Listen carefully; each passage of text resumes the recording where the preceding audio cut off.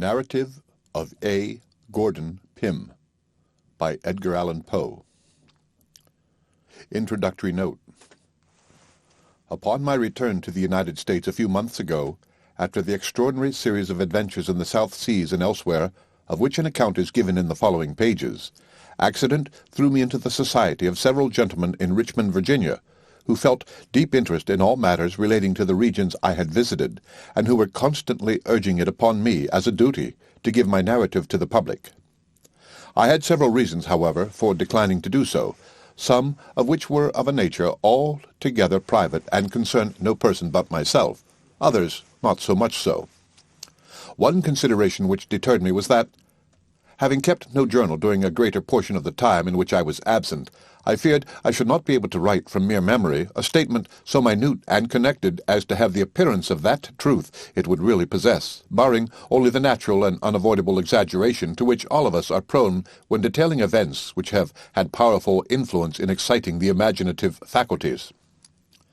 Another reason was that the incidents to be narrated were of a nature so positively marvelous that, unsupported as my assertions must necessarily be, except by the evidence of a single individual, and I could only hope for belief among my family and those of my friends who have had reason, through life, to put faith in my veracity, the probability being that the public at large would regard what I should put forth as merely an impudent and ingenious fiction. A distrust in my own abilities as a writer was, nevertheless, one of the principal causes which prevented me from complying with the suggestions of my advisers. Among those gentlemen in Virginia who expressed the greatest interest in my statement, more particularly in regard to that portion of it which related to the Antarctic Ocean, was Mr. Poe, lately editor of the Southern Literary Messenger, a monthly magazine published by Mr. Thomas W. White in the city of Richmond. He strongly advised me, among others, to prepare at once a full account of what I had seen and undergone, and trust to the shrewdness and common sense of the public, insisting with great plausibility that, however roughly as regards mere authorship my book should be got up, its very uncouthness, if there were any, would give it all the better chance of being received as truth. Notwithstanding this representation, I did not make up my mind to do as he suggested. He afterward proposed, finding that I would not stir in the matter, that I should allow him to draw up, in his own words, a narrative of the earlier portion of my adventures from facts afforded by myself, publishing it in the Southern Messenger under the garb of fiction. To this, perceiving no objection, I consented, stipulating only that my real name should be retained. 2 numbers of the pretended fiction appeared, consequently, in the Messenger for January and February 1837, and, in order that it might certainly be regarded as fiction, the name of Mr. Poe was affixed to the articles in the table of contents of the magazine. The manner in which this ruse was received has induced me at length to undertake a regular compilation and publication of the adventures in question, for I found that, in spite of the air of fable which had been so ingeniously thrown around that portion of my statement which appeared in the Messenger, without altering or distorting a single fact, the public were still not at all disposed to receive it as fable, and several letters were sent to Mr. Poe's address, distinctly expressing a conviction to the contrary. I thence concluded that the facts of my narrative would prove of such a nature as to carry with them sufficient evidence of their own authenticity, and that I had consequently little to fear on the score of popular credulity. This exposé being made, it will be seen at once how much of what follows I claim to be my own writing, and it will also be understood that no fact is misrepresented in the first few pages which were written by Mr. Poe. Even to those readers who have not seen the Messenger, it will be unnecessary to point out where his portion ends and my own commences. The difference in point of style will be readily perceived.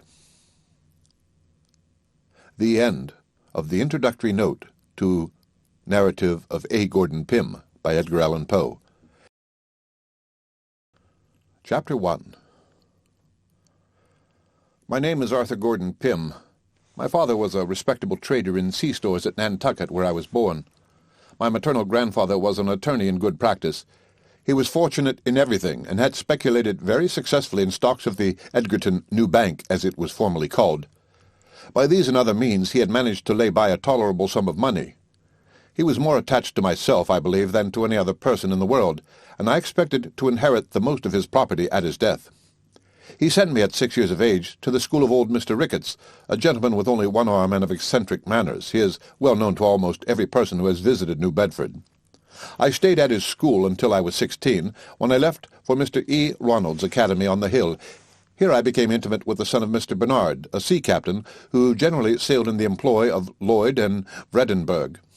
Mr. Bernard is also very well known in New Bedford, and has many relations, I am certain, in Edgerton. His son was named Augustus, and he was nearly 2 years older than myself. He had been on a whaling voyage with his father in the John Donaldson, and was always talking to me of his adventures in the South Pacific Ocean. I used frequently to go with him, and remain all day and sometimes all night.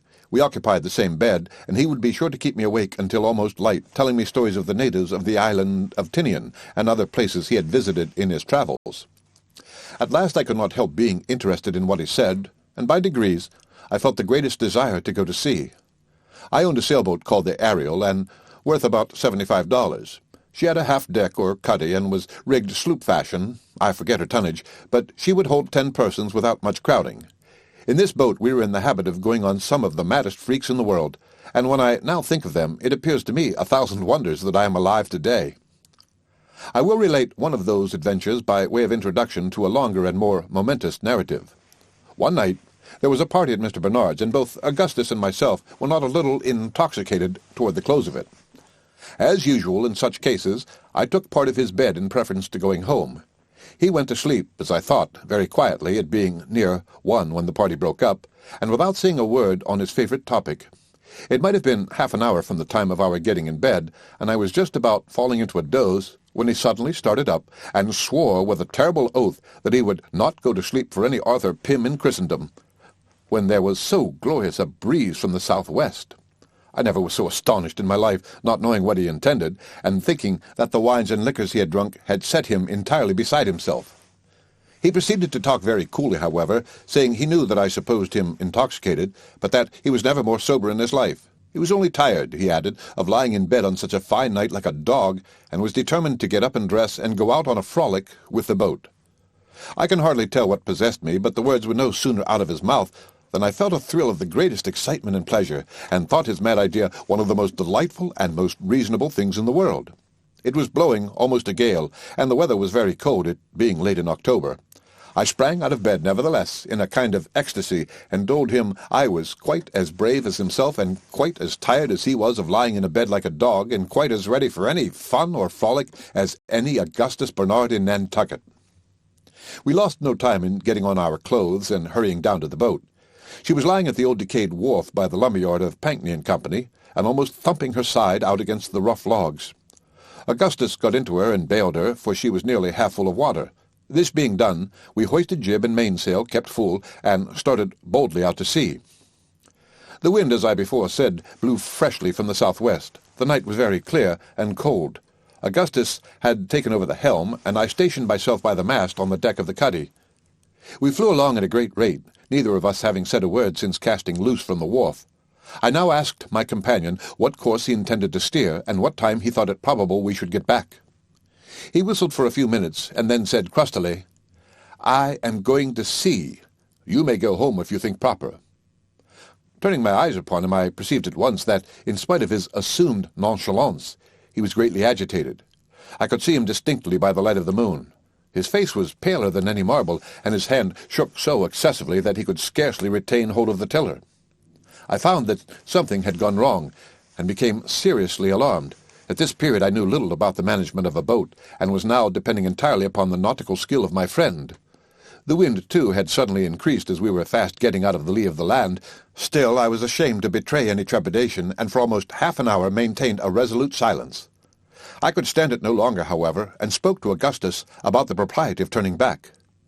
As before, it was nearly a minute before he made answer or took any notice of my suggestion. "By and by," said he at length. "Time enough. Home by and by." I had expected a similar reply, but there was something in the tone of these words which filled me with an indescribable feeling of dread. I again looked at the speaker attentively. His lips were perfectly livid, and his knees shook so violently together that he seemed scarcely able to stand. "For God's sake, Augustus," I screamed, now heartily frightened, "what ails you? What is the matter? What are you going to do?" "Matter!" he stammered in the greatest apparent surprise, letting go the tiller at the same moment and falling forward into the bottom of the boat. "Matter? Why, nothing is the matter. Going home, don't you see?" The whole truth now flashed upon me. I flew to him and raised him up. He was drunk, beastly drunk. He could no longer either stand, speak, or see. His eyes were perfectly glazed, and as I let him go in the extremity of my despair, he rolled like a mere log into the bilge-water from which I had lifted him. It was evident that during the evening he had drunk far more than I suspected, and that his conduct in bed had been the result of a highly concentrated state of intoxication, a state which, like madness, frequently enables the victim to imitate the outer demeanor of one in perfect possession of his senses. The coolness of the night air, however, had had its usual effect.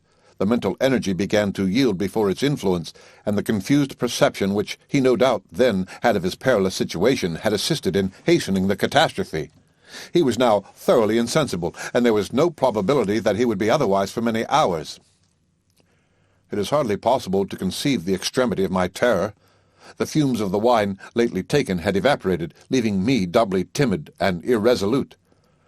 I knew that I was altogether incapable of managing the boat, and that a fierce wind and strong ebb tide were hurrying us to destruction.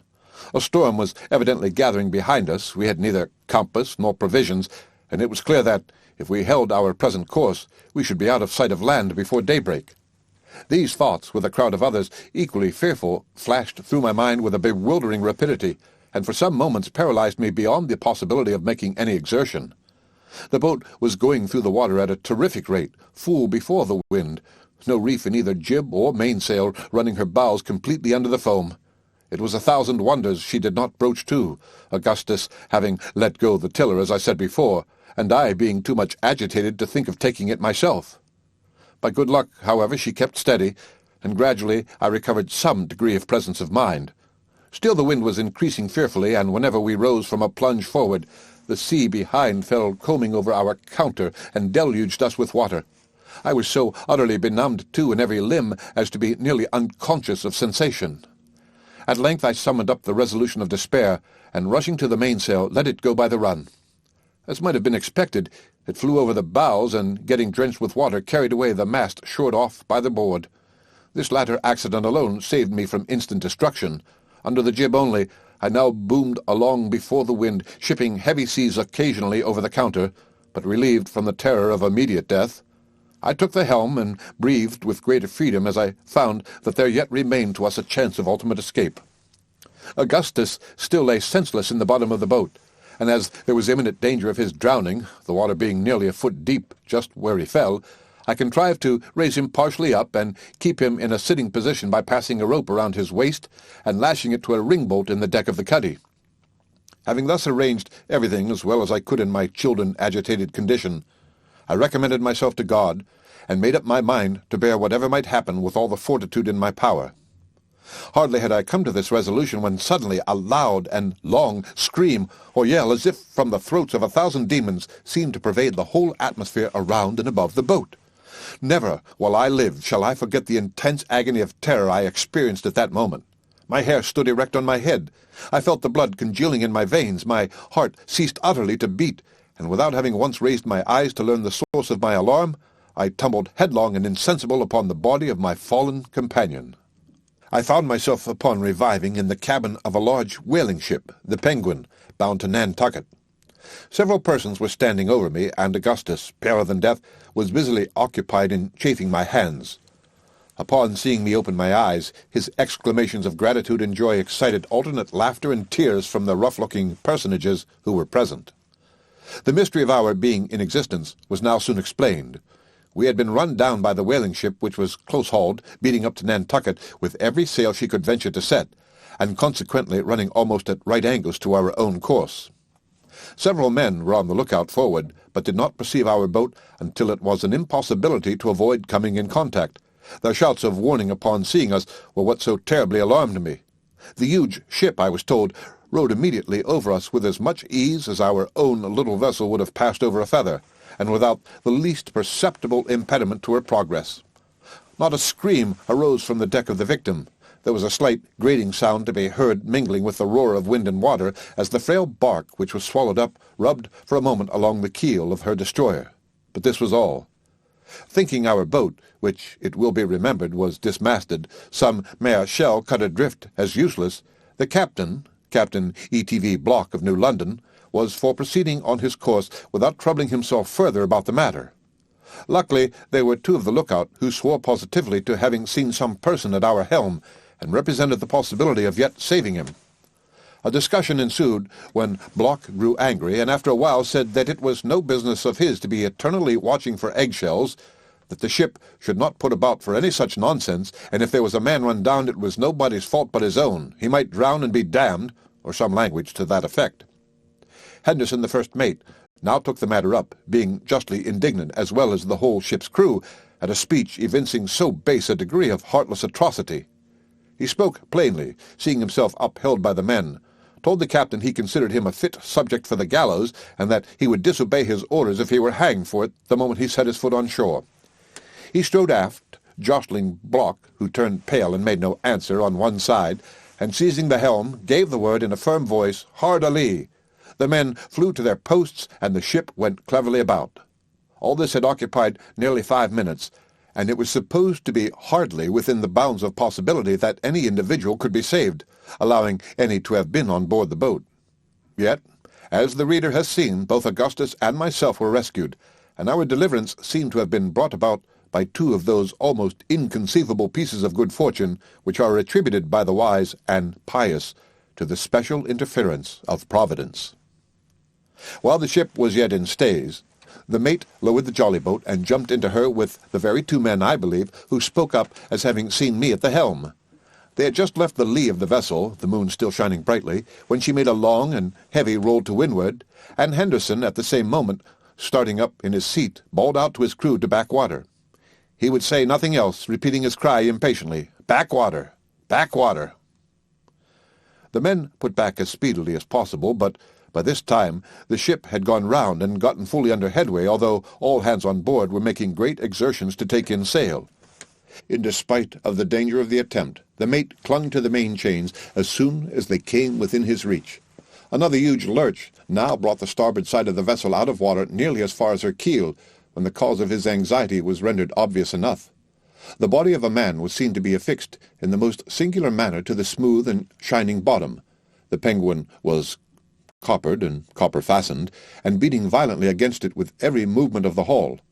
After several ineffectual efforts made during the lurches of the ship, and at the imminent risk of swamping the boat, I was finally disengaged from my perilous situation and taken on board, for the body proved to be my own.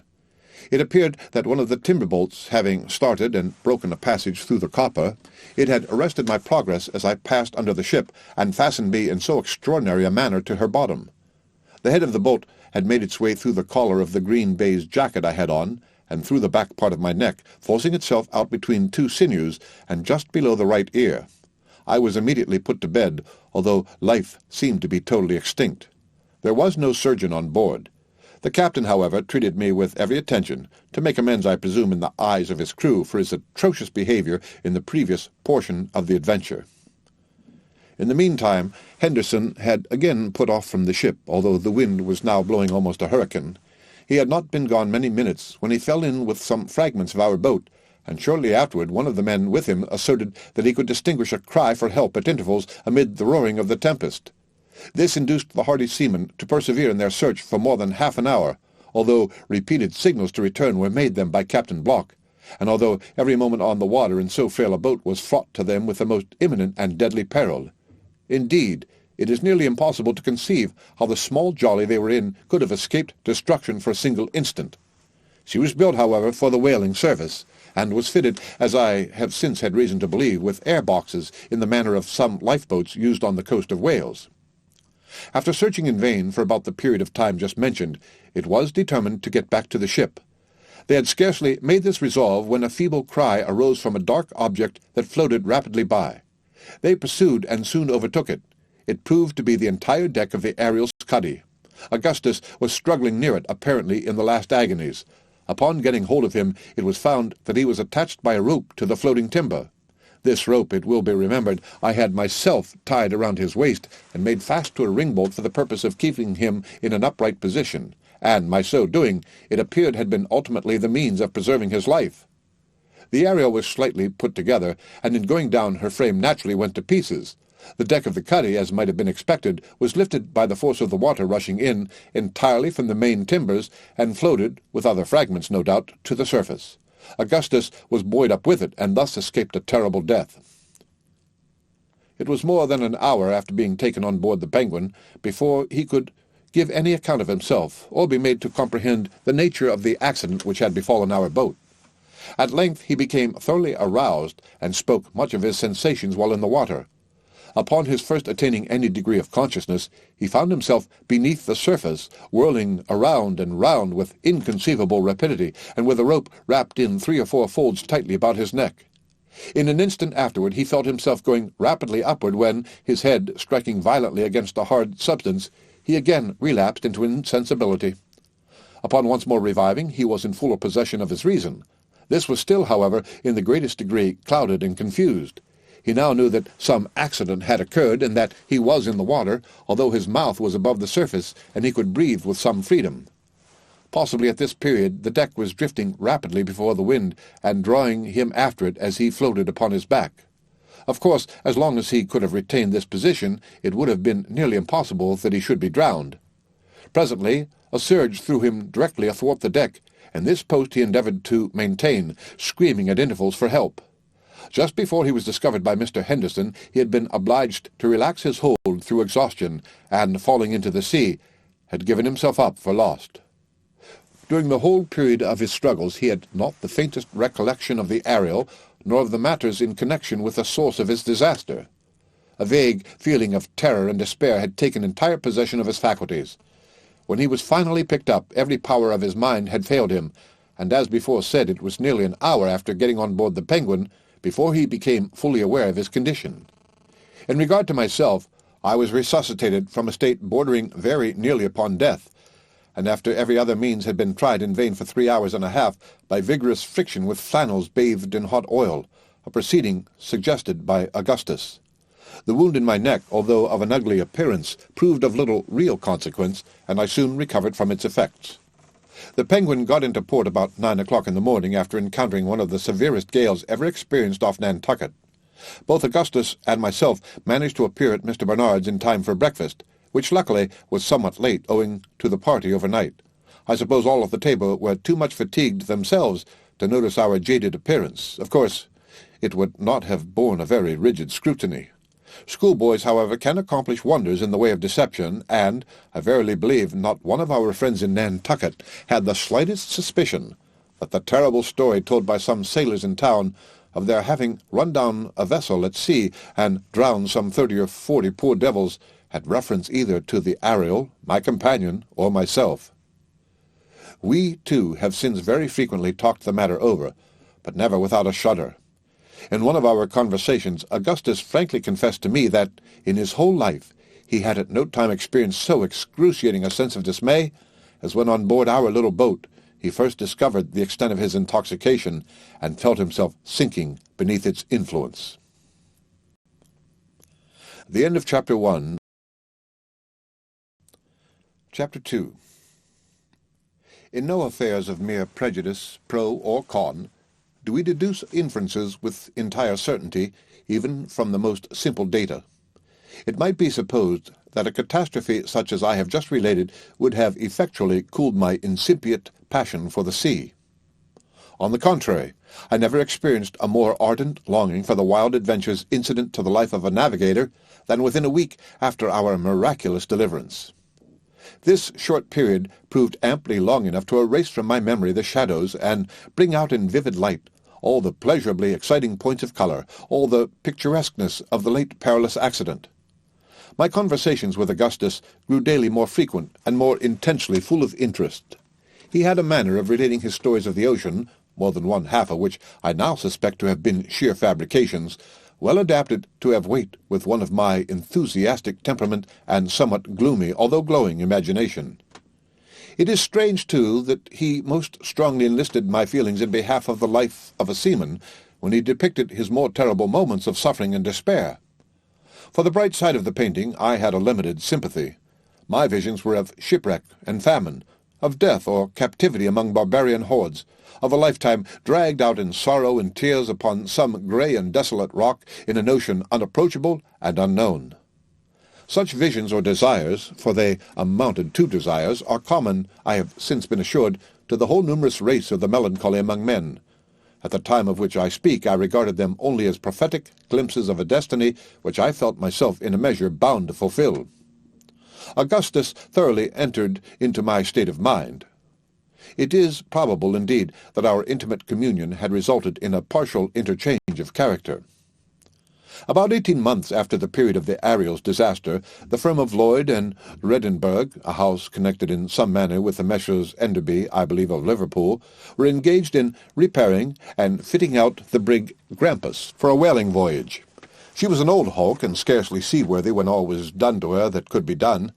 I knew hardly why she good vessels belonging to the same owners, but so it was. Mr. Bernard was appointed to command her, and Augustus was going with him. While the brig was getting ready, he frequently urged upon me the excellency of the opportunity now offered for indulging my desire of travel. He found me by no means an unwilling listener, yet the matter could not be so easily arranged. My father made no direct opposition, but my mother went into hysterics at the bare mention of the design, and, more than all, my grandfather, from whom I expected much, vowed to cut me off with a shilling if I should ever broach the subject to him again. These difficulties, however, so far from abating my desire, only added fuel to the flame.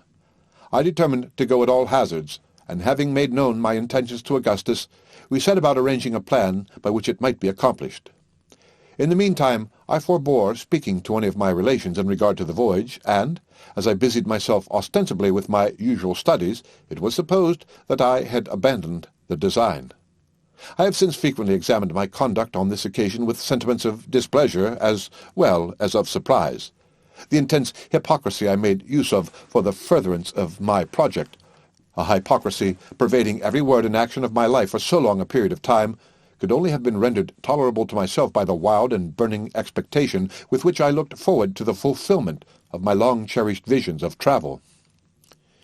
In pursuance of my scheme of deception, I was necessarily obliged to leave much to the management of Augustus, who was employed for the greater part of every day on board the Grampus, attending to some arrangements for his father in the cabin and cabin hold. At night, however, we were sure to have a conference and talk over our hopes. After nearly a month passed in this manner, without our hitting upon any plan we thought likely to succeed, he told me at last that he had determined upon everything necessary. I had a relation living in New Bedford, Mr. Ross, at whose house I was in the habit of spending occasionally 2 or 3 weeks at a time. The brig was to sail about the middle of June, 1827, and it was agreed that, a day or two before her putting to sea, my father was to receive a note, as usual, from Mr. Ross, asking me to come over and spend a fortnight with Robert and Emmett, his sons.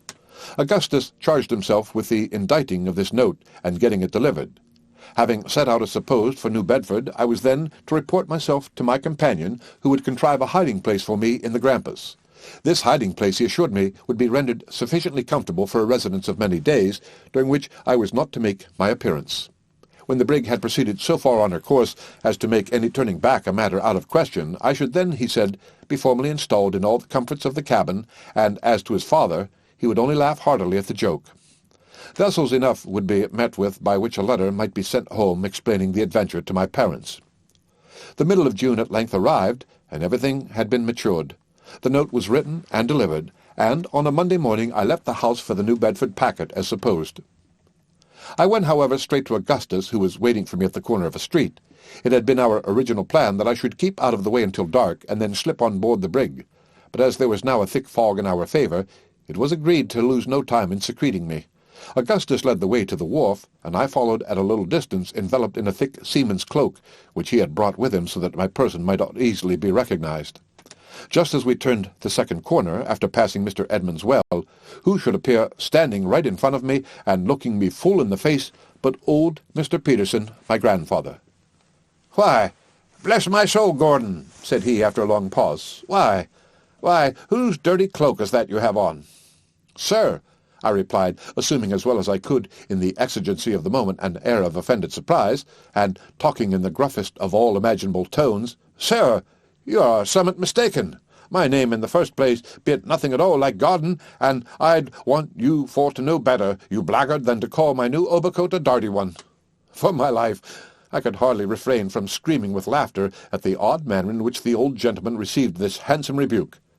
He started back 2 or 3 steps, turned first pale and then excessively red, threw up his spectacles, then putting them down, ran full tilt at me with his umbrella uplifted. He stopped short, however, in his career, as if struck with a sudden recollection, and presently, turning round, hobbled off down the street, shaking all the while with rage, and muttering between his teeth, "Won't do. New glasses. Thought it was Gordon. Damn good-for-nothing salt-water long Tom." After this narrow escape, we proceeded with greater caution, and arrived at our point of destination in safety. There were only 1 or 2 of the hands on board, and these were busy forward, doing something to the forecastle combings. Captain Bernard, we knew very well, was engaged at Lloyd and Vredenburgh's, and would remain there until late in the evening, so we had little to apprehend on his account.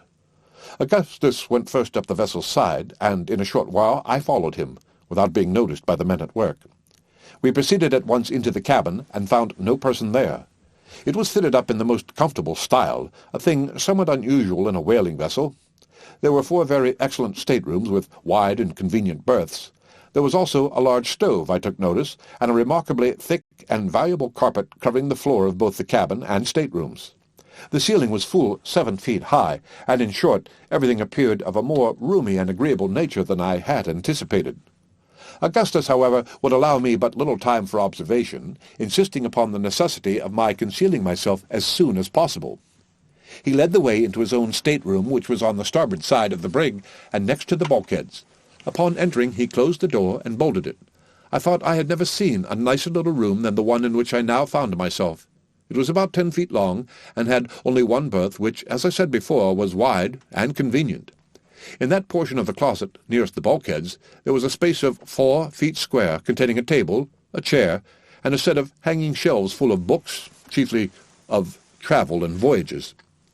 There were many other little comforts in the room, among which I ought not to forget a kind of safe or refrigerator, in which Augustus pointed out to me a host of delicacies, both in the eating and drinking department. He now pressed with his knuckles upon a certain spot of the carpet in one corner of the space just mentioned, letting me know that a portion of the flooring, about 16 inches square, had been neatly cut out and again adjusted. As he pressed, this portion rose up at one end sufficiently to allow the passage of his finger beneath. In this manner he raised the mouth of the trap, to which the carpet was still fastened by tacks, and I found that it led into the after hold. He next lit a small taper by means of a phosphorus match, and, placing the light in a dark lantern, descended with it through the opening, bidding me follow. I did so, and he then pulled the cover upon the hole by means of a nail driven into the underside, the carpet, of course, resuming its original position on the floor of the stateroom, and all traces of the aperture being concealed. The taper gave out so feeble a ray that it was with the greatest difficulty I could grope my way through the confused mass of lumber among which I now found myself. By degrees, however, my eyes became accustomed to the gloom, and I proceeded with less trouble, holding on to the skirts of my friend's coat. He brought me at length, after creeping and winding through innumerable narrow passages, to an iron-bound box, such as is used sometimes for packing fine earthenware. It was nearly 4 feet high, and full 6 long, but very narrow. 2 large empty oil casks lay on the top of it, and above these again a vast quantity of straw matting, piled up as high as the floor of the cabin. In every other direction around was wedged as closely as possible, even up to the ceiling, a complete chaos of almost every species of ship furniture, together with a heterogeneous medley of crates, hampers, barrels, and bales, so that it seemed a matter no less than miraculous that we had discovered any passage at all to the box. I afterward found that Augustus had purposely arranged the stowage in this hold with a view to affording me a thorough concealment, having had only one assistant in the labor, a man not going out in the brig. My companion now showed me that one of the ends of the box could be removed at pleasure. He slipped it aside and displayed the interior, at which I was excessively amused. A mattress from one of the cabin berths covered the whole of its bottom, and it contained almost every article of mere comfort which could be crowded into so small a space, allowing me, at the same time, sufficient room for my accommodation either in a sitting position or lying at full length. Among other things, there were some books, pen, ink, and paper, 3 blankets, a large jug full of water, a keg of sea biscuit, 3 or 4 immense bologna sandwiches, an enormous ham, a cold leg of roast mutton, and half a dozen bottles of cordials and liquors. I proceeded immediately to take possession of my little apartment, and this with feelings of higher satisfaction, I am sure, than any monarch ever experienced upon entering a new palace. Augustus now pointed out to me the method of fastening the open end of the box, and then, holding the tapir close to the deck, showed me a piece of dark whipcord lying along it. This, he said, extended from my hiding-place throughout, and the necessary windings among the lumber, to a nail which was driven into the deck of the hold immediately beneath the trap-door leading into his stateroom. By means of this cord I should be enabled readily to trace my way out without his guidance, provided any unlooked-for accident should render such a step necessary. He now took his departure, leading with me the lantern, together with a copious supply of tapers and phosphorus, and promising to pay me a visit as often as he could contrive to do so without observation. This was on the 17th of June. I remained 3 days and nights, as nearly as I could guess, in my hiding-place, without getting out of it at all, except twice for the purpose of stretching my limbs by standing erect between 2 crates just opposite the opening. During the whole period I saw nothing of Augustus, but this occasioned me little uneasiness, as I knew the brig was expected to put to sea every hour, and in the bustle he would not easily find opportunities of coming down to me. At length I heard the trap open and shut, and presently he called in a low voice, asking if all was well and if there was anything I wanted. "Nothing," I replied. "I am as comfortable as can be. When will the brig sail?" "She will be under way in less than half an hour," he answered. "I came to let you know, and for fear you should be uneasy at my absence. I shall not have a chance of coming down again for some time, perhaps for 3 or 4 days more. All is going on right above board. After I go up and close the trap, do you creep along by the whipcord to where the nail is driven in. You will find my watch there. It may be useful to you, as you have no daylight to keep time by. I suppose you can't tell how long you have been buried. Only 3 days. This is the 20th. I would bring the watch to your box, but am afraid of being missed." With this he went up. In about an hour after he had gone, I distinctly felt the brig in motion, and congratulated myself upon having at length fairly commenced a voyage. Satisfied with this idea, I determined to make my mind as easy as possible, and await the course of events until I should be permitted to exchange the box for the more roomy, although hardly more comfortable, accommodations of the cabin. My first care was to get the watch. Leaving the taper burning, I groped along in the dark, following the cord through windings innumerable, in some of which I discovered that, after toiling a long distance, I was brought back within a foot or 2 of a former position. At length I reached the nail, and, securing the object of my journey, returned with it in safety. I now looked over the books which had been so thoughtfully provided, and selected the expedition of Lewis and Clark to the mouth of the Columbia. With this I amused myself for some time, when, growing sleepy, I extinguished the light with great care, and soon fell into a sound slumber. Upon awakening, I felt strangely confused in mind, and some time elapsed before I could bring to recollection all the various circumstances of my situation. By degrees, however, I remembered all. Striking a light, I looked at the watch, but it was run down, and there were, consequently, no means of determining how long I slept. My limbs were greatly cramped, and I was forced to relieve them by standing between the crates. Presently, feeling an almost ravenous appetite, I bethought myself of the cold mutton, some of which I had eaten just before going to sleep, and found excellent. What was my astonishment in discovering it to be in a state of absolute putrefaction! This circumstance occasioned me great disquietude, for, connecting it with the disorder of mind I experienced upon awakening, I began to suppose that I must have slept for an inordinately long period of time.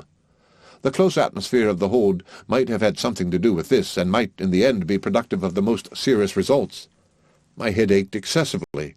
I fancied that I drew every breath with difficulty, and in short I was oppressed with a multitude of gloomy feelings.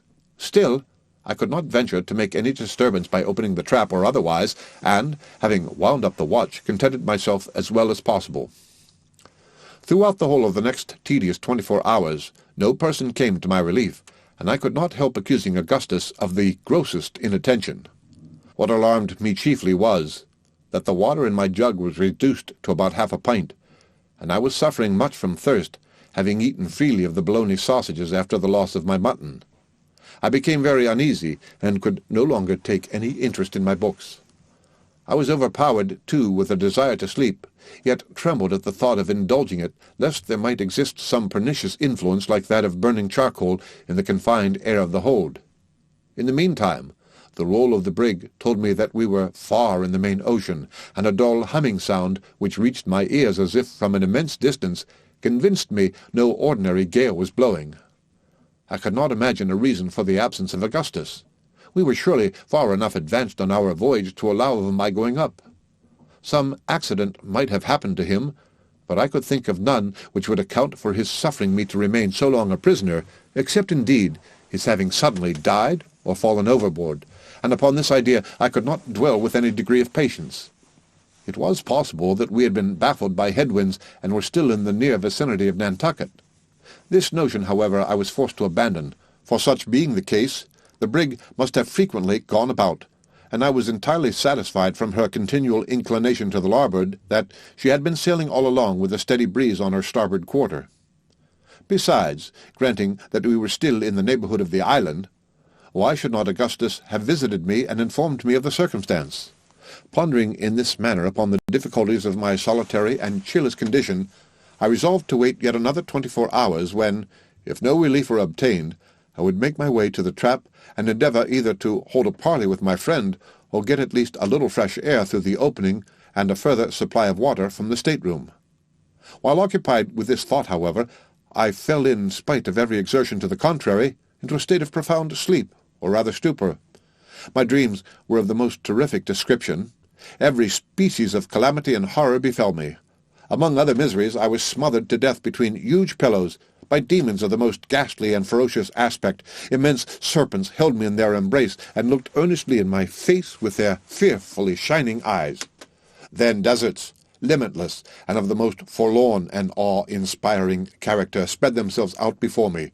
Immensely tall trunks of trees, grey and leafless, rose up in endless succession as far as the eye could reach. Their roots were concealed in wide-spreading morasses, whose dreary water lay intensely black, still, and altogether terrible beneath. And the strange trees seemed endowed with a human vitality, and waving to and fro their skeleton arms, were crying to the silent waters for mercy in the shrill and piercing accents of the most acute agony and despair. The scene changed, and I stood naked and alone amidst the burning sand plains of Sahara. At my feet lay crouched a fierce lion of the tropics. Suddenly his wild eyes opened and fell upon me. With a convulsive bound, he sprang to his feet and laid bare his horrible teeth. In another instant there burst from his red throat a roar like the thunder of the firmament, and I fell impetuously to the earth. Stifling in a paroxysm of terror, I at last found myself partially awake. My dream, then, was not all a dream. Now, at least, I was in possession of my senses. The paws of some huge and real monster were pressing heavily upon my bosom. His hot breath was in my ear, and his white and ghastly fangs were gleaming upon me through the gloom. Had 1,000 lives hung upon the movement of a limb or the utterance of a syllable, I could have neither stirred nor spoken. The beast, whatever it was, retained his position without attempting any immediate violence, while I lay in utterly helpless and, I fancied, a dying condition beneath him. I felt that my powers of body and mind were fast leaving me. In a word, that I was perishing, and perishing of sheer fright. My brain swam. I grew deadly sick. My vision failed. Even the glaring eyeballs above me grew dim. Making a last strong effort, I at length breathed a faint ejaculation to God, and resigned myself to die. The sound of my voice seemed to arouse all the latent fury of the animal. He precipitated himself at full length upon my body, but what was my astonishment when, with a long and low whine, he commenced licking my face and hands with the greatest eagerness, and with the most extravagant demonstration of affection and joy. I was bewildered, utterly lost in amazement, but I could not forget the peculiar whine of my Newfoundland dog Tiger, and the odd manner of his caresses I well knew. It was he. I experienced a sudden rush of blood to my temples, a giddy and overpowering sense of deliverance and reanimation. I rose hurriedly from the mattress upon which I had been lying, and throwing myself upon the neck of my faithful follower and friend, relieved the long oppression of my bosom in a flood of most passionate tears. As upon a former occasion, my conceptions were in a state of the greatest indistinctness and confusion after leaving the mattress. For a long time I found it nearly impossible to connect any ideas, but by very slow degrees my thinking faculties returned, and I again called to memory the several incidents of my condition. For the presence of Tiger I tried in vain to account, and after busying myself with 1,000 different conjectures respecting him, was forced to content myself with rejoicing that he was with me to share my dreary solitude, and render me comfort by his caresses. Most people love their dogs, but for Tiger I had an affection far more ardent than common, and never certainly did any creature more truly deserve it. For 7 years he had been my inseparable companion, and in a multitude of instances had given evidence of all the noble qualities for which we value the animal. I had rescued him, when a puppy, from the clutches of a malignant little villain in Nantucket, who was leading him with a rope round his neck to the water, and the grown dog repaid the obligation about 3 years afterwards by saving me from the bludgeon of a street robber. Getting now hold of the watch, I found upon applying it to my ear that it had again run down.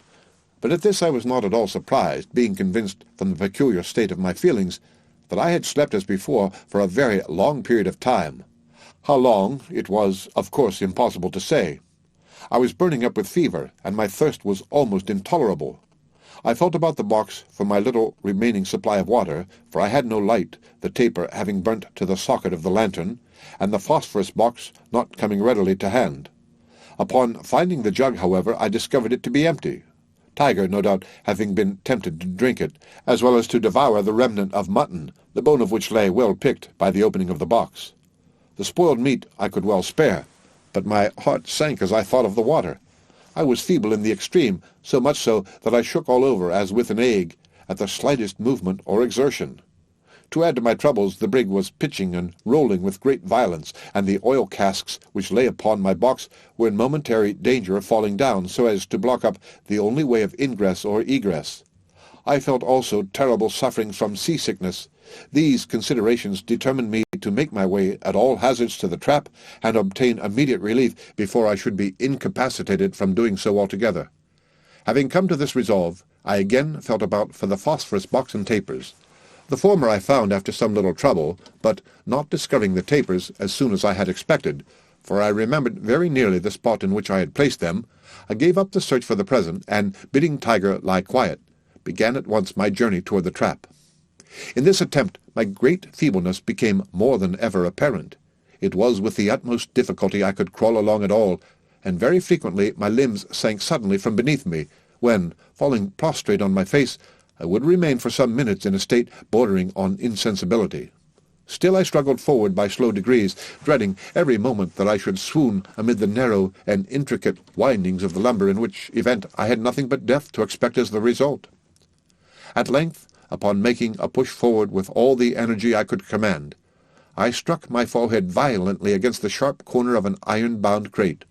The accident only stunned me for a few moments, but I found, to my inexpressible grief, that the quick and violent roll of the vessel had thrown the crate entirely across my path, so as effectually to block up the passage. With my utmost exertions I could not move it a single inch from its position, it being closely wedged in among the surrounding boxes and ship furniture. It became necessary, therefore, enfeebled as I was, either to leave the guidance of the whipcord and seek out a new passage, or to climb over the obstacle and resume the path on the other side. The former alternative presented too many difficulties and dangers to be thought of without a shudder. In my present weak state of both mind and body, I should infallibly lose my way if I attempted it, and perish miserably amid the dismal and disgusting labyrinths of the hold. I proceeded therefore without hesitation to summon up all my remaining strength and fortitude, and endeavour, as I best might, to clamber over the crate. Upon standing erect, with this end in view, I found the undertaking even a more serious task than my fears had led me to imagine.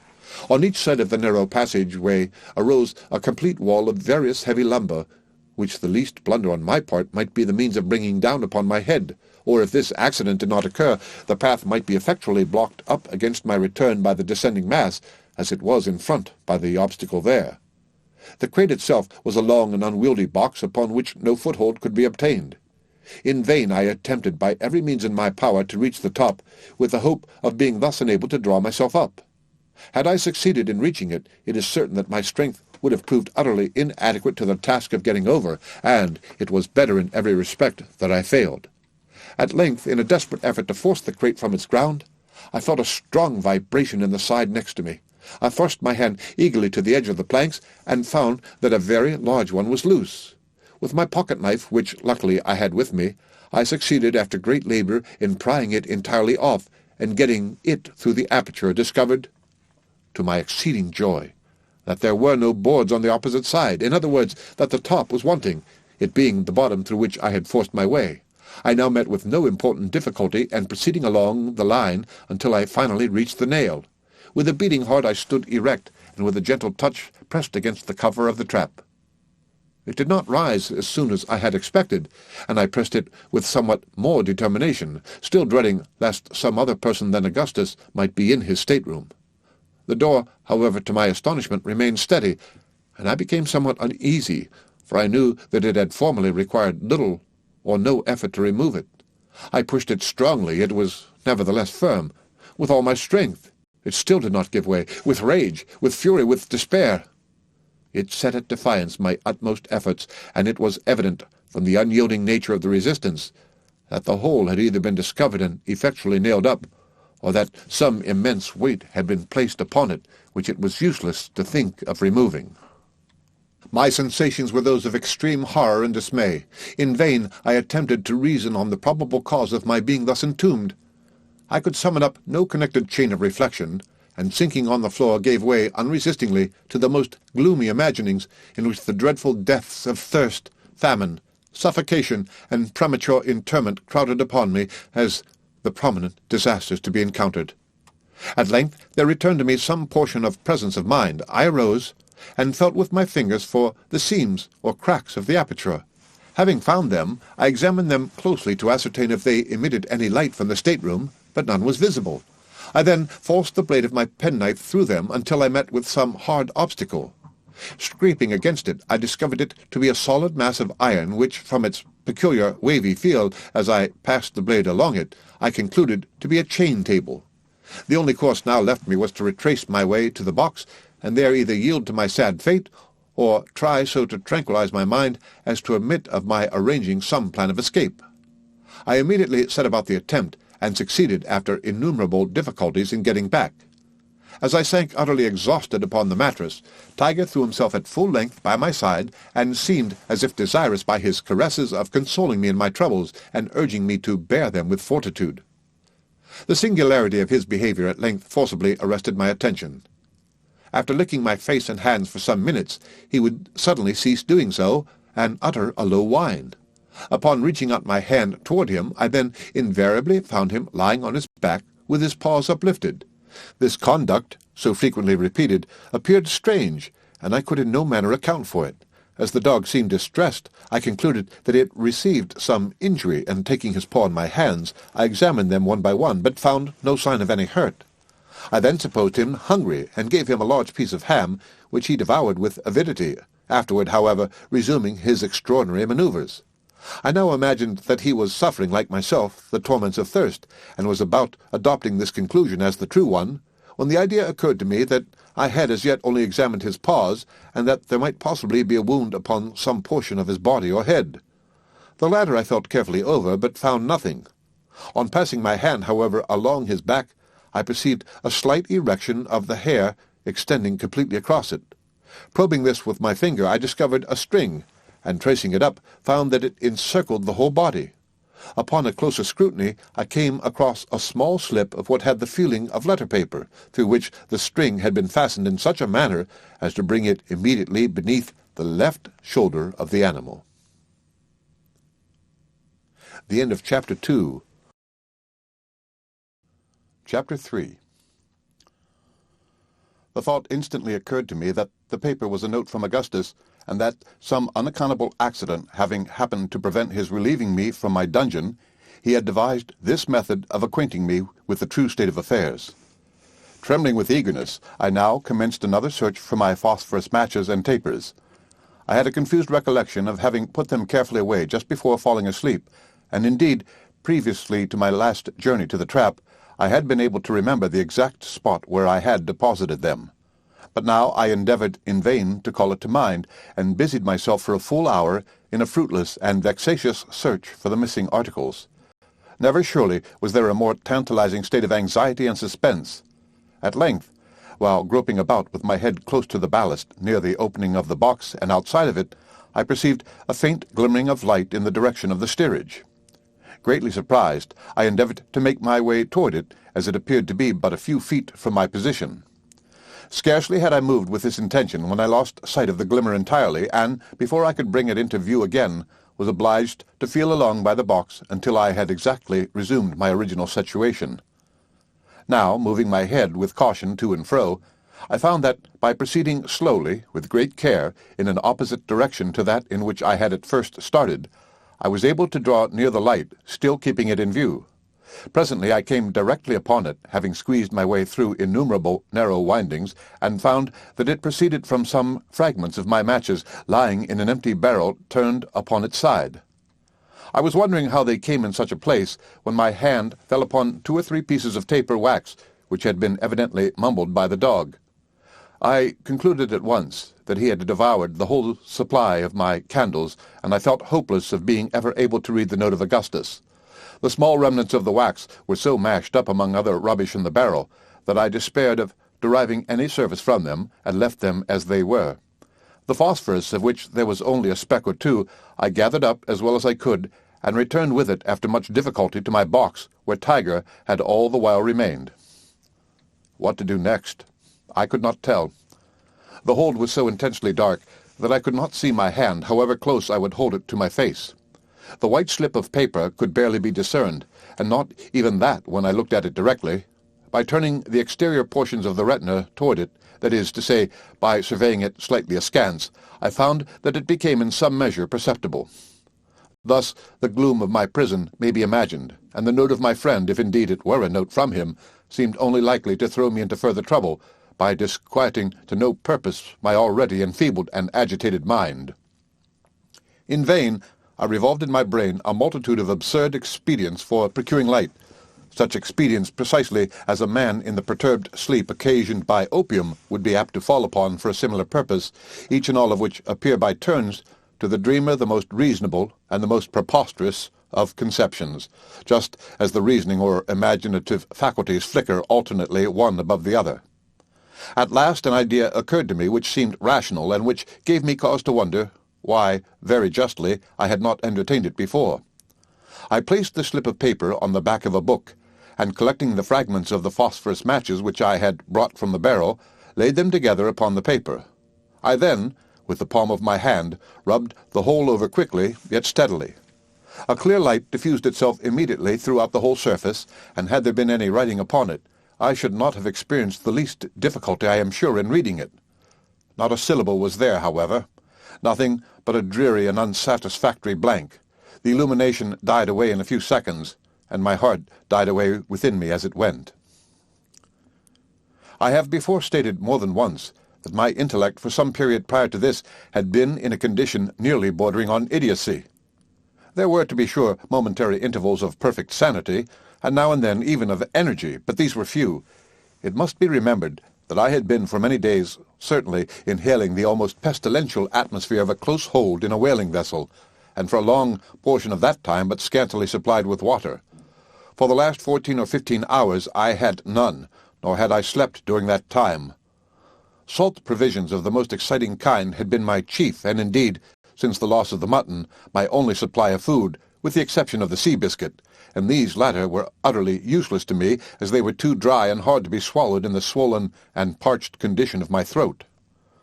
I was now in a high state of fever, and in every respect exceedingly ill. This will account for the fact that many miserable hours of despondency elapsed after my last adventure with the phosphorus, before the thought suggested itself that I had examined only one side of the paper.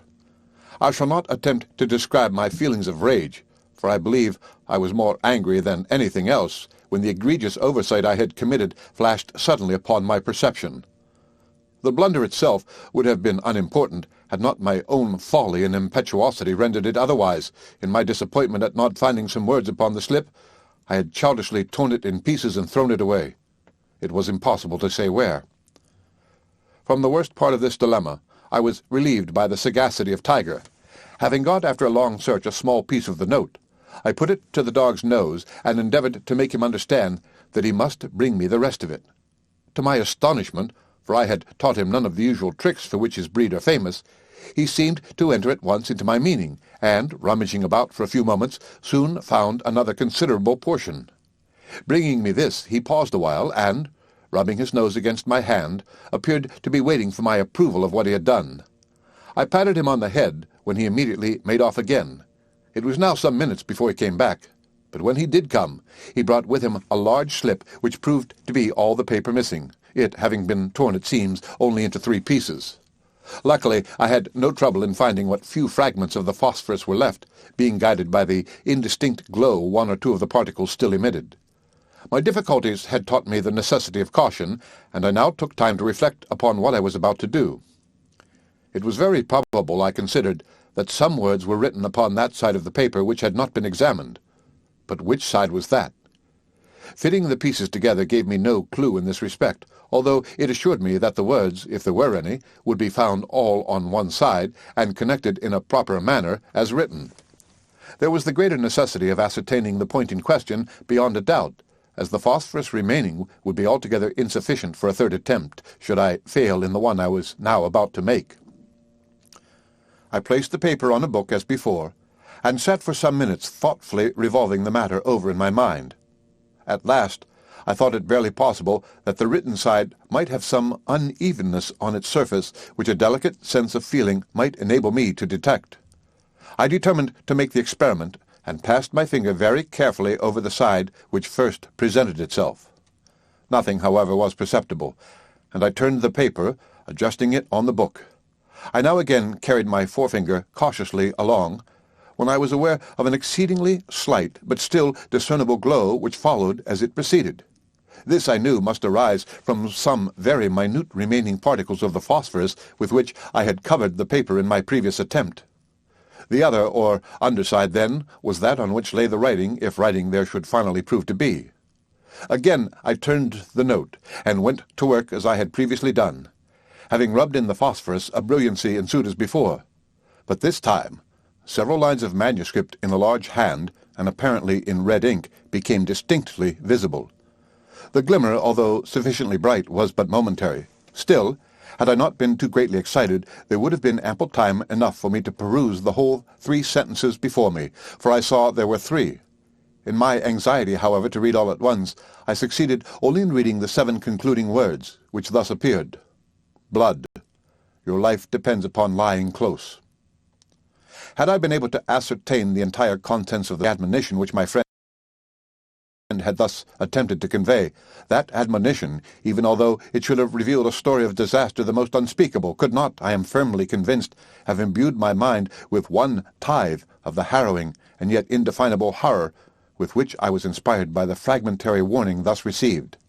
And blood, too, that word of all words, so rife at all times with mystery and suffering and terror, how trebly full of import did it now appear, how chilly and heavily disjointed, as it thus was, from any foregoing words to qualify or render it distinct, did its vague syllables fall amid the deep gloom of my prison into the innermost recesses of my soul. Augustus had undoubtedly good reasons for wishing me to remain concealed, and I formed 1,000 surmises as to what they could be, but I could think of nothing affording a satisfactory solution of the mystery. Just after returning from my last journey to the trap, and before my attention had been otherwise directed by the singular conduct of Tiger, I had come to the resolution of making myself heard at all events by those on board, or, if I could not succeed in this directly, of trying to cut my way through the orlop deck. The half-certainty which I felt of being able to accomplish one of these 2 purposes in the last emergency had given me courage, which I should not otherwise have had, to endure the evils of my situation. The few words I had been able to read, however, had cut me off from these final resources, and I now for the first time felt all the misery of my fate. In a paroxysm of despair, I threw myself again upon the mattress, where, for about the period of a day and night, I lay in a kind of stupor, relieved only by momentary intervals of reason and recollection. At length I once more arose, and busied myself in reflection upon the horrors which encompassed me. For another 24 hours it was barely possible that I might exist without water. For a longer time I could not do so. During the first portion of my imprisonment I had made free use of the cordials with which Augustus had supplied me, but they only served to excite fever, without in the least degree assuaging thirst. I had now only about a gill left, and this was of a species of strong peach liquor at which my stomach revolted. The sausages were entirely consumed. Of the ham nothing remained but a small piece of the skin, and all the biscuit, except a few fragments of one, had been eaten by Tiger. To add to my troubles, I found that my headache was increasing momentarily, and with it the species of delirium which had distressed me more or less since my first falling asleep. For some hours past it had been with the greatest difficulty I could breathe at all, and now each attempt at so doing was attended with the most depressing spasmodic action of the chest. But there was still another and very different source of disquietude, and one, indeed, whose harassing terrors had been the chief means of arousing me to exertion from my stupor on the mattress. It arose from the demeanour of the dog. I first observed an alteration in his conduct while rubbing in the phosphorus on the paper in my last attempt. As I rubbed, he ran his nose against my hand with a slight snarl, but I was too greatly excited at the time to pay much attention to the circumstance. Soon afterward, it will be remembered, I threw myself on the mattress and fell into a species of lethargy. Presently I became aware of a singular hissing sound close at my ears, and discovered it to proceed from Tiger, who was panting and wheezing in a state of the greatest apparent excitement, his eyeballs flashing fiercely through the gloom. I spoke to him when he replied with a low growl, and then remained quiet. Presently I relapsed into my stupor, from which I was again awakened in a similar manner. This was repeated 3 or 4 times, until finally his behaviour inspired me with so great a degree of fear that I became fully aroused. He was now lying close by the door of the box, snarling fearfully, although in a kind of undertone, and grinding his teeth as if strongly convulsed. I had no doubt whatever that the want of water or the confined atmosphere of the hold had driven him mad, and I was at a loss what course to pursue. I could not endure the thought of killing him, yet it seemed absolutely necessary for my own safety. I could distinctly perceive his eyes fastened upon me with an expression of the most deadly animosity, and I expected every instant that he would attack me. At last I could endure my terrible situation no longer, and determined to make my way from the box at all hazards and dispatch him if his opposition should render it necessary for me to do so. To get out, I had to pass directly over his body, and he already seemed to anticipate my design, massing himself upon his forelegs, as I perceived by the altered position of his eyes, and displayed the whole of his white fangs, which were easily discernible. I took the remains of the ham skin and the bottle containing the liquor, and secured them about my person, together with a large carving knife which Augustus had left me. Then, folding my cloak around me as closely as possible, I made a movement toward the mouth of the box. No sooner did I do this than the dog sprang with a loud growl toward my throat. The whole weight of his body struck me on the right shoulder, and I fell violently to the left, while the enraged animal passed entirely over me. I had fallen upon my knees with my head buried among the blankets, and these protected me from a second furious assault, during which I felt the sharp teeth pressing vigorously upon the woolen which enveloped my neck, yet, luckily, without being able to penetrate all the folds. I was now beneath the dog, and a few moments would place me completely in his power. Despair gave me strength, and I rose boldly up, shaking him from me by main force, and dragging with me the blankets from the mattress. These I now threw over him, and before he could extricate himself, I had got through the door and closed it effectually against his pursuit. In this struggle, however, I had been forced to drop the morsel of ham skin, and I now found my whole stock of provisions reduced to a single gill of liquor. At this reflection, crossing my mind, I felt myself actuated by one of those fits of perverseness which might be supposed to influence a spoiled child in similar circumstances, and raising the bottle to my lips, I drained it to the last drop and dashed it furiously upon the floor. Scarcely had the echo of the crash died away when I heard my name pronounced in an eager but subdued voice issuing from the direction of the steerage. So unexpected was anything of the kind, and so intense was the emotion excited within me by the sound, that I endeavoured in vain to reply. My powers of speech totally failed, and, in an agony of terror lest my friend should conclude me dead and return without attempting to reach me, I stood up between the crates near the door of the box, trembling convulsively, and gasping and struggling for utterance. Had 1,000 words depended upon a syllable, I could not have spoken it. There was a slight movement now audible among the lumber somewhere forward of my station.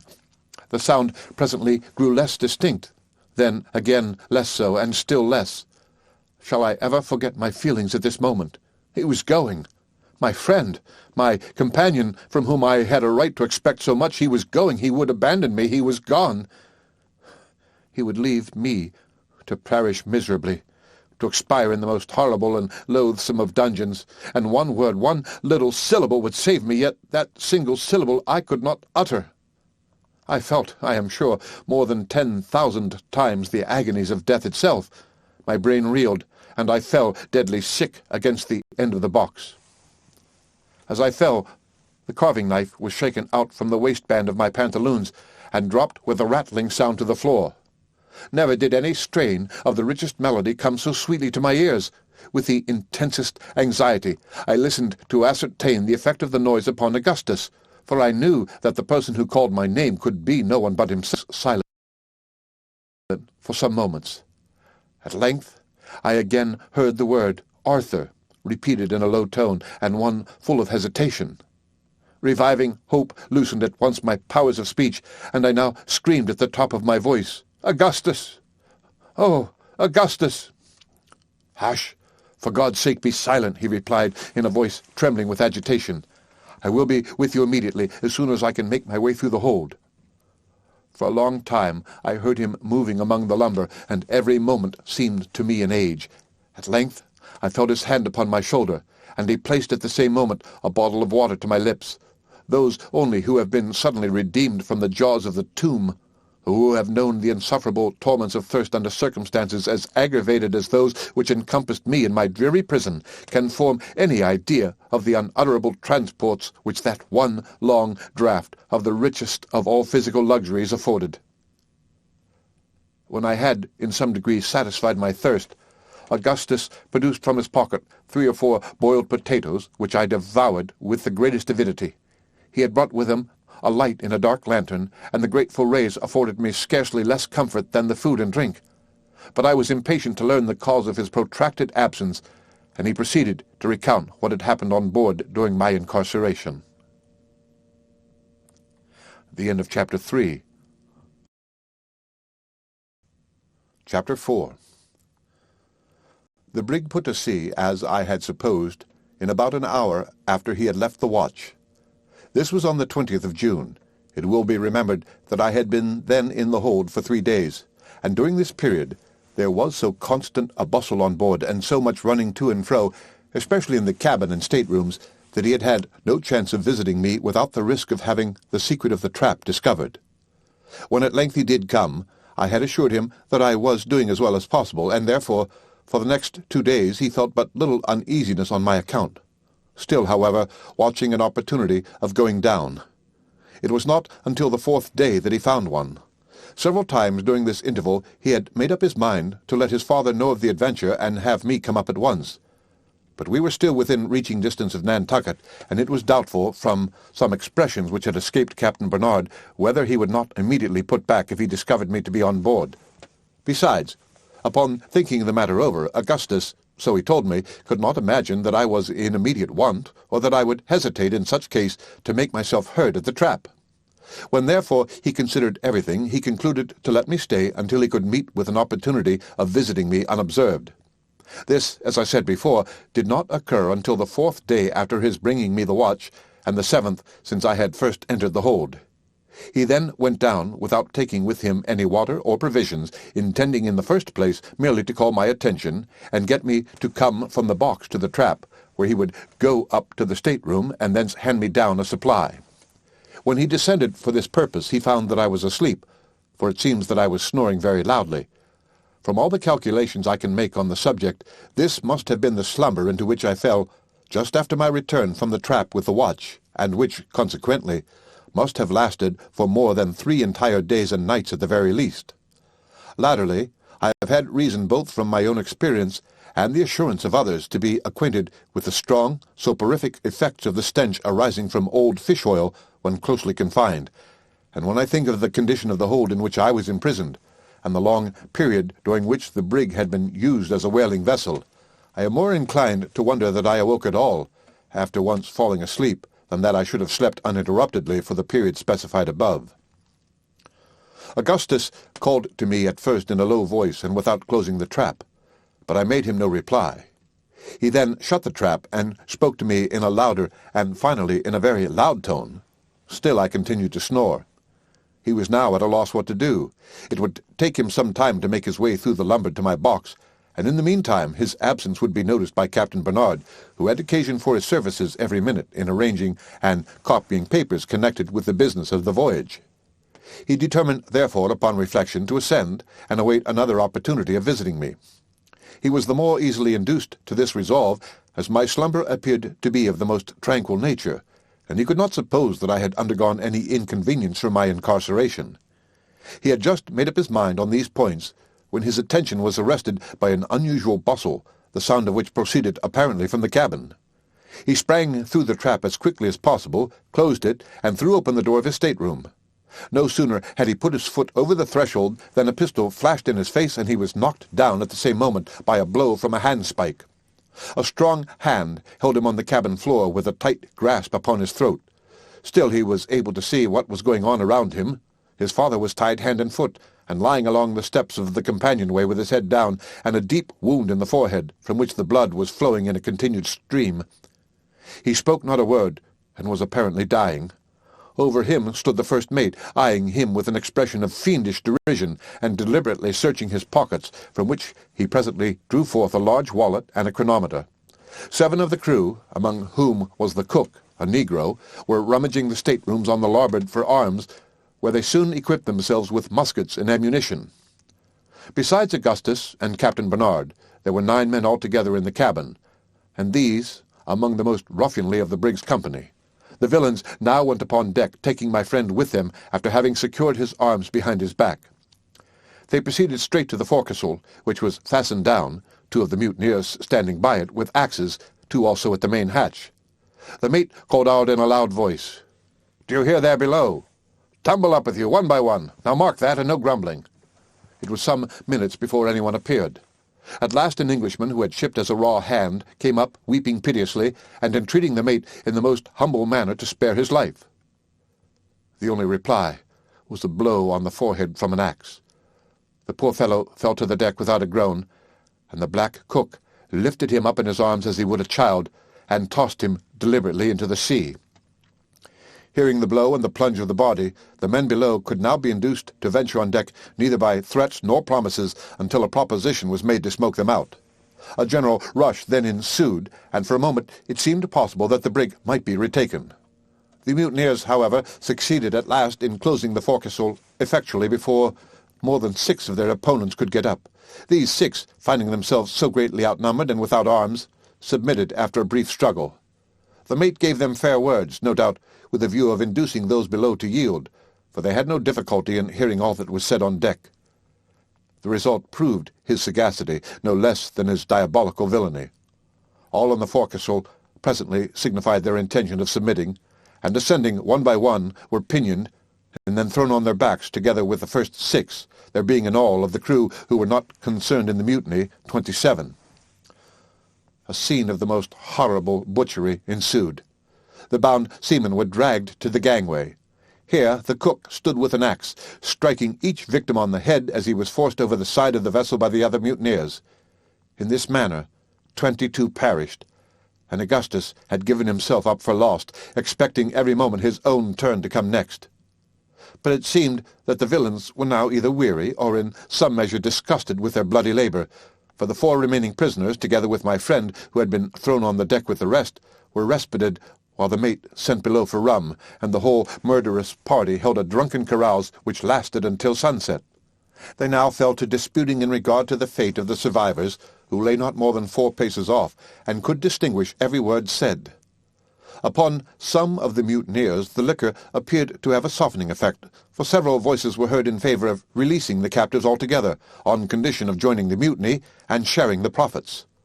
The black cook, however, who in all respects was a perfect demon, and who seemed to exert as much influence, if not more, than the mate himself, would listen to no proposition of the kind, and rose repeatedly for the purpose of resuming his work at the gangway.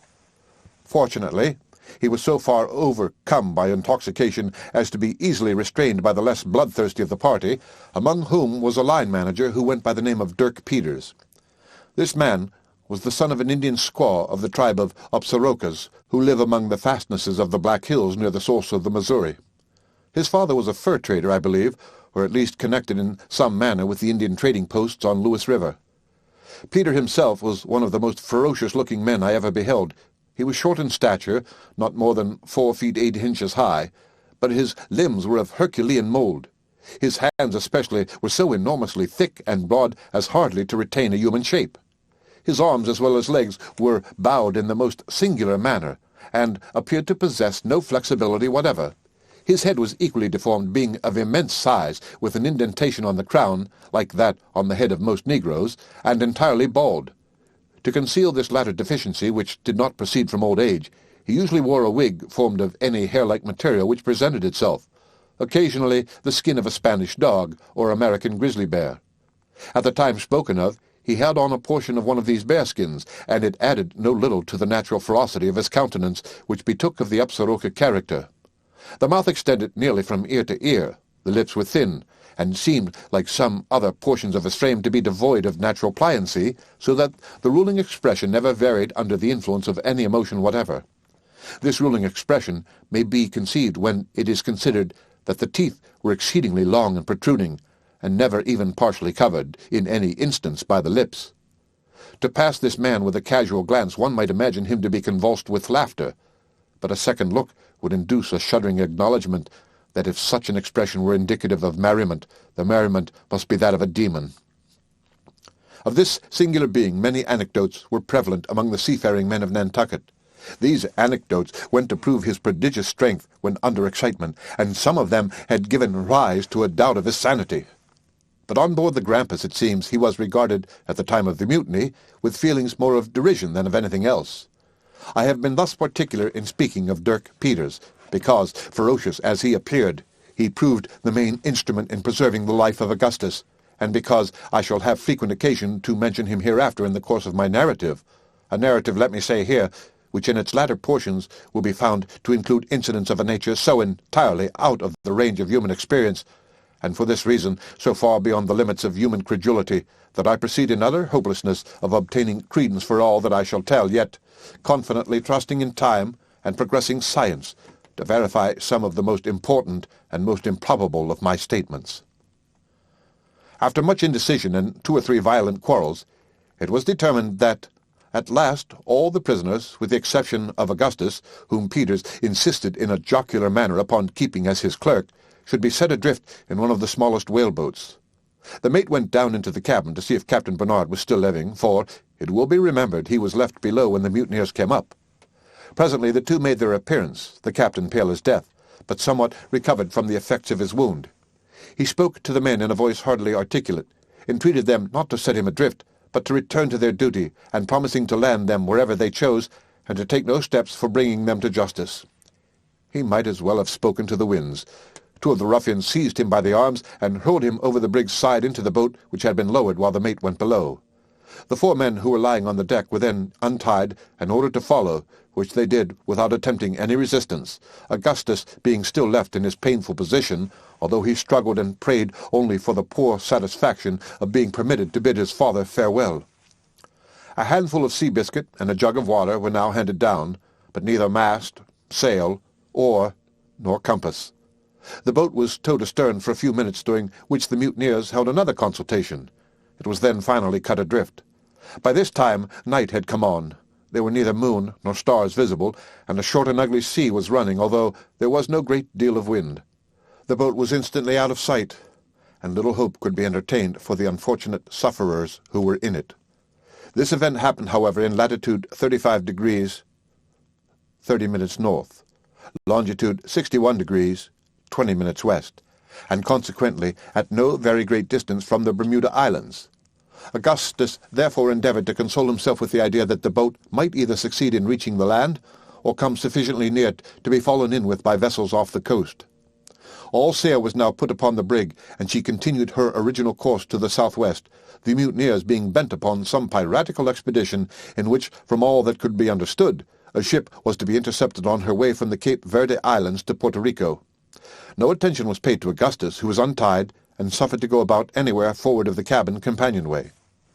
Dirk Peters treated him with some degree of kindness, and on one occasion saved him from the brutality of the cook. His situation was still one of the most precarious, as the men were continually intoxicated, and there was no relying upon their continued good humour or carelessness in regard to himself. His anxiety on my account he represented, however, as the most distressing result of his condition, and indeed I had never reason to doubt the sincerity of his friendship. More than once he had resolved to acquaint the mutineers with the secret of my being on board, but was restrained from so doing partly through recollection of the atrocities he had already beheld, and partly through a hope of being able soon to bring me relief. For the latter purpose he was constantly on the watch, but in spite of the most constant vigilance, 3 days elapsed after the boat was cut adrift before any chance occurred. At length, on the night of the 3rd day, there came on a heavy blow from the eastward, and all hands were called up to take in sail. During the confusion which ensued, he made his way below unobserved and into the stateroom. What was his grief and horror in discovering that the latter had been rendered a place of deposit for a variety of sea stores and ship furniture, and that several fathoms of old chain cable, which had been stowed away beneath the companion ladder, had been dragged thence to make room for a chest, and were now lying immediately upon the trap. To remove it without discovery was impossible, and he returned on deck as quickly as he could. As he came up, the mate seized him by the throat, and demanding what he had been doing in the cabin, was about flinging him over the larboard bulwark, when his life was again preserved through the interference of Dirk Peters. Augustus was now put in handcuffs, of which there were several pairs on board, and his feet lashed tightly together. He was then taken into the steerage and thrown into a lower berth next to the forecastle bulkheads, with the assurance that he should never put his foot on deck again until the brig was no longer a brig. This was the expression of the cook who threw him into the berth. It is hardly possible to say what precise meaning intended by the phrase. The whole affair, however, proved the ultimate means of my relief, as will presently appear. The end of Chapter 4. Chapter 5. For some minutes after the cook had left the forecastle, Augustus abandoned himself to despair, never hoping to leave the berth alive. He now came to the resolution of acquainting the first of the men who should come down with my situation, thinking it better to let me take my chance with the mutineers than perish of thirst in the hold, for it had been 10 days since I was first in prison, and my jug of water even for 4. As he was thinking on this subject, the idea came all at once into his head that it might be possible to communicate with me by the way of the main hold. In any other circumstances the difficulty and hazard of the undertaking would have prevented him from attempting it, but now he had at all events little prospect of life, and consequently little to lose. He bent his whole mind, therefore, upon the task. His handcuffs were the first consideration. At first he saw no method of removing them, and feared that he should thus be baffled in the very outset. But upon a closer scrutiny he discovered that the irons could be slipped off and on at pleasure, with very little effort or inconvenience, merely by squeezing his hands through them, this species of manacle being altogether ineffectual in confining young persons, in whom the smaller bones readily yield to pressure. He now untied his feet, and leaving the cord in such a manner that it could easily be readjusted in the event of any person's coming down, proceeded to examine the bulkhead where it joined the berth. The partition here was of soft pine board, an inch thick, and he saw that he should have little trouble in cutting his way through. A voice was now heard at the forecastle companionway, and he had just time to put his right hand into its handcuff, the left had not been removed, and to draw the rope in a slip-knot around his ankle, when Dirk Peters came below, followed by Tiger, who immediately leaped into the berth and lay down. The dog had been brought on board by Augustus, who knew my attachment to the animal, and thought it would give me pleasure to have him with me during the voyage. He went up to our house for him immediately after first taking me into the hold, but did not think of mentioning the circumstance upon his bringing the watch. Since the mutiny, Augustus had not seen him before his appearance with Dirk Peters, and had given him up for lost, supposing him to have been thrown overboard by some of the malignant villains belonging to the mate's gang. It appeared afterward that he had crawled into a hole beneath a whaleboat, from which, not having room to turn round, he could not extricate himself. Peters at last let him out, and with a species of good feeling, which my friend well knew how to appreciate, had now brought him to him in the forecastle as a companion time some salt junk and potatoes with a can of water. He then went on deck, promising to come down with something more to eat on the next day. When he had gone, Augustus freed both hands from the manacles and unfastened his feet. He then turned down the head of the mattress on which he had been lying, and with his penknife, for the ruffians had not thought it worthwhile to search him, commenced cutting vigorously across one of the partition planks as closely as possible to the floor of the berth. He chose to cut here because, if suddenly interrupted, he would be able to conceal what had been done by letting the head of the mattress fall into its proper position. For the remainder of the day, however, no disturbance occurred, and by night he had completely divided the plank. It should here be observed that none of the crew occupied the forecastle as a sleeping place, living altogether in the cabin since the mutiny, drinking the wines, and feasting on the sea stores of Captain Barnard, and giving no more heed than was absolutely necessary to the navigation of the brig. These circumstances proved fortunate both for myself and Augustus, for, had matters been otherwise, he would have found it impossible to reach me. As it was, he proceeded with confidence in his design. It was near daybreak, however, before he completed the second division of the board, which was about a foot above the first cut, thus making an aperture quite large enough to admit his passage through with facility to the main orlop deck. Having got here, he made his way with but little trouble to the lower main hatch, although in so doing he had to scramble over tiers of oil casks piled nearly as high as the upper deck, there being barely room enough left for his body. Upon reaching the hatch, he found that Tiger had followed him below, squeezing between two rows of the casks. It was now too late, however, to attempt getting to me before dawn, as the chief difficulty lay in passing through the close stowage in the lower hold. He therefore resolved to return and wait till the next night. With this design, he proceeded to loosen the hatch so that he might have as little detention as possible when he should come again. No sooner had he loosened it than Tiger sprang eagerly to the small opening produced, snuffed for a moment, and then uttered a long whine, scratching at the same time as if anxious to remove the covering with his paws. There could be no doubt from his behavior that he was aware of my being in the hold, and Augustus thought it possible that he would be able to get to me if he put him down. He now hit upon the expedient of sending the note, as it was especially desirable that I should make no attempt at forcing my way out, at least under existing circumstances, and there could be no certainty of his getting to me himself on the morrow as he intended. After events proved how fortunate it was that the idea occurred to him as it did, for, had it not been for the receipt of the note, I should undoubtedly have fallen upon some plan, however desperate, of alarming the crew, and both our lives would most probably have been sacrificed in consequence. Having concluded to write, the difficulty was now to procure the materials for so doing. An old toothpick was soon made into a pen, and this by means of feeling altogether, for the between decks was as dark as pitch. Paper enough was obtained from the back of a letter, a duplicate of the forged letter from Mr. Ross. This had been the original draft, but the handwriting not being sufficiently well imitated, Augustus had written another, thrusting the first by good fortune into his coat pocket, where it was now most opportunely discovered. Ink alone was thus wanting, and a substitute was immediately found for this by means of a slight incision with the penknife on the back of a finger just above the nail, a copious flow of blood ensuing as usual from wounds in that vicinity. The note was now written as well as it could be in the dark and under the circumstances. It briefly explained that a mutiny had taken place, that Captain Barnard was set adrift, and that I might expect immediate relief as far as provisions were concerned, but must not venture upon making any disturbance. It concluded with these words, "I have scrawled this with blood. Your life depends upon lying close."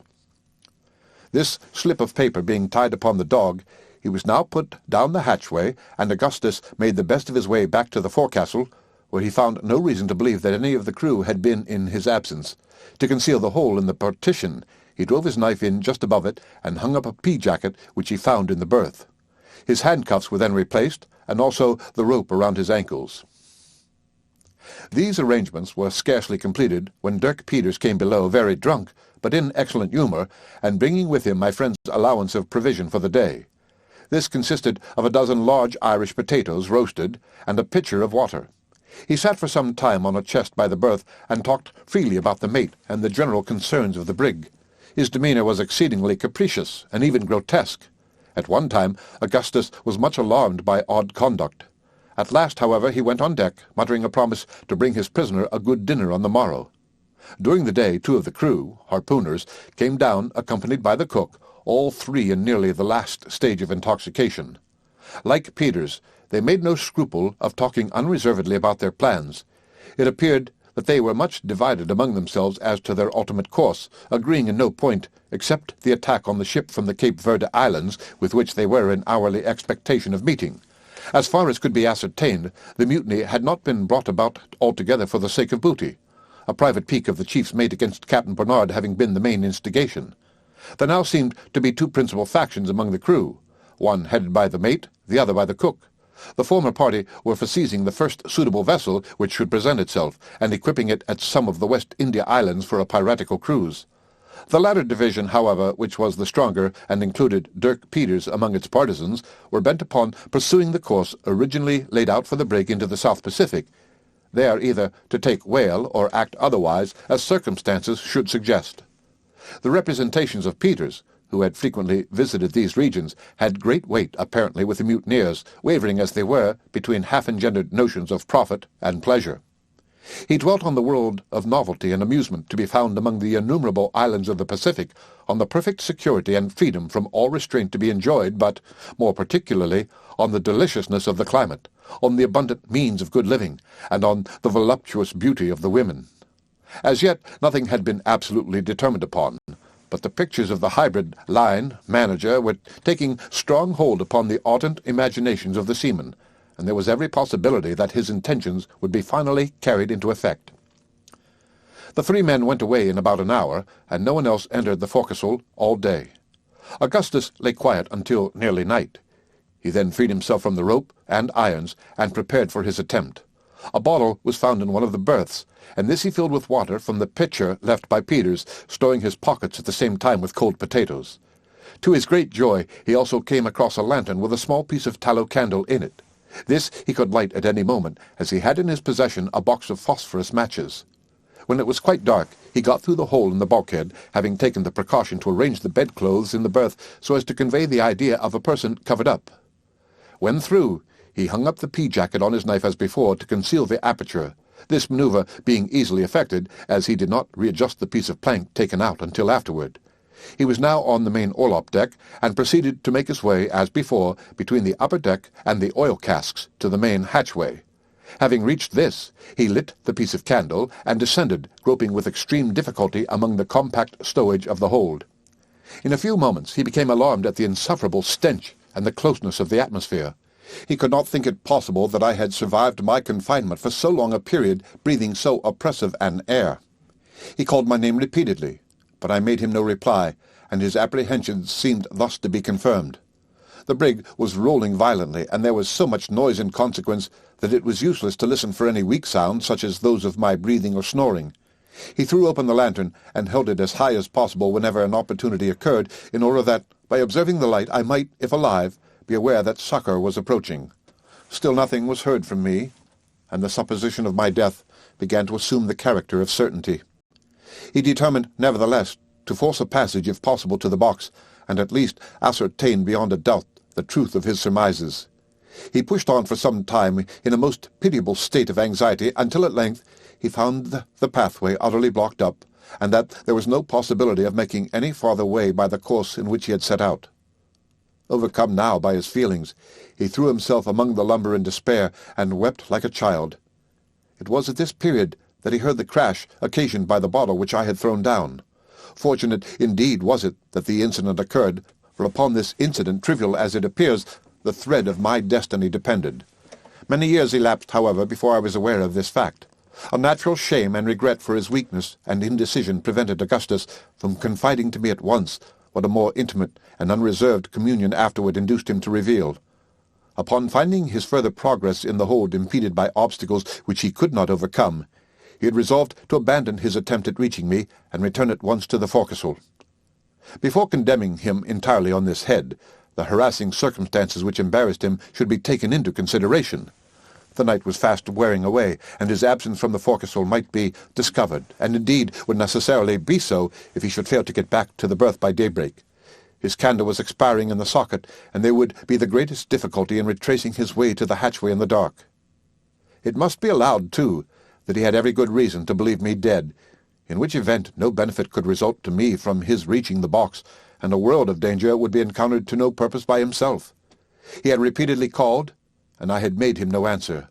I had been now 11 days and nights with no more water than that contained in the jug which he had left with me, a supply which it was not at all probable I had hoarded in the beginning of my confinement, as I had every cause to expect a speedy release. The atmosphere of the hold, too, must have appeared to him, coming from the comparatively open air of the steerage, of a nature absolutely poisonous, and by far more intolerable than it had seemed to me upon my first taking up my quarters in the box, the hatchways at that time having been constantly open for many months previous. Add to these considerations that of the scene of bloodshed and terror so lately witnessed by my friend, his confinement, privations, and narrow escapes from death, together with the frail and equivocal tenure by which he still existed, circumstances all so well calculated to prostrate every energy of mind, and the reader will be easily brought, as I have been, to regard his apparent falling off in friendship and in faith, with the sentiments rather of sorrow than of anger. The crash of the bottle was distinctly heard, yet Augustus was not sure that it proceeded from the hold. The doubt, however, was sufficient inducement to persevere. He clambered up nearly to the orlop deck by means of the stowage, and then, watching for a lull in the pitchings of the vessel, he called out to me in as loud a tone as he could command, regardless, for the moment, of being overheard by the crew. It will be remembered that on this occasion the voice reached me, but I was so entirely overcome by violent agitation as to be incapable of reply. Confident now that his worst apprehensions were well founded, he descended with a view of getting back to the forecastle without loss of time. In his haste some small boxes were thrown down, the noise occasioned by which I heard, as will be recollected.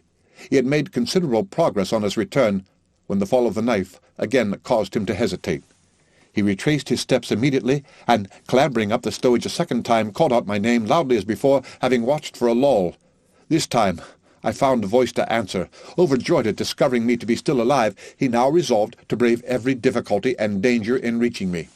Having extricated himself as quickly as possible from the labyrinth of lumber by which he was hemmed in, he at length struck into an opening which promised better, and finally, after a series of struggles, arrived at the box in a state of utter exhaustion. The end of Chapter 5. Chapter 6. The leading particulars of this narration were all that Augustus communicated to me while we remained near the box. It was not until afterward that he entered fully into all the details. He was apprehensive of being missed, and I was wild with impatience to leave my detested place of confinement. We resolved to make our way at once to the hole in the bulkhead, near which I was to remain for the present, while he went through to reconnoitre. To leave Tiger in the box was what neither of us could endure to think of, yet how to act otherwise was the question. He now seemed to be perfectly quiet, and we could not even distinguish the sound of his breathing upon applying our ears closely to the box. I was convinced that he was dead, and determined to open the door. We found him lying at full length, apparently in a deep stupor, yet still alive. No time was to be lost, yet I could not bring myself to abandon an animal who had now been twice instrumental in saving my life, without some attempt at preserving him. We therefore dragged him along with us as well as we could, although with the greatest difficulty and fatigue. Augustus, during part of the time, being forced to clamber over the impediments in our way with the huge dog in his arms, a feat to which the feebleness of my frame rendered me totally inadequate. At length we succeeded in reaching the hole, when Augustus got through, and Tiger was pushed in afterward. All was found to be safe, and we did not fail to return sincere thanks to God for our deliverance from the imminent danger we had escaped. For the present it was agreed that I should remain near the opening through which my companion could readily supply me with a part of his daily provision, and where I could have the advantages of breathing an atmosphere comparatively pure. In explanation of some portions of this narrative, wherein I have spoken of the stowage of the brig, and which may appear ambiguous to some of my readers who may have seen a proper or regular stowage, I must here state that the manner in which this most important duty had been performed on board the Grampus was a most shameful piece of neglect on the part of Captain Barnard, who was by no means as careful or as experienced a seaman as the hazardous nature of the service on which he was employed would seem necessarily to demand. A proper stowage cannot be accomplished in a careless manner, and many most disastrous accidents, even within the limits of my own experience, have arisen from neglect or ignorance in this particular. Coasting vessels, in the frequent hurry and bustle attendant upon taking in or discharging cargo, are the most liable to mishap from the want of a proper attention to stowage. The great point is to allow no possibility of the cargo or ballast shifting position, even in the most violent rollings of the vessel. With this end, great attention must be paid not only to the bulk taken in, but to the nature of the bulk, and whether there be a full or only a partial cargo. In most kinds of freight, the stowage is accomplished by means of a screw.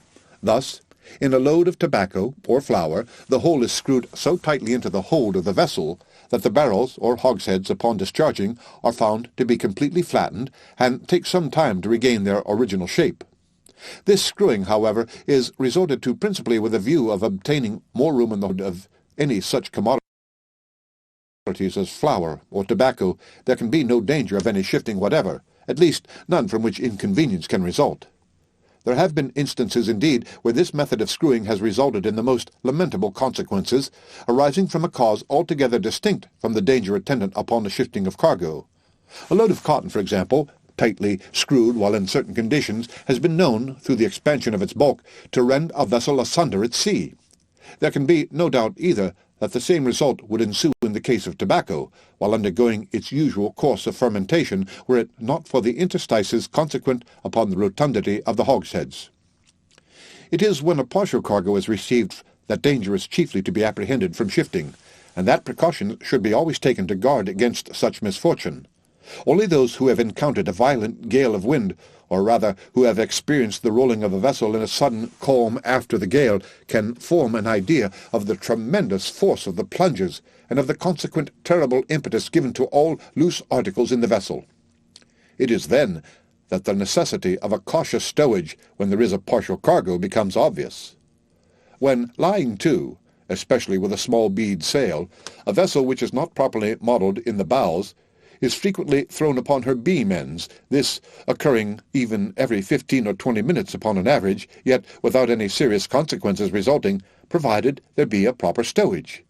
If this, however, has not been strictly attended to, in the first of these heavy lurches, the whole of the cargo tumbles over to the side of the vessel which lies upon the water, and, being thus prevented from regaining her equilibrium, as she would otherwise necessarily do, she is certain to fill in a few seconds and go down.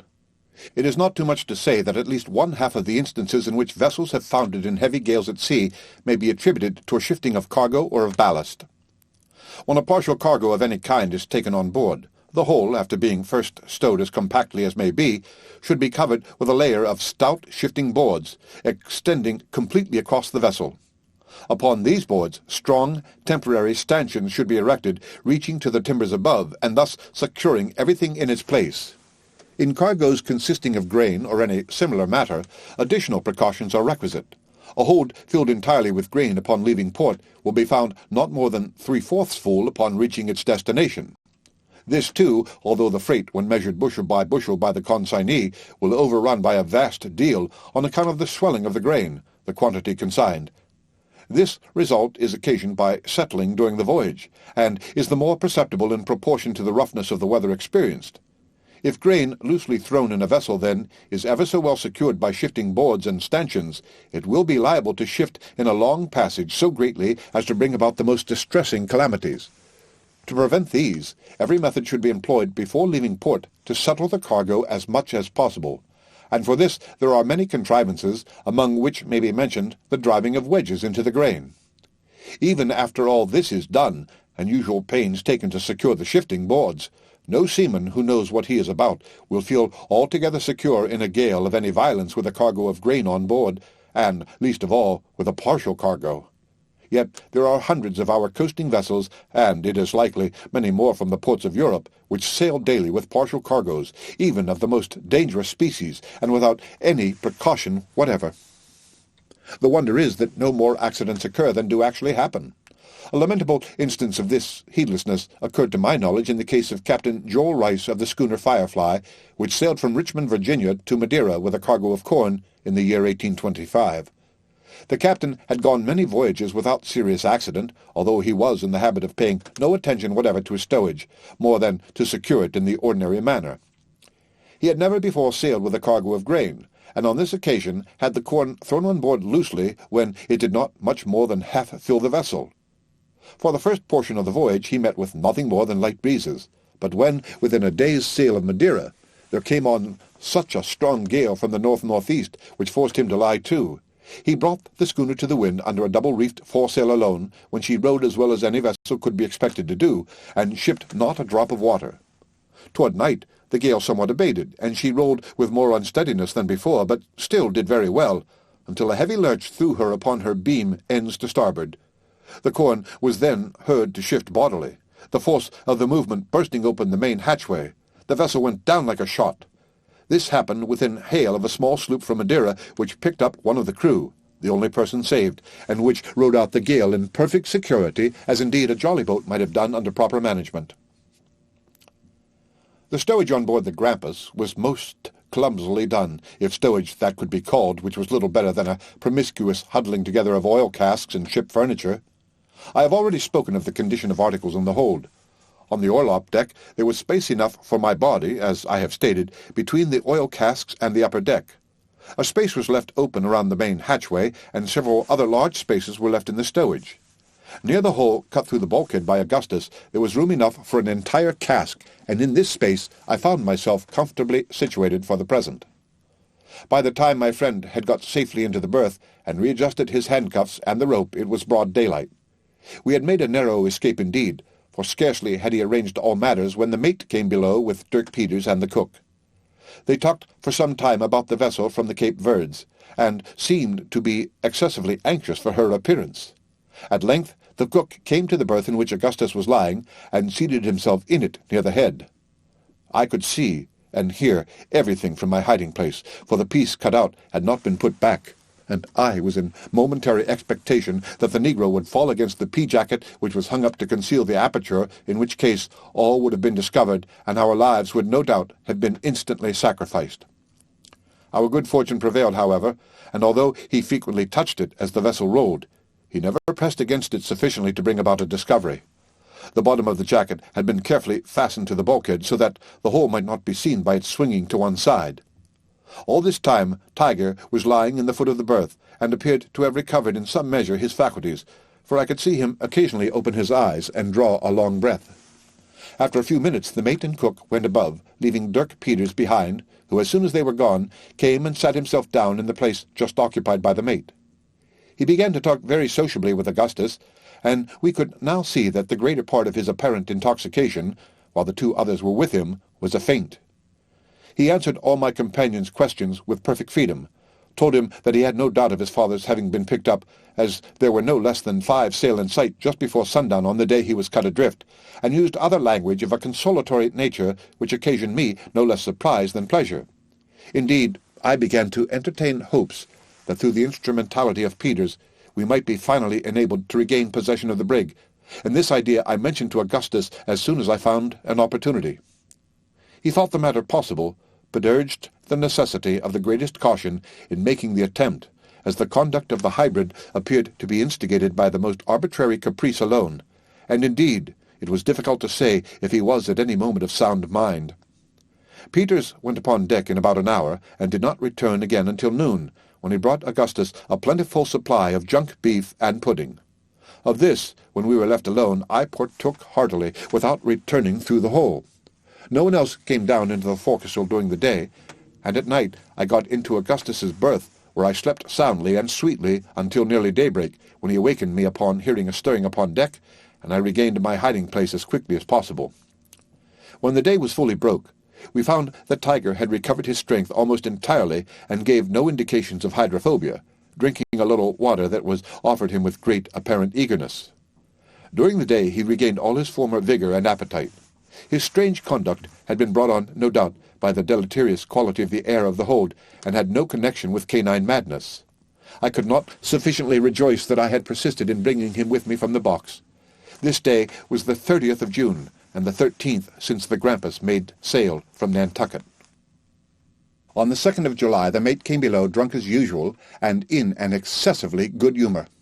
He came to Augustus's berth, and giving him a slap on the back, asked him if he thought he could behave himself if he let him loose, and whether he would promise not to be going into the cabin again.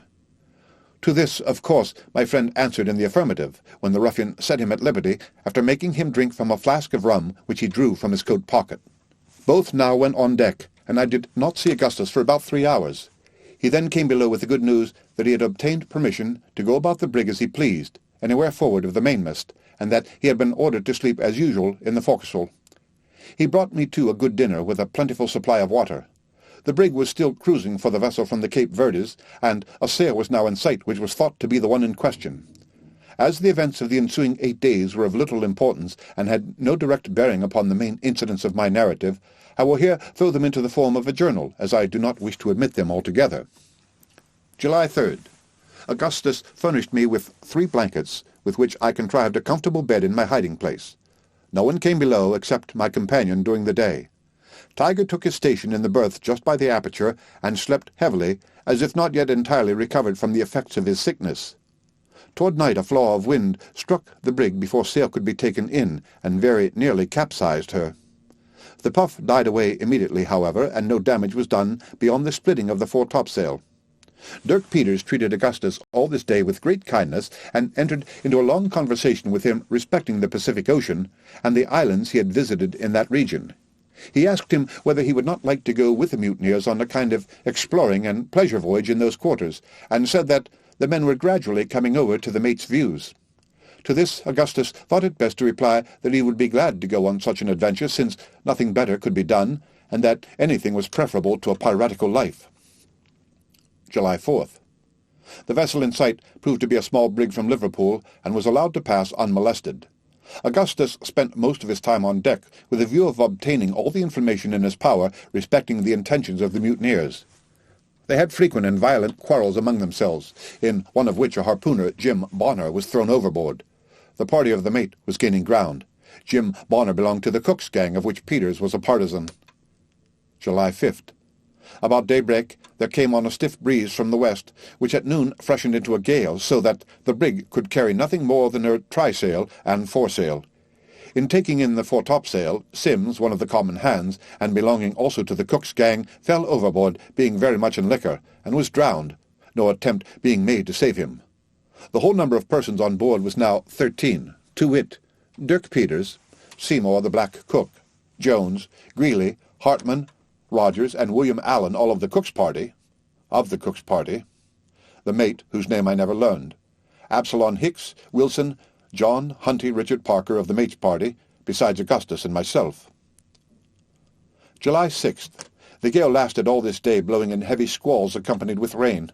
The brig took in a good deal of water through her seams, and one of the pumps was kept continually going, Augustus being forced to take his turn. Just at twilight, a large ship passed close by us without having been discovered until within hail. The ship was supposed to be the one for which the mutineers were on the lookout. The mate hailed her, but the reply was drowned in the roaring of the gale. At 11, a sea was shipped amidships, which tore away a great portion of the larboard bulwarks, and did some other slight damage. Toward morning the weather moderated, and at sunrise there was very little wind. July 7th. There was a heavy swell running all this day, during which the brig, being light, rolled excessively, and many articles broke loose in the hold, as I could hear distinctly from my hiding-place. I suffered a great deal from sea-sickness. Peters had a long conversation this day with Augustus, and told him that 2 of his gang, Greeley and Allen, had gone over to the mate, and were resolved to turn pirates. He put several questions to Augustus, which he did not then exactly understand. During a part of this evening, the leak gained upon the vessel, and little could be done to remedy it, as it was occasioned by the brig's straining and taking in the water through her seams. A sail was thrummed and got under the bows, which aided us in some measure, so that we began to gain upon the leak. July 8th. A light breeze sprang up at sunrise from the eastward, when the mate headed the brig to the southwest, with the intention of making some of the West India Islands in pursuance of his piratical designs. No opposition was made by Peters or the cook, at least none in the hearing of Augustus. All idea of taking the vessel from the Cape Verdes was abandoned. The leak was now easily kept under by one pump going every 3/4 of an hour. The sail was drawn from beneath the bows. Spoke 2 small schooners during the day. July 9th. Fine weather. All hands employed in repairing bulwarks. Peters had again a long conversation with Augustus, and spoke more plainly than he had done heretofore. He said nothing should induce him to come into the mate's views, and even hinted his intention of taking the brig out of his hands. He asked my friend if he could depend upon his aid in such case, to which Augustus said yes, without hesitation. Peters then said he would sound the others of his party upon the subject, and went away. During the remainder of the day, Augustus had no opportunity of speaking with him privately. The end of Chapter 6. Chapter 7. July 10th. Spoke a brig from Rio bound to Norfolk. Weather hazy with a light baffling wind from the eastward. Today Hartman Rogers died, having been attacked on the 8th with spasms after drinking a glass of grog. This man was of the cook's party, and one upon whom Peters placed his main reliance. He told Augustus that he believed the mate had poisoned him, and that he expected, if he did not be on the lookout, his own turn would come shortly. There were now only himself, Jones, and the cook belonging to his own gang. On the other side there were 5. He had spoken to Jones about taking the command from the mate, but the project having been coolly received, he had been deterred from pressing the matter any further, or from saying anything to the cook.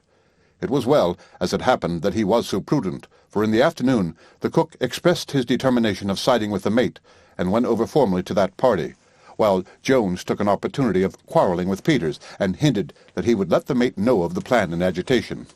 There was now evidently no time to be lost, and Peters expressed his determination of attempting to take the vessel at all hazards, provided Augustus would lend him his aid.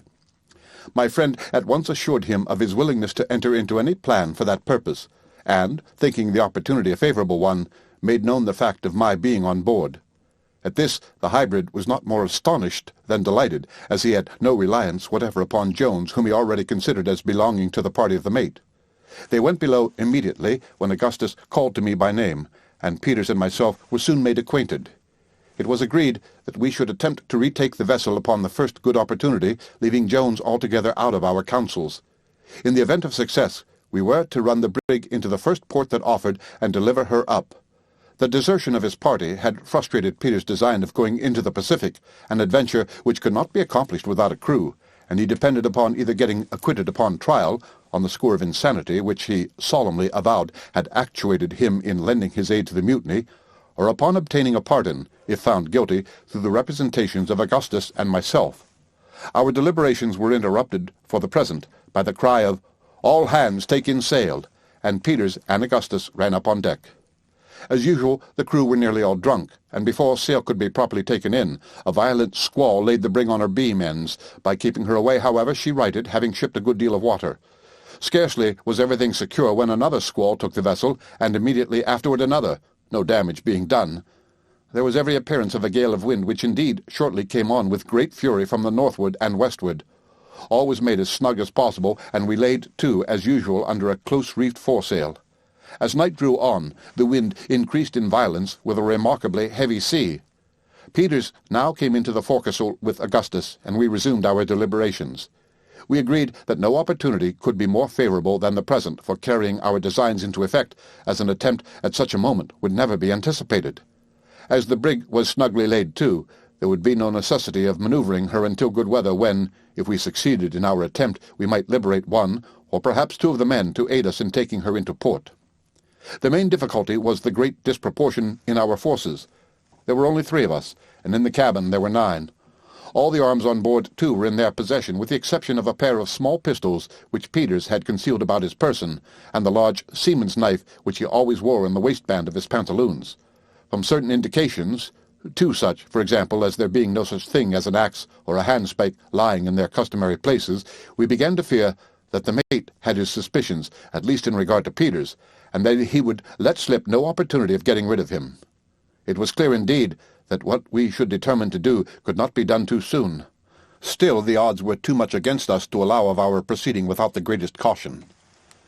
Peters proposed that he should go up on deck and enter into conversation with the watch, Allan, when he would be able to throw him into the sea without trouble, and without making any disturbance, by seizing a good opportunity, that Augustus and myself should then come up and endeavour to provide ourselves with some kind of weapons from the deck, and that we should then make a rush together and secure the companionway before any opposition could be offered. I objected to this, because I could not believe that the mate, who was a cunning fellow in all matters which did not affect his superstitious prejudices, would suffer himself to be so easily entrapped. The very fact of there being a watch on deck at all was sufficient proof that he was upon the alert. It not being unusual, except in vessels where discipline is most rigidly enforced, to station a watch on deck when a vessel is lying to in a gale of wind. As I address myself principally, if not altogether, to persons who have never been to sea, it may be as well to state the exact condition of a vessel under such circumstances. Lying to, or, in sea parlance, laying to, is a measure resorted to for various purposes, and effected in various manners. In moderate weather, it is frequently done with a view of merely bringing the vessel to a standstill, to wait for another vessel or any similar object. If the vessel which lies to is under full sail, the manoeuvre is usually accomplished by throwing round some portion of her sails so as to let the wind take them aback when she becomes stationary. But we are now speaking of lying to in a gale of wind. This is done when the wind is ahead and too violent to admit of carrying sail without danger of capsizing, and sometimes even when the wind is fair but the sea too heavy for the vessel to be put before it. If a vessel be suffered to scud before the wind in a very heavy sea, much damage is usually done her by the shipping of water over her stern, and sometimes by the violent plunges she makes forward. This manoeuvre, then, is seldom resorted to in such case unless through necessity.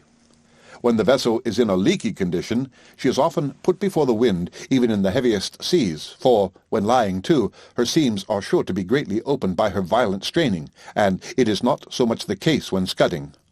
Often, too, it becomes necessary to scud a vessel, either when the blast is so exceedingly furious as to tear in pieces the sail which is employed with a view of bringing her head to the wind, or when, through the false modelling of the frame or other causes, this main object cannot be effected. Vessels in a gale of wind are laid to in different manners, according to their peculiar construction. Some lie to best under a foresail, and this, I believe, is the sail most usually employed. Large, square-rigged vessels have sails for the express purpose called storm staysails, but the jib is occasionally employed by itself. Sometimes the jib and foresail, or a double-reefed foresail, and not unfrequently the aftersails, are made use of. Foretopsails are very often found to answer the purpose better than any other species of sail. The Grampus was generally laid to under a close-reefed foresail. When a vessel is to be laid to, her head is brought up to the wind just so nearly as to fill the sail under which she lies when hauled flat aft, that is, when brought diagonally across the vessel. This being done, the bow points within a few degrees of the direction from which the wind issues, and the windward bow, of course, receives the shock of the waves. In this situation, a good vessel will ride out a very heavy gale of wind without shipping a drop of water, and without any further attention being requisite on the part of the crew. The helm is usually lashed down, but this is altogether unnecessary, except on account of the noise it makes when loose, for the rudder has no effect upon the vessel when lying to. Indeed, the helm had far better be left loose than lashed very fast, for the rudder is apt to be torn off by heavy seas if there be no room for the helm to play. As long as the sail holds, a well-modelled vessel will maintain her situation and ride every sea as if instinct with life and reason. If the violence of the wind, however, should tear the sail into pieces, a feat which it requires a perfect hurricane to accomplish under ordinary circumstances, there is then imminent danger. The vessel falls off from the wind, and coming broadside to the sea is completely at its mercy. The only resource in this case is to put her quietly before the wind, letting her scud until some other sail can be set. Some vessels will lie to under no sail whatever, but such are not to be trusted at sea. But, to return from this digression, it had never been customary with the mate to have any watch on deck when lying to in a gale of wind, and the fact that he had now one, coupled with the circumstance of the missing axes and handspikes, fully convinced us that the crew were too well on the watch to be taken by surprise in the manner Peters had suggested.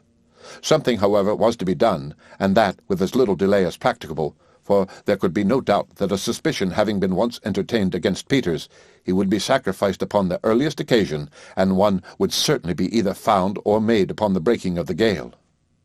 Augustus now suggested that if Peters could contrive to remove, under any pretext, the piece of chain cable which lay over the trap in the stateroom, we might possibly be able to come upon them unawares by means of the hold.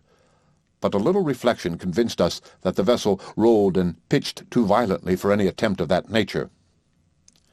By good fortune, I at length hit upon the idea of working upon the superstitious terrors and guilty conscience of the mate. It will be remembered that one of the crew, Hartman Rogers, had died during the morning, having been attacked 2 days before with spasms after drinking some spirits and water. Peters had expressed to us his opinion that this man had been poisoned by the mate, and for this belief he had reasons, so he said, which were incontrovertible, but which he could not be prevailed upon to explain to us, this wayward refusal being only in keeping with other points of his singular character. But whether or not he had any better grounds for suspecting the mate than we had ourselves, we were easily led to fall in with his suspicion, and determined to act accordingly. Rogers had died about 11 in the forenoon, in violent convulsions, and the corpse presented in a few minutes after death one of the most horrid and loathsome spectacles I ever remember to have seen. The stomach was swollen immensely, like that of a man who has been drowned and lain under water for many weeks. The hands were in the same condition, while the face was shrunken, shriveled, and of a chalky whiteness, except where relieved by 2 or 3 glaring red blotches, like those occasioned by the erysipelas. One of these blotches extended diagonally across the face, covering completely up an eye as if with a band of red velvet. In this disgusting condition, the body had been brought up from the cabin at noon to be thrown overboard, when the mate, getting a glimpse of it, for he now saw it for the first time, and being either touched with remorse for his crime, or struck with terror at so horrible a sight, ordered the men to sew the body up in its hammock, and allow it the usual rites of sea burial. Having given these directions, he went below as if to avoid any further sight of his victim. While preparations were making to obey his orders, the gale came on with great fury, and the design was abandoned for the present. The corpse, left to itself, was washed into the larboard scuppers, where it still lay at the time of which I speak, floundering about with the furious lurches of the brig. Having arranged our plan, we set about putting it in execution as speedily as possible. Peters went upon deck, and as he had anticipated, was immediately accosted by Allan, who appeared to be stationed more as a watch upon the forecastle than for any other purpose. The fate of this villain, however, was speedily and silently decided, for Peters, approaching him in a careless manner, as if about to address him, seized him by the throat, and before he could utter a single cry, tossed him over the bulwarks. He then called to us, and we came up. Our first precaution was to look about for something with which to arm ourselves, and in so doing we had to proceed with great care, for it was impossible to stand on deck an instant without holding fast, and violent seas broke over the vessel at every plunge forward. It was indispensable, too, that we should be quick in our operations, for every minute we expected the mate to be up to set the pumps going, as it was evident the brig must be taking in water very fast. After searching about for some time, we could find nothing more fit for our purpose than the 2 pump handles, one of which Augustus took, and I the other. Having secured these, we stripped off the shirt of the corpse and dropped the body overboard, and Peters and myself then went below, leaving Augustus to watch upon deck, where he took his station just where Allan had been placed, and with his back to the cabin companionway, so that, if any of the mate's gang should come up, he might suppose it was the watch. As soon as I got below, I commenced disguising myself so as to represent the corpse of Rogers. The shirt, which we had taken from the body, aided us very much, for it was of singular form and character, and easily recognizable, a kind of smock, which the deceased wore over his other clothing. It was a blue stockinet, with large white stripes running across. Having put this on, I proceeded to equip myself with a false stomach in imitation of the horrible deformity of the swollen corpse. This was soon effected by means of stuffing with some bedclothes. I then gave the same appearance to my hands by drawing on a pair of white woolen mittens and filling them in with any kind of rags that offered themselves. Peters then arranged my face, first rubbing it well over with white chalk, and afterward blotching it with blood which he took from a cut in his finger.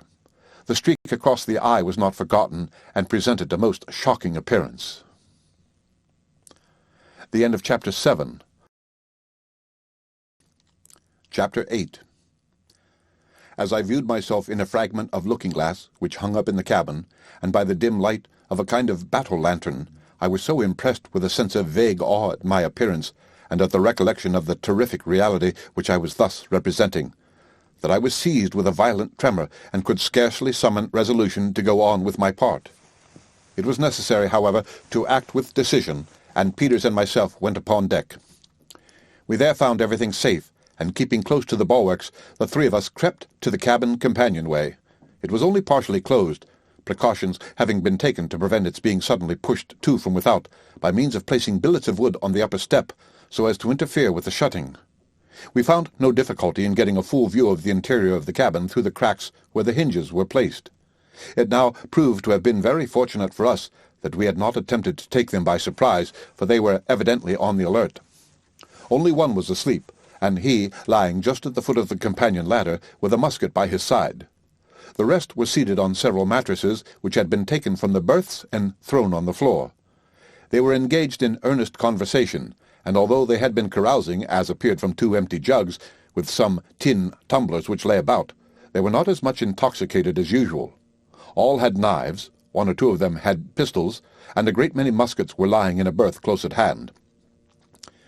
We listened to their conversation for some time before we could make up our minds how to act, having as yet resolved on nothing determinate, except that we would attempt to paralyze their exertions when we should attack them by means of the apparition of Rogers.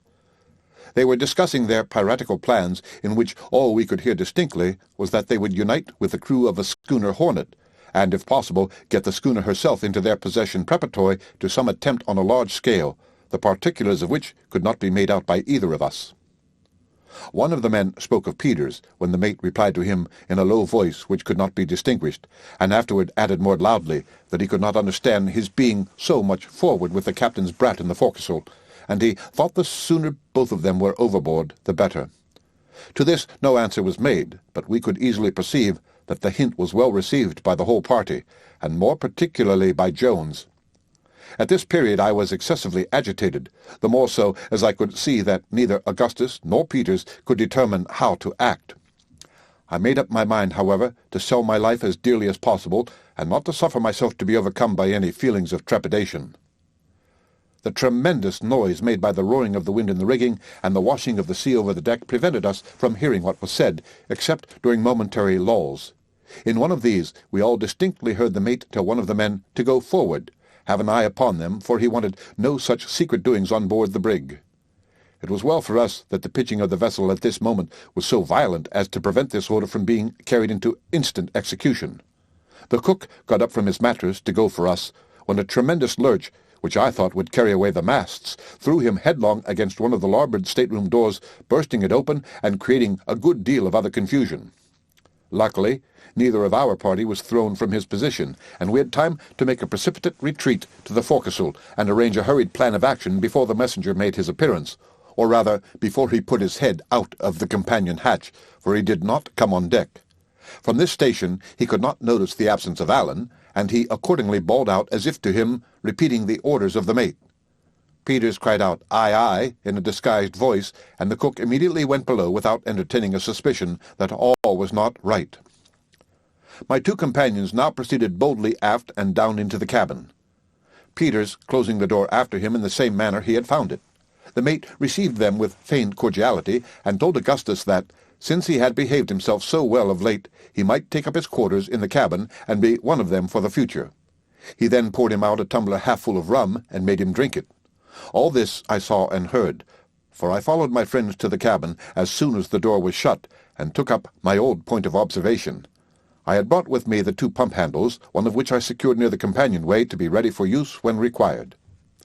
I now steadied myself as well as possible so as to have a good view of all that was passing within, and endeavoured to nerve myself to the task of descending among the mutineers when Peters should make a signal to me as agreed upon. Presently he contrived to turn the conversation upon the bloody deeds of the mutiny, and by degrees led the men to talk of the 1,000 superstitions which are so universally current among seamen. I could not make out all that was said, but I could plainly see the effects of the conversation in the countenances of those present. The mate was evidently much agitated, and presently, when someone mentioned the terrific appearance of Roger's corpse, I thought he was upon the point of swooning. Peters now asked him if he did not think it would be better to have the body thrown overboard at once, as it was too horrible a sight to see it floundering about in the scuppers. At this the villain absolutely gasped for breath, and turned his head slowly round upon his companions, as if imploring some one to go up and perform the task. No one, however, stirred, and it was quite evident that the whole party were wound up to the highest pitch of nervous excitement. Peters now made me the signal. I immediately threw open the door of the companionway, and descending without uttering a syllable, stood erect in the midst of the party. The intense effect produced by this sudden apparition is not at all to be wondered at when the various circumstances are taken into consideration. Usually, in cases of a similar nature, there is left in the mind of the spectator some glimmering of doubt as to the reality of the vision before his eyes, a degree of hope, however feeble, that he is the victim of chicanery, and that the apparition is not actually a visitant from the old world of shadows. It is not too much to say that such remnants of doubt have been at the bottom of almost every such visitation, and that the appalling horror which has sometimes been brought about is to be attributed, even in the cases most in point, and where most suffering has been experienced, more to a kind of anticipative horror, lest the apparition might possibly be real, than to an unwavering belief in its reality. But, in the present instance, it will be seen immediately that in the minds of the mutineers there was not even the shadow of a basis upon which to rest a doubt, that the apparition of Rogers was indeed a revivification of his disgusting corpse, or at least its spiritual image.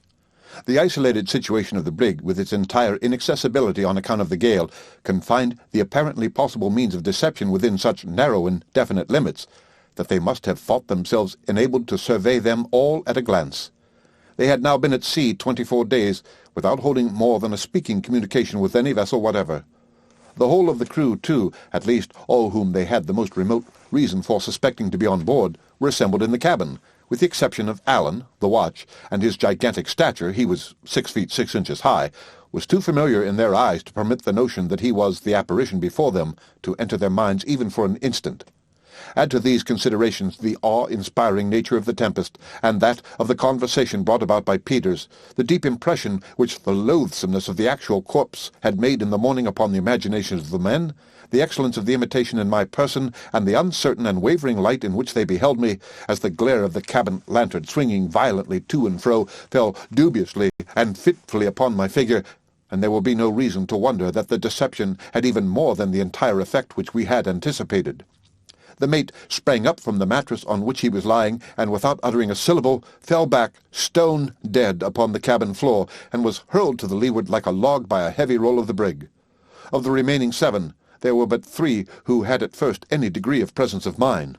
The 4 others sat for some time rooted apparently to the floor, the most pitiable objects of horror and utter despair my eyes ever encountered. The only opposition we encountered at all was from the cook, John Hunt, and Richard Parker. But they made but a feeble and irresolute defence. The 2 former were shot instantly by Peters, and I felled Parker with a blow on the head from the pump handle which I had brought with me. In the meantime, Augustus seized one of the muskets lying on the floor and shot another mutineer, Wilson, through the breast. There were now but 3 remaining, but by this time they had become aroused from their lethargy, and perhaps began to see that a deception had been practised upon them, for they fought with great resolution and fury, and but for the immense muscular strength of Peters, might have ultimately got the better of us. These 3 men were Jones, Greeley, and Absalom Hicks. Jones had thrown Augustus to the floor, stabbed him in several places along the right arm, and would no doubt have soon dispatched him, as neither Peters nor myself could immediately get rid of our antagonists, had it not been for the timely aid of a friend, upon whose assistance we surely had never depended. This friend was no other than Tiger. With a low growl, he bounded into the cabin at a most critical moment for Augustus, and, throwing himself upon Jones, pinned him to the floor in an instant. My friend, however, was now too much injured to render us any aid whatever, and I was so encumbered with my disguise that I could do but little. The dog would not leave his hold upon the throat of Jones. Peters, nevertheless, was far more than a match for the 2 men who remained, and would no doubt have dispatched them sooner had it not been for the narrow space in which he had to act, and the tremendous lurches of the vessel. Presently he was enabled to get hold of a heavy stool, several of which lay about the floor. With this he beat out the brains of Greeley as he was in the act of discharging a musket at me, and immediately afterward, a roll of the brig throwing him in contact with Hicks, he seized him by the throat, and by dint of sheer strength strangled him instantaneously. Thus, in far less time than I have taken to tell it, we found ourselves masters of the brig. The only person of our opponents who was left alive was Richard Parker. This man, it will be remembered, I had knocked down with a blow from the pump handle at the commencement of the attack. He now lay motionless by the door of the shattered stateroom, but upon Peters touching him with his foot, he spoke, and entreated for mercy. His head was only slightly cut, and otherwise he had received no injury, having been merely stunned by the blow. He now got up, and for the present we secured his hands behind his back. The dog was still growling over Jones, but upon examination we found him completely dead, the blood issuing in a stream from a deep wound in the throat, inflicted no doubt by the sharp teeth of the animal. It was now about 1 o'clock in the morning, and the wind was still blowing tremendously. The brig evidently laboured much more than usual, and it became absolutely necessary that something should be done with a view of easing her in some measure. At almost every roll to leeward she shipped a sea, several of which came partially down into the cabin during our scuffle, the hatchway having been left open by myself when I descended. The entire range of bulwarks to larboard had been swept away, as well as the caboose, together with the jolly-boat from the counter. The creaking and working of the mainmast, too, gave indication that it was nearly sprung. To make room for more stowage in the afterhold, the heel of this mast had been stepped between decks, a very reprehensible practice occasionally resorted to by ignorant shipbuilders, so that it was in imminent danger of working from its step. But to crown all our difficulties, we plumbed the well and found no less than 7 feet of water. Leaving the bodies of the crew lying in the cabin, we got to work immediately at the pumps, Parker, of course, being set at liberty to assist us in the labour. Augustus's arm was bound up as well as we could effect it, and he did what he could, but that was not too much. However, we found that we could just manage to keep the leak from gaining upon us by having one pump constantly going. As there were only 4 of us, this was severe labour, but we endeavoured to keep up our spirits and looked anxiously for daybreak, when we hoped to lighten the brig by cutting away the mainmast. In this manner we passed a night of terrible anxiety and fatigue, and when the day at length broke, the gale had neither abated in the least, nor were there any signs of its abating. We now dragged the bodies on deck and threw them overboard. Our next care was to get rid of the mainmast. The necessary preparations having been made, Peters cut away at the mast, having found axes in the cabin, while the rest of us stood by the stays and lanyards. As the brig gave a tremendous lee lurch, the word was given to cut away the weather lanyards, which being done, the whole mass of wood and rigging plunged into the sea, clear of the brig and without doing any material injury. We now found that the vessel did not labour quite as much as before, but our situation was still exceedingly precarious, and in spite of the utmost exertions we could not gain upon the leak without the aid of both pumps. The little assistance which Augustus could render us was not really of any importance. To add to our distress, a heavy sea, striking the brig to the windward, threw her off several points from the wind, and before she could regain her position, another broke completely over her, and hurled her full upon her beam ends. The ballast now shifted in a mass to leeward. The stowage had been knocking about perfectly at random for some time, and for a few moments we thought nothing could save us from capsizing. Presently, however, we partially righted, but the ballast still retaining its place to larboard, we lay so much along that it was useless to think of working the pumps, which indeed we could not have done much longer in any case, as our hands were entirely raw with the excessive labour we had undergone, and were bleeding in the most horrible manner. Contrary to Parker's advice, we now proceeded to cut away the foremast, and at length accomplished it after much difficulty owing to the position in which we lay.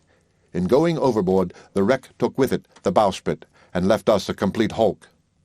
So far we had reason to rejoice in the escape of our longboat, which had received no damage from any of the huge seas which had come on board. But we had not long to congratulate ourselves, for the foremast having gone, and of course the foresail with it, by which the brig had been steadied, every sea now made a complete breach over us, and in 5 minutes our deck was swept from stern to stern, the longboat and starboard bulwarks torn off, and even the windlass shattered into fragments. It was indeed hardly possible for us to be in a more pitiable condition. At noon there seemed to be some slight appearance of the gale's abating, but in this we were sadly disappointed, for it only lulled for a few minutes to blow with redoubled fury. About 4 in the afternoon it was utterly impossible to stand up against the violence of the blast, and, as the night closed in upon us, I had not a shadow of hope that the vessel would hold together until morning. By midnight we had settled very deep in the water, which was now up to the orlop deck. The rudder went soon afterward, the sea which tore it away, lifting the after portion of the brig entirely from the water, against which she thumped in her descent with such a concussion as would be occasioned by going on shore. We had all calculated that the rudder would hold its own to the last, as it was unusually strong, being rigged as I have never seen one rigged either before or since.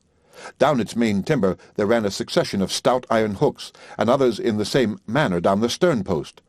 Through these hooks were extended a very thick wrought iron rod, the rudder being thus held to the stern post and swinging freely on the rod. The tremendous force of the sea which tore it off may be estimated by the fact that the hooks in the stern post, which ran entirely through it, being clinched on the inside, were drawn, every one of them, completely out of the solid wood. We had scarcely time to draw breath after the violence of this shock when one of the most tremendous waves I had then ever known broke right on board of us, sweeping the companionway clear off, bursting in the hatchways, and filling every inch of the vessel with water. The end of Chapter 8. Chapter 9. Luckily, just before night, all four of us had lashed ourselves firmly to the fragments of the windlass, lying in this manner as flat upon the deck as possible. This precaution alone saved us from destruction. As it was, we were all more or less stunned by the immense weight of water which tumbled upon us, and which did not roll from above us until we were nearly exhausted. As soon as I could recover breath, I called aloud to my companions. Augustus alone replied, saying, "It is all over with us, and may God have mercy upon our souls." By and by, both the others were enabled to speak, when they exhorted us to take courage, as there was still hope, it being impossible, from the nature of the cargo, that the brig could go down, and there being every chance that the gale would blow over by the morning. These words inspired me with new life, for, strange as it may seem, although it was obvious that a vessel with a cargo of empty oil casks would not sink, I had been hitherto so confused in mind as to have overlooked this consideration altogether, and the danger which I had for some time regarded as the most imminent was that of foundering. As hope revived within me, I made use of every opportunity to strengthen the lashings which held me to the remains of the windlass, and in this occupation I soon discovered that my companions were also busy. The night was as dark as it could possibly be, and the horrible shrieking din and confusion which surrounded us it is useless to attempt describing. Our deck lay level with the sea, or rather, we were encircled with a towering ridge of foam, a portion of which swept over us even instant. It is not too much to say that our heads were not fairly out of the water more than 1 second in 3. Although we lay close together, no one of us could see the other, or, indeed, any portion of the brig itself, upon which we were so tempestuously hurled about. At intervals we called one to the other, thus endeavoring to keep alive hope and render consolation and encouragement to such of us as stood most in need of it. The feeble condition of Augustus made him an object of solicitude with us all, and as, from the lacerated condition of his right arm, it must have been impossible for him to secure his lashings with any degree of firmness, we were in momentary expectation of finding that he had gone overboard. Yet to render him aid was a thing altogether out of the question. Fortunately, his station was more secure than that of any of the rest of us, for the upper portion of his body lying just beneath a portion of the shattered windlass, the seas, as they tumbled in upon him, were greatly broken in their violence. In any other situation than this, into which he had been accidentally thrown after having lashed himself in a very exposed spot, he must inevitably have perished before morning. Owing to the brig's lying so much along, we were all less liable to be washed off than otherwise would have been the case. The heel, as I have before stated, was to larboard, about 1/2 of the deck being constantly under water. The seas, therefore, which struck us to starboard, were much broken by the vessel's side, only reaching us in fragments as we lay flat on our faces, while those which came from larboard, being what are called backwater seas, and obtaining little hold upon us on account of our posture, had not sufficient force to drag us from our fastenings. In this frightful situation we lay until the day broke, so as to show us more fully the horrors which surrounded us. The brig was a mere log, rolling about at the mercy of every wave. The gale was upon the increase, if anything, blowing indeed a complete hurricane, and there appeared to us no earthly prospect of deliverance. For several hours we held on in silence, expecting every moment that our lashings would either give way, that the remains of the windlass would go by the board, or that some of the huge seas which roared in every direction around us and above us would drive the hulk so far beneath the water that we should be drowned before it could regain the surface. By the mercy of God, however, we were preserved from these imminent dangers, and about midday were cheered by the light of the blessed sun. Shortly afterward we could perceive a sensible diminution in the force of the wind, when, now for the first time since the latter part of the evening before, Augustus spoke, asking Peters, who lay closest to him, if he thought there was any possibility of our being saved. As no reply was at first made to this question, we all concluded that the hybrid had been drowned where he lay. But presently, to our great joy, he spoke, although very feebly, saying that he was in great pain, being so cut by the tightness of his lashings across the stomach, that he must either find means of loosening them or perish, as it was impossible that he could endure his misery much longer. This occasioned us great distress, as it was altogether useless to think of aiding him in any manner while the sea continued washing over us as it did. We exhorted him to bear his sufferings with fortitude, and promised to seize the first opportunity which should offer itself to relieve him. He replied that it would soon be too late, that it would be all over with him before we could help him, and then, after moaning for some minutes, lay silent when we concluded that he had perished. As the evening drew on, the sea had fallen so much that scarcely more than one wave broke over the hulk from windward in the course of 5 minutes, and the wind had abated a great deal, although still blowing a severe gale. I had not heard any of my companions speak for hours, and now called to Augustus. He replied, although very feebly, so that I could not distinguish what he said. I then spoke to Peters and to Parker, neither of whom returned any answer. Shortly after this period I fell into a state of partial insensibility, during which the most pleasing images floated in my imagination, such as green trees, waving meadows of ripe grain, processions of dancing girls, troops of cavalry, and other fantasies. I now remember that, in all which passed before my mind's eye, motion was a predominant idea. Thus I never fancied any stationary objects, such as a house, a mountain, or anything of that kind, but windmills, ships, large birds, balloons, people on horseback, carriages driving furiously, and similar moving objects presented themselves in endless succession. When I recovered from this state, the sun was, as near as I could guess, an hour high. I had the greatest difficulty in bringing to recollection the various circumstances connected with my situation, and for some time remained firmly convinced that I was still in the hold of the brig, near the box, and that the body of Parker was that of Tiger. When I at length completely came to my senses, I found that the wind blew no more than a moderate breeze, and that the sea was comparatively calm, so much so that it only washed over the brig amidships. My left arm had broken loose from its lashings, and was much cut above the elbow. My right was entirely benumbed, and the hand and wrist swollen prodigiously by the pressure of the rope, which had worked from the shoulder downward. I was also in great pain from another rope which went about my waist, and had been drawn to an insufferable degree of tightness. Looking round upon my companions, I saw that Peters still lived, although a thick line was pulled so forcibly around his loins as to give him the appearance of being cut nearly in two. As I stirred, he made a feeble motion to me with his hand, pointing to the rope. Augustus gave no indication of life whatever, and was bent nearly double across a splinter of the windlass. Parker spoke to me when he saw me moving, and asked me if I had not sufficient strength to release him from his situation, saying that if I would summon up what spirits I could, and contrive to untie him, we might yet save our lives, but that otherwise we must all perish. I told him to take courage, and I would endeavour to free him. Feeling in my pantaloons pocket, I got hold of my penknife, and, after several ineffectual attempts, at length succeeded in opening it. I then, with my left hand, managed to free my right from its fastenings, and afterward cut the other ropes which held me. Upon attempting, however, to move from my position, I found that my legs failed me altogether, and that I could not get up. Neither could I move my right arm in any direction. Upon mentioning this to Parker, he advised me to lie quiet for a few minutes, holding on to the windlass with my left hand, so as to allow time for the blood to circulate. Doing this, the numbness presently began to die away, so that I could move first one of my legs, and then the other, and shortly afterward I regained the partial use of my right arm. I now crawled with great caution toward Parker, without getting on my legs, and soon cut loose all the lashings about him, when, after a short delay, he also recovered the partial use of his limbs. We now lost no time in getting loose the rope from Peters.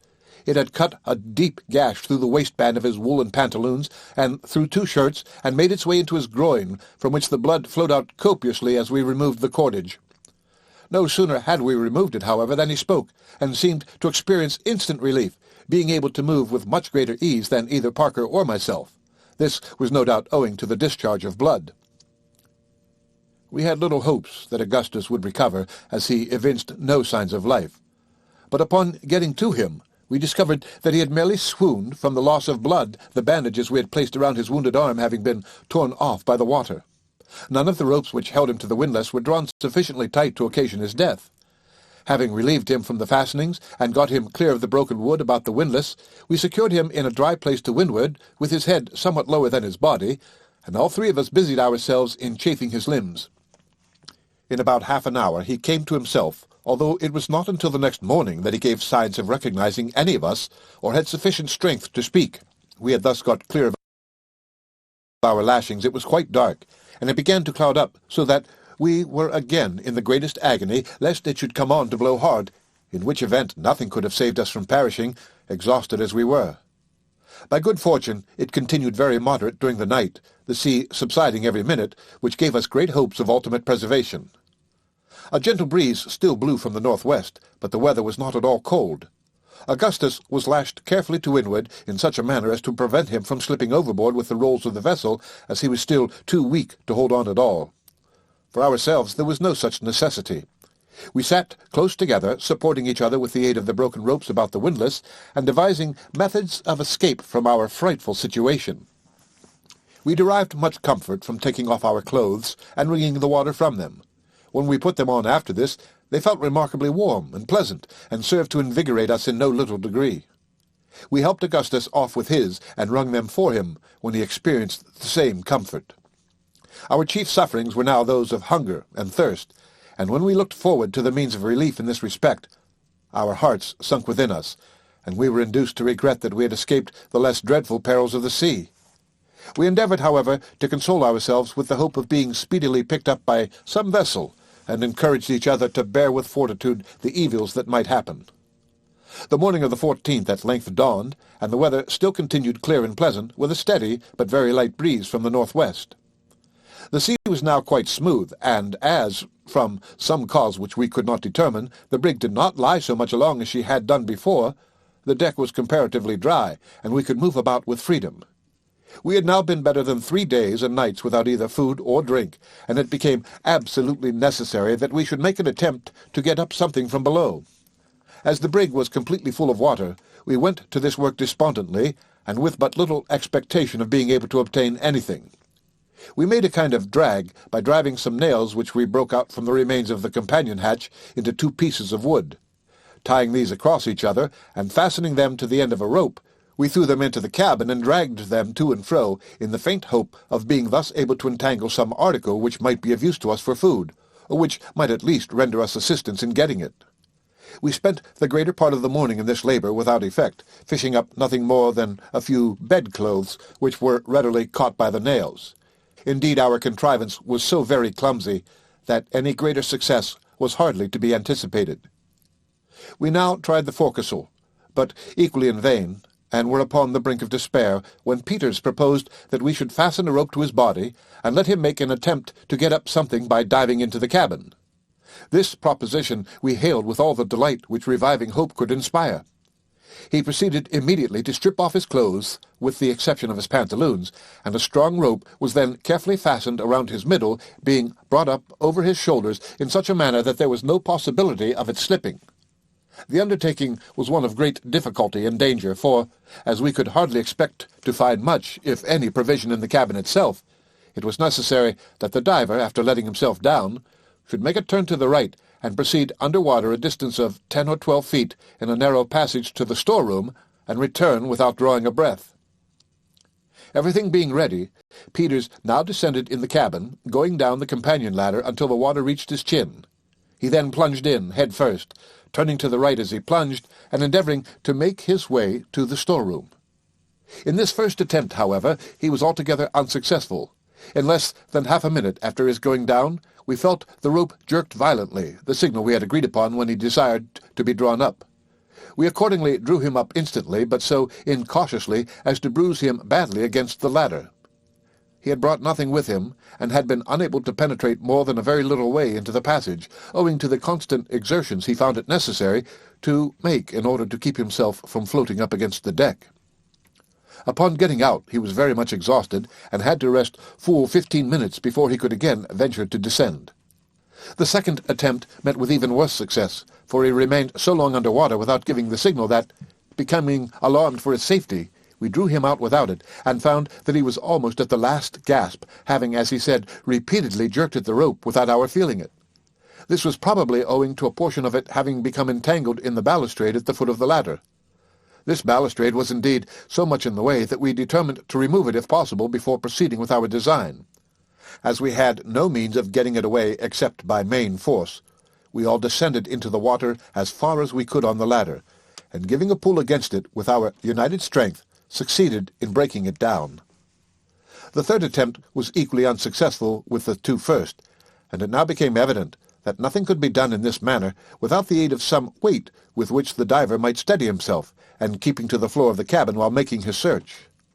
For a long time we looked about in vain for something which might answer this purpose, but at length, to our great joy, we discovered one of the weather forechains so loose that we had not the least difficulty in wrenching it off. Having fastened this securely to one of his ankles, Peters now made his fourth descent into the cabin, and this time succeeded in making his way to the door of the steward's room. To his inexpressible grief, however, he found it locked, and was obliged to return without effecting an entrance, as, with the greatest exertion, he could remain under water not more, at the most extreme, than a single minute. Our affairs now looked gloomy indeed, and neither Augustus nor myself could refrain from bursting into tears as we thought of the host of difficulties which encompassed us, and the slight probability which existed of our finally making an escape. But this weakness was not of long duration.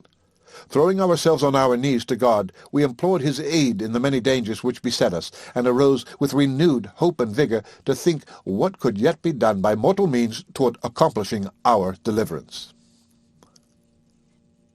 The end of Chapter 9. Chapter 10. Shortly afterward, an incident occurred which I am induced to look upon as more intensely productive of emotion, as far more replete with the extremes first of delight and then of horror, than even any of the 1,000 chances which afterward befell me in 9 long years, crowded with events of the most startling and, in many cases, of the most unconceived and unconceivable character. We were lying on the deck near the companionway, and debating the possibility of yet making our way into the storeroom, when, looking toward Augustus, who lay fronting himself, I perceived that he had become all at once deadly pale, and that his lips were quivering in the most singular and unaccountable manner. Greatly alarmed, I spoke to him, but he made me no reply, and I was beginning to think that he was suddenly taken ill, when I took notice of his eyes, which were glaring apparently at some object behind me. I turned my head, and shall never forget the ecstatic joy which thrilled through every particle of my frame, when I perceived a large brig bearing down upon us, and not more than a couple of miles off. I sprung to my feet as if a musket bullet had suddenly struck me to the heart, and, stretching out my arms in the direction of the vessel, stood in this manner motionless, and unable to articulate a syllable. Peters and Parker were equally affected, although in different ways. The former danced about the deck like a madman, uttering the most extravagant rhodomontades, intermingled with howls and imprecations, while the latter burst into tears, and continued for many minutes weeping like a child. The vessel in sight was a large hermaphrodite brig, of a Dutch build, and painted black, with a tawdry gilt figure head. She had evidently seen a good deal of rough weather, and, we supposed, had suffered much in the gale which had proved so disastrous to ourselves, for her foretopmast was gone, and some of her starboard bulwarks. When we first saw her, she was, as I have already said, about 2 miles off and to windward, bearing down upon us. The breeze was very gentle, and what astonished us chiefly was that she had no other sails set than her foremast and mainsail, with a flying jib. Of course she came down but slowly, and our impatience amounted nearly to frenzy. The awkward manner in which she steered, too, was remarked by all of us, even excited as we were. She yawed about so considerably that, once or twice, we thought it impossible she could see us, or imagined that, having seen us, and discovered no person on board, she was about to tack and make off in another direction. Upon each of these occasions we screamed and shouted at the top of our voices, when the stranger would appear to change for a moment her intention, and again hold on toward us, this singular conduct being repeated 2 or 3 times, so that, at last, we could think of no other manner of accounting for it than by supposing the helmsman to be in liquor. No person was seen upon her decks until she arrived within about a 1/4 mile of us. We then saw 3 seamen, whom by their dress we took to be Hollanders. Two of these were lying on some old sails near the forecastle, and the third, who appeared to be looking at us with great curiosity, was leaning over the starboard bow near the bowsprit. The last was a stout and tall man with a very dark skin. He seemed, by his manner, to be encouraging us to have patience, nodding to us in a cheerful, although rather odd way, and smiling constantly so as to display a set of the most brilliantly white teeth. As his vessel drew nearer, we saw a red flannel cap which he had on fall from his head into the water. But of this he took little or no notice, continuing his odd smiles and gesticulations. I relate these things and circumstances minutely, and I relate them, it must be understood, precisely as they appeared to us. The brig came on slowly, and now more steadily than before, and I cannot speak calmly of this event. Our hearts leaped up wildly within us, and we poured out our whole souls in shouts and thanksgiving to God for the complete, unexpected, and glorious deliverance that was so palpably at hand. Of a sudden, and all at once, there came wafted over the ocean from the strange vessel, which was now close upon us, a smell, a stench such as the whole world has no name for, no conception of, hellish, utterly suffocating, insufferable, inconceivable. I gasped for breath, and turning to my companions perceived that they were paler than marble. But we had now no time left for questions or surmise. The brig was within 50 feet of us, and it seemed to be her intention to run under our counter, that we might board her without putting out a boat. We rushed aft, when suddenly a wide yaw threw her off full 5 or 6 points from the course she had been running, and, as she passed under our stern at the distance of about 20 feet, we had a full view of her decks. Shall I ever forget the triple horror of that spectacle? 25 or 30 human bodies, among them were several females, lay scattered about between the counter and the galley in the last and most loathsome state of putrefaction. We plainly saw that not a soul lived in that fated vessel. Yet we could not help shouting to the dead for help. Yes, long and loudly did we beg in the agony of the moment that those silent and disgusting images would stay for us, would not abandon us to become like them, would receive us among their goodly company. We were raving with horror and despair, thoroughly mad through the anguish of our grievous disappointment. As our first loud yell of terror broke forth, it was replied to by something from near the bowsprit of the stranger, so closely resembling the scream of a human voice that the nicest ear might have been startled and deceived. At this instant, another sudden yaw brought the region of the forecastle for a moment into view, and we beheld at once the origin of the sound. We saw the tall, stout figure still leaning on the bulwark, and still nodding his head to and fro. But his face was now turned from us, so that we could not behold it. His arms were extended over the rail, and the palms of his hands fell outward. His knees were lodged upon a stout rope, tightly stretched and reaching from the heel of the bowsprit to a cathead. On his back, from which a portion of the shirt had been torn, leaving it bare, there sat a huge seagull, busily gorging itself with the horrible flesh, its bill and talons deep buried, and its white plumage spattered all over with blood. As the brig moved farther round so as to bring us close in view, the bird, with much apparent difficulty, drew out its crimsoned head, and after eyeing us for a moment, as if stupefied, arose lazily from the body upon which it had been feasting, and flying directly above our deck, hovered there a while with a portion of clotted and liver-like substance in its beak. The horrid morsel dropped at length with a sullen splash immediately at the feet of Parker. May God forgive me, but now for the first time there flashed through my mind a thought which I will not mention, and I felt myself making a step toward the ensanguined spot. I looked upward, and the eyes of Augustus met my own with a degree of intense and eager meaning which immediately brought me to my senses. I sprang forward quickly, and with a deep shudder threw the frightful thing into the sea. The body from which it had been taken, resting as it did upon the rope, had been easily swayed to and fro by the exertions of the carnivorous bird, and it was this motion which had at first impressed us with the belief of its being alive. As the gull relieved it of its weight, it swung round and fell partially over so that the face was fully discovered. Never, surely, was any object so terribly full of awe. The eyes were gone, and the whole flesh around the mouth, leaving the teeth utterly naked. This, then, was the smile which had cheered us on to hope. But I forbear. The brig, as I have already told, passed under our stern and made its way slowly but steadily to leeward. With her and with her terrible crew went all our gay visions of deliverance and joy. Deliberately, as she went by, we might possibly have found means of boarding her had not our sudden disappointment and the appalling nature of the discovery which accompanied it laid entirely prostrate every active faculty of mind and body. We had seen and felt, but we could neither think nor act until, alas, too late. How much our intellects had been weakened by this incident may be estimated by the fact that when the vessel had proceeded so far that we could perceive no more than the half of her hull, the proposition was seriously entertained of attempting to overtake her by swimming.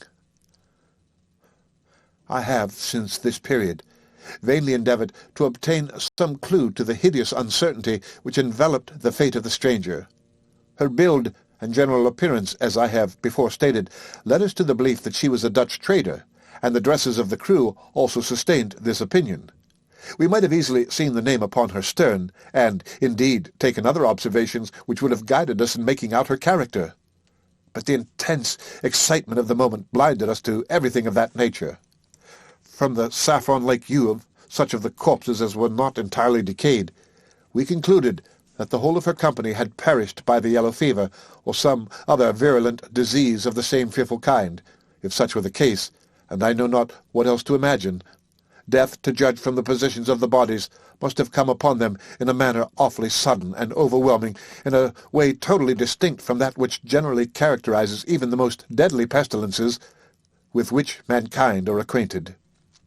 It is possible, indeed, that poison, accidentally introduced into some of their sea-stores, may have brought about the disaster, or that the eating of some unknown venomous species of fish, or other marine animal or oceanic bird, might have induced it. But it is utterly useless to form conjectures where all is involved, and will, no doubt, remain forever involved, in the most appalling and unfathomable mystery. The end of Chapter 10. Chapter 11. We spent the remainder of the day in a condition of stupid lethargy, gazing after the retreating vessel until the darkness, hiding her from our sight, recalled us in some measure to our senses. The pangs of hunger and thirst then returned, absorbing all other cares and considerations. Nothing, however, could be done until the morning, and, securing ourselves as well as possible, we endeavoured to snatch a little repose. In this I succeeded beyond my expectations, sleeping until my companions, who had not been so fortunate, aroused me at daybreak to renew our attempts at getting up provisions from the hall. It was now a dead calm, with the sea as smooth as I have ever known it, the weather warm and pleasant. The brig was out of sight.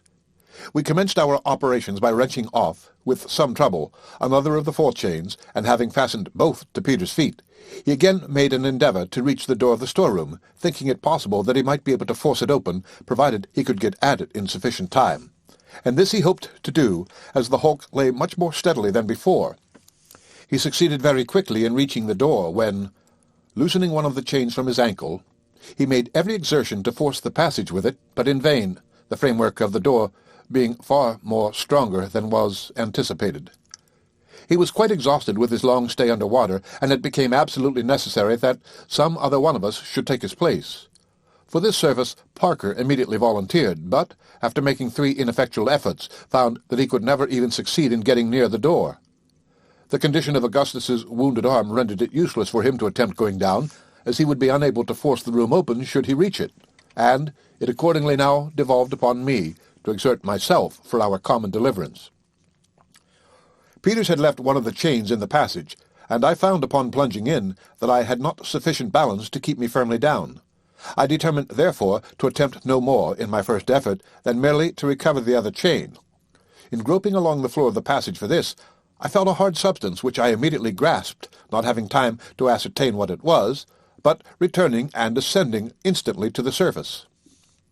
The prize proved to be a bottle, and our joy may be conceived when I say that it was found to be full of port wine.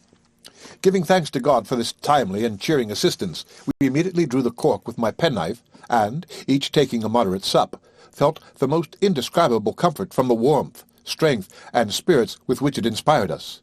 We then carefully recorked the bottle, and by means of a handkerchief swung it in such a manner that there was no possibility of its getting broken. Having rested a while after this fortunate discovery, I again descended, and now recovered the chain, with which I instantly came up.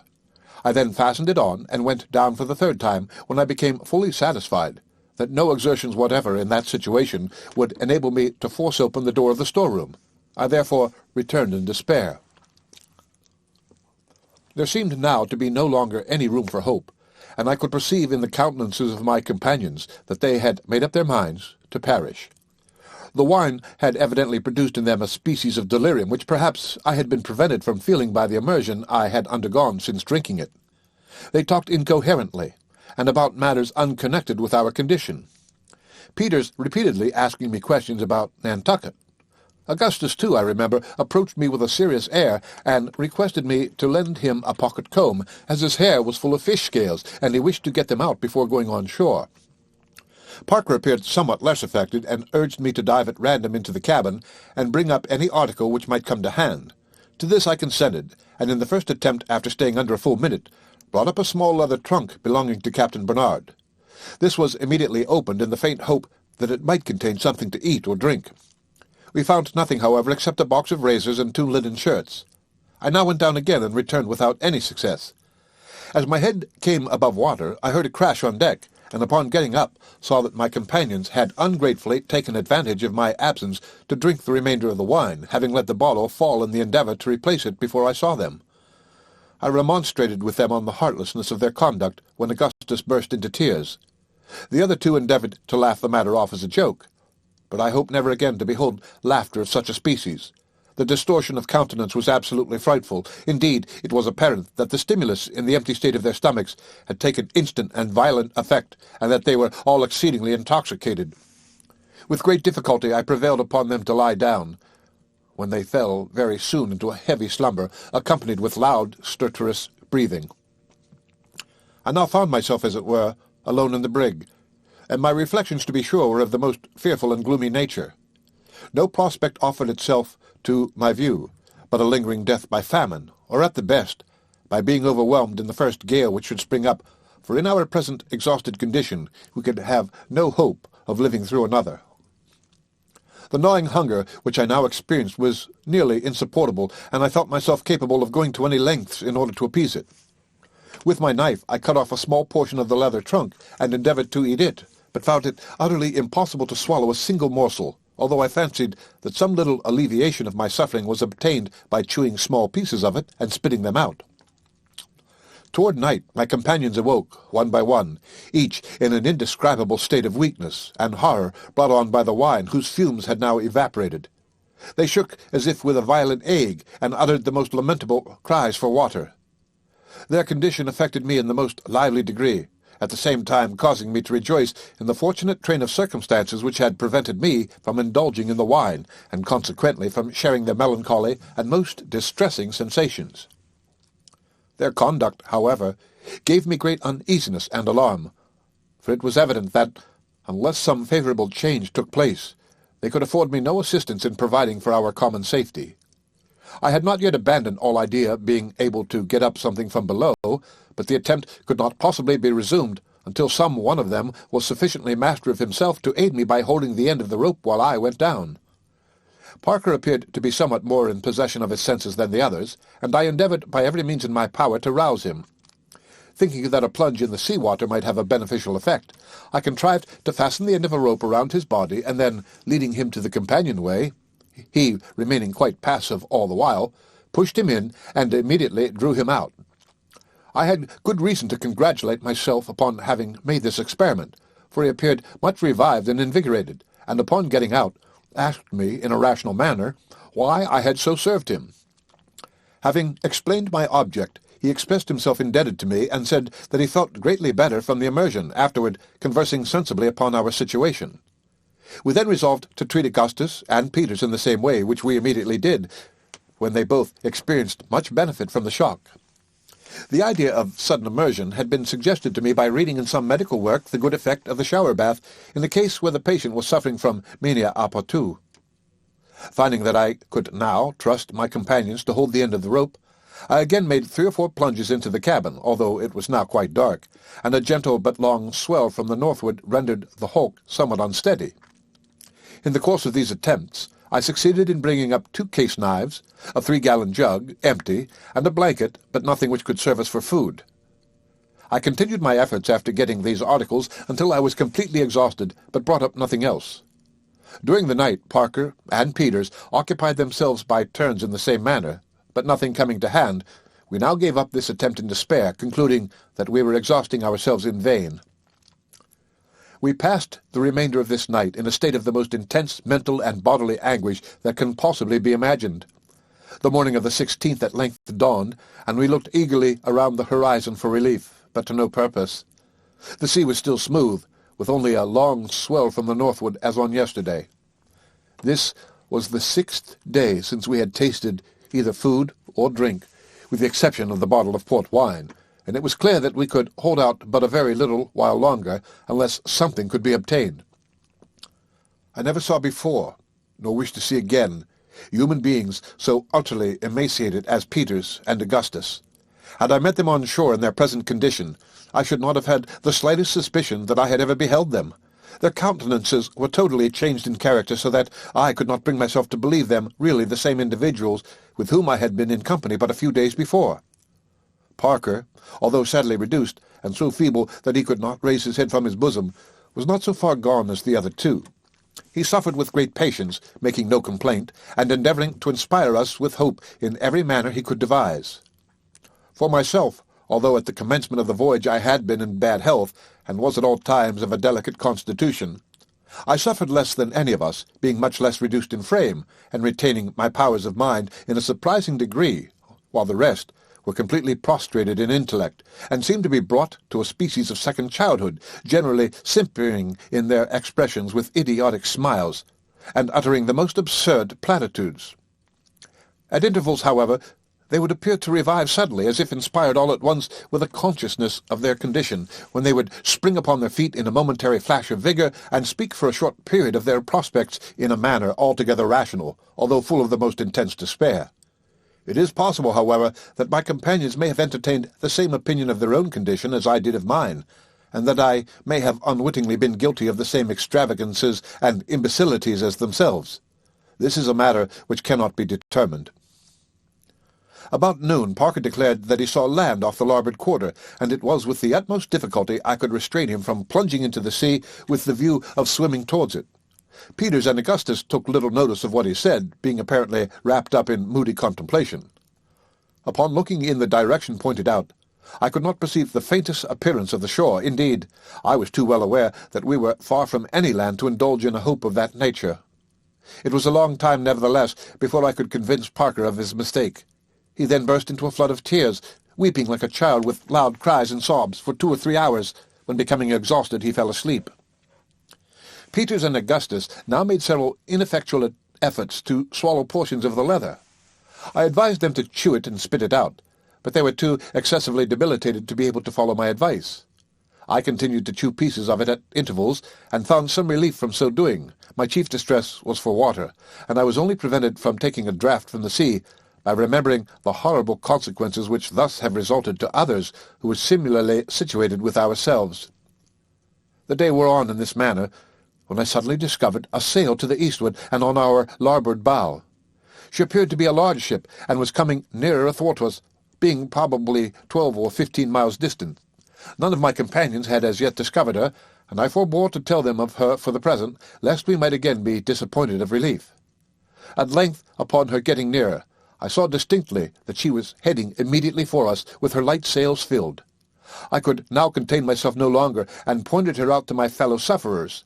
They immediately sprang to their feet again, indulging in the most extravagant demonstrations of joy, weeping, laughing in an idiotic manner, jumping, stamping upon the deck, tearing their hair, and praying and cursing by turns. I was so affected by their conduct, as well as by what I considered a sure prospect of deliverance, that I could not refrain from joining in with their madness, and gave way to the impulses of my gratitude and ecstasy by lying and rolling on the deck, clapping my hands, shouting, and other similar acts, until I was suddenly called to my recollection, and once more to the extreme human misery and despair, by perceiving the ship all at once with her stern fully presented toward us, and steering in a direction nearly opposite to that in which I had at first perceived her. It was some time before I could induce my poor companions to believe that this sad reverse in our prospects had actually taken place. They replied to all my assertions with a stare, and a gesture implying that they were not to be deceived by such misrepresentations. The conduct of Augustus most sensibly affected me. In spite of all I could say or do to the contrary, he persisted in saying that the ship was rapidly nearing us, and in making preparations to go on board of her. Some seaweed floating by the brig, he maintained that it was the ship's boat, and endeavoured to throw himself upon it, howling and shrieking in the most heart-rending manner, when I forcibly restrained him from thus casting himself into the sea. Having become in some degree pacified, we continued to watch the ship until we finally lost sight of her, the weather becoming hazy with a light breeze springing up. As soon as she was entirely gone, Parker turned suddenly toward me with an expression of countenance which made me shudder. There was about him an air of self-possession which I had not noticed in him until now, and before he opened his lips, my heart told me what he would say. He proposed in a few words that one of us should die to preserve the existence of the others. The end of Chapter 11. Chapter 12. I had for some time past dwelt upon the prospect of our being reduced to this last horrible extremity, and had secretly made up my mind to suffer death in any shape or under any circumstances rather than resort to such a course. Nor was this resolution in any degree weakened by the present intensity of hunger under which I laboured. The proposition had not been heard by either Peters or Augustus. I therefore took Parker aside, and mentally praying to God for power to dissuade him from the horrible purpose he entertained, I expostulated with him for a long time, and in the most supplicating manner, begging him in the name of everything which he held sacred, and urging him by every species of argument which the extremity of the case suggested, to abandon the idea, and not to mention it to either of the other two. He heard all I said without attempting to controvert any of my arguments, and I had begun to hope that he would be prevailed upon to do as I desired. But when I had ceased speaking, he said that he knew very well all I had said was true, and that to resort to such a course was the most horrible alternative which could enter into the mind of man, but that he had now held out as long as human nature could be sustained, that it was unnecessary for all to perish when by the death of one it was possible and even probable that the rest might be finally preserved, adding that I might save myself the trouble of trying to turn him from his purpose, his mind having been thoroughly made up on the subject even before the appearance of the ship, and that only her heaving in sight had prevented him from mentioning his intention at an earlier period. I now begged him, if he would not be prevailed upon, to abandon his design, at least to defer it for another day, when some vessel might come to our relief, again reiterating every other argument I could devise, and which I thought likely to have influence with one of his rough nature. He said in reply that he had not spoken until the very last possible moment, that he could exist no longer without sustenance of some kind, and that therefore, in another day, his suggestion would be too late, as regarding himself at least. Finding that he was not to be moved by anything I could say in a mild tone, I now assumed a different demeanour, and told him that he must be aware I had suffered less than any of us from our calamities, that my health and strength, consequently, were at that moment far better than his own, or than that either of Peters or Augustus. In short, that I was in a condition to have my own way by force if I found it necessary, and that if he attempted in any manner to acquaint the others with his bloody and cannibal designs, I would not hesitate to throw him into the sea. Upon this he immediately seized me by the throat, and drawing a knife, made several ineffectual efforts to stab me in the stomach, an atrocity which his excessive debility alone prevented him from accomplishing. In the meantime, being roused to a high pitch of anger, I forced him to the vessel's side with the full intention of throwing him overboard. He was saved from his fate, however, by the interference of Peters, who now approached and separated us, asking the cause of the disturbance. This Parker told before I could find means in any manner to prevent him. The effect of his words was even more terrible than what I had anticipated. Both Augustus and Peters, who it seems had long secretly entertained the same fearful idea which Parker had been merely the first to broach, joined with him in his design, and insisted upon its immediately being carried into effect. I had calculated that one at least of the two former would be found still possessed of sufficient strength of mind to side with myself in resisting any attempt to execute so dreadful a purpose, and, with the aid of either one of them, I had no fear of being able to prevent its accomplishment.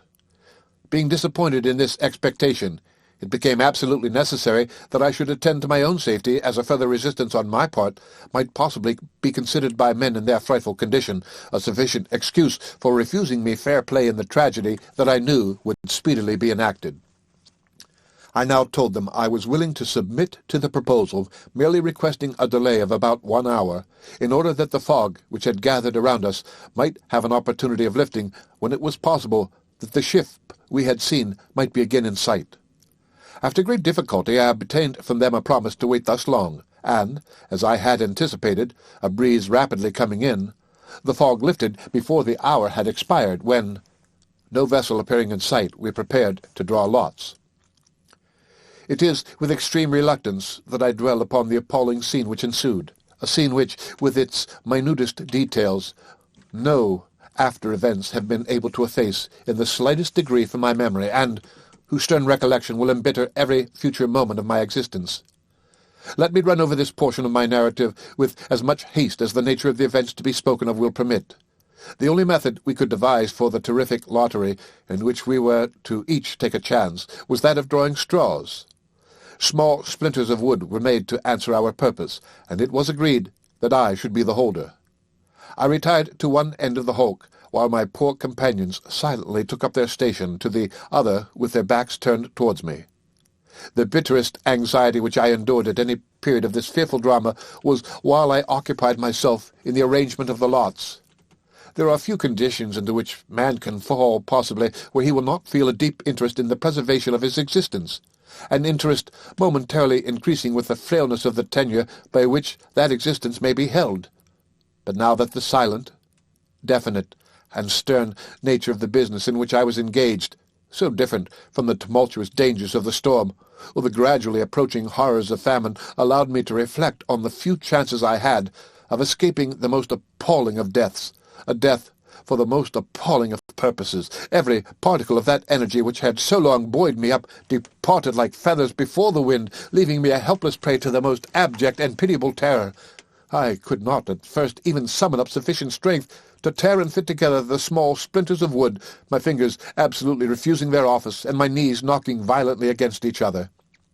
My mind ran over rapidly 1,000 absurd projects by which to avoid becoming a partner in the awful speculation. I thought of falling on my knees to my companions and entreating them to let me escape this necessity, of suddenly rushing upon them, and by putting one of them to death, of rendering the decision by lot useless, in short, of everything but of going through with the matter I had in hand.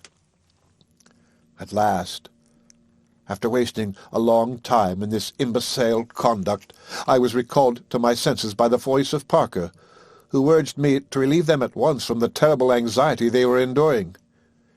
Even then, I could not bring myself to arrange the splinters upon the spot, but thought over every species of finesse by which I could trick some one of my fellow sufferers to draw the shortest straw, as it had been agreed that whoever drew the shortest of 4 splinters from my hand was to die for the preservation of the rest. Before anyone condemn me for this apparent heartlessness, let him be placed in a situation precisely similar to my own. At length, delay was no longer possible, and with a heart almost bursting from my bosom, I advanced to the region of the forecastle, where my companions were awaiting me. I held out my hand with the splinters, and Peters immediately drew. He was free. His, at least, was not the shortest, and there was now another chance against my escape. I summoned up all my strength and passed the lots to Augustus. He also drew immediately, and he also was free. And now, whether I should live or die, the chances were no more than precisely even. At this moment all the fierceness of the tiger possessed my bosom, and I felt toward my poor fellow-creature Parker the most intense, the most diabolical hatred. But the feeling did not last, and at length, with a convulsive shudder and closed eyes, I held out the 2 remaining splinters toward him. It was fully 5 minutes before he could summon resolution to draw, during which period of heart-rending suspense I never once opened my eyes. Presently, one of the two lots was quickly drawn from my hand. The decision was then over, yet I knew not whether it was for me or against me. No one spoke, and still I dared not satisfy myself by looking at the splinter I held. Peters at length took me by the hand, and I forced myself to look up, when I immediately saw by the countenance of Parker that I was safe, and that he it was who had been doomed to suffer. Gasping for breath, I fell senseless to the deck. I recovered from my swoon in time to behold the consummation of the tragedy and the death of him who had been chiefly instrumental in bringing it about. He made no resistance whatever, and was stabbed in the back by Peters, when he fell instantly dead. I must not dwell upon the fearful repast which immediately ensued. Such things may be imagined, but words have no power to impress the mind with the exquisite horror of their reality. Let it suffice to say that, having in some measure appeased the raging thirst which consumed us by the blood of the victim, and having by common consent taken off the hands, feet, and head, throwing them together with the entrails into the sea, we devoured the rest of the body piecemeal during the 4 ever memorable days of the 17th, 18th, 19th, and 20th of the month. On the 19th, there coming on a smart shower which lasted 15 or 20 minutes, we contrived to catch some water by means of a sheet which had been fished up from the cabin by our drag just after the gale. The quantity we took in all did not amount to more than half a gallon, but even this scanty allowance supplied us with comparative strength and hope. On the 21st, we were again reduced to the last necessity. The weather still remained warm and pleasant, with occasional fogs and light breezes, most usually from north to west. On the 22nd, as we were sitting close, huddled together, gloomily revolving over our lamentable condition, there flashed through my mind all at once an idea which inspired me with a bright gleam of hope. I remembered that, when the foremast had been cut away, Peters, being in the windward chains, passed one of the axes into my hand, requesting me to put it, if possible, in a place of security, and that a few minutes before the last heavy sea struck the brig and filled her, I had taken this axe into the forecastle and laid it in one of the larboard berths. I now thought it possible that, by getting the axe, we might cut through the deck over the storeroom, and thus readily supply ourselves with provisions. When I communicated this object to my companions, they uttered a feeble shout of joy, and we all proceeded forthwith to the forecastle. The difficulty of descending here was greater than that of going down in the cabin, the opening being much smaller, for it will be remembered that the whole framework about the cabin companion hatch had been carried away, whereas the forecastle way, being a simple hatch of only about 3 feet square, had remained uninjured. I did not hesitate, however, to attempt the descent, and a rope being fastened round my body as before, I plunged boldly and feet foremost, made my way quickly to the berth, and at the first attempt brought up the axe. It was hailed with the most ecstatic joy and triumph, and the ease with which it had been obtained was regarded as an omen of our ultimate preservation. We now commenced cutting at the deck with all the energy of rekindled hope, Peters and myself taking the axe by turns, Augustus's wounded arm not permitting him to aid us in any degree. As we were still so feeble as to be scarcely able to stand unsupported, and could consequently work but a minute or two without resting, it soon became evident that many long hours would be necessary to accomplish our task, that is, to cut an opening sufficiently large to admit of a free access to the storeroom. This consideration, however, did not discourage us, and, working all night by the light of the moon, we succeeded in effecting our purpose by daybreak on the morning of the 23rd.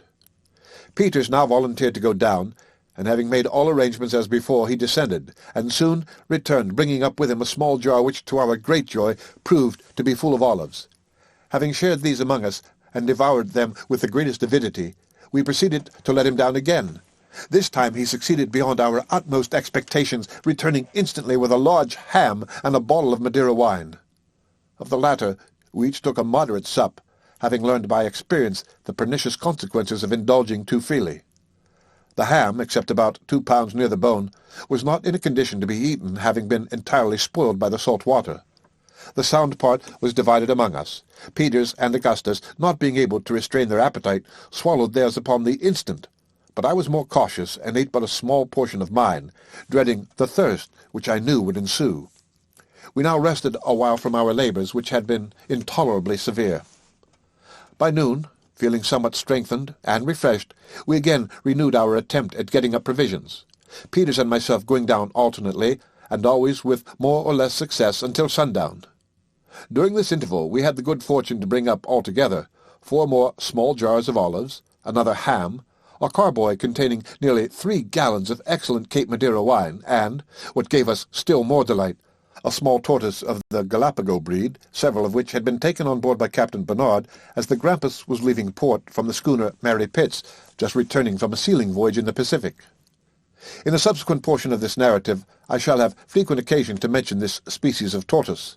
It is found principally, as most of my readers may know, in the group of islands called the Galapagos, which indeed derive their name from the animal, the Spanish word Galapago meaning a freshwater terrapin. From the peculiarity of their shape and action, they have been sometimes called the elephant tortoise. They are frequently found of an enormous size. I have myself seen several which would weigh from 12 to 1,500 pounds, although I do not remember that any navigator speaks of having seen them weighing more than 800. Their appearance is singular and even disgusting. Their steps are very slow, measured, and heavy, their bodies being carried about a foot from the ground. Their neck is long and exceedingly slender, from 18 inches to 2 feet is a very common length, and I killed one where the distance from the shoulder to the extremity of the head was no less than 3 feet 10 inches. The head has a striking resemblance to that of a serpent.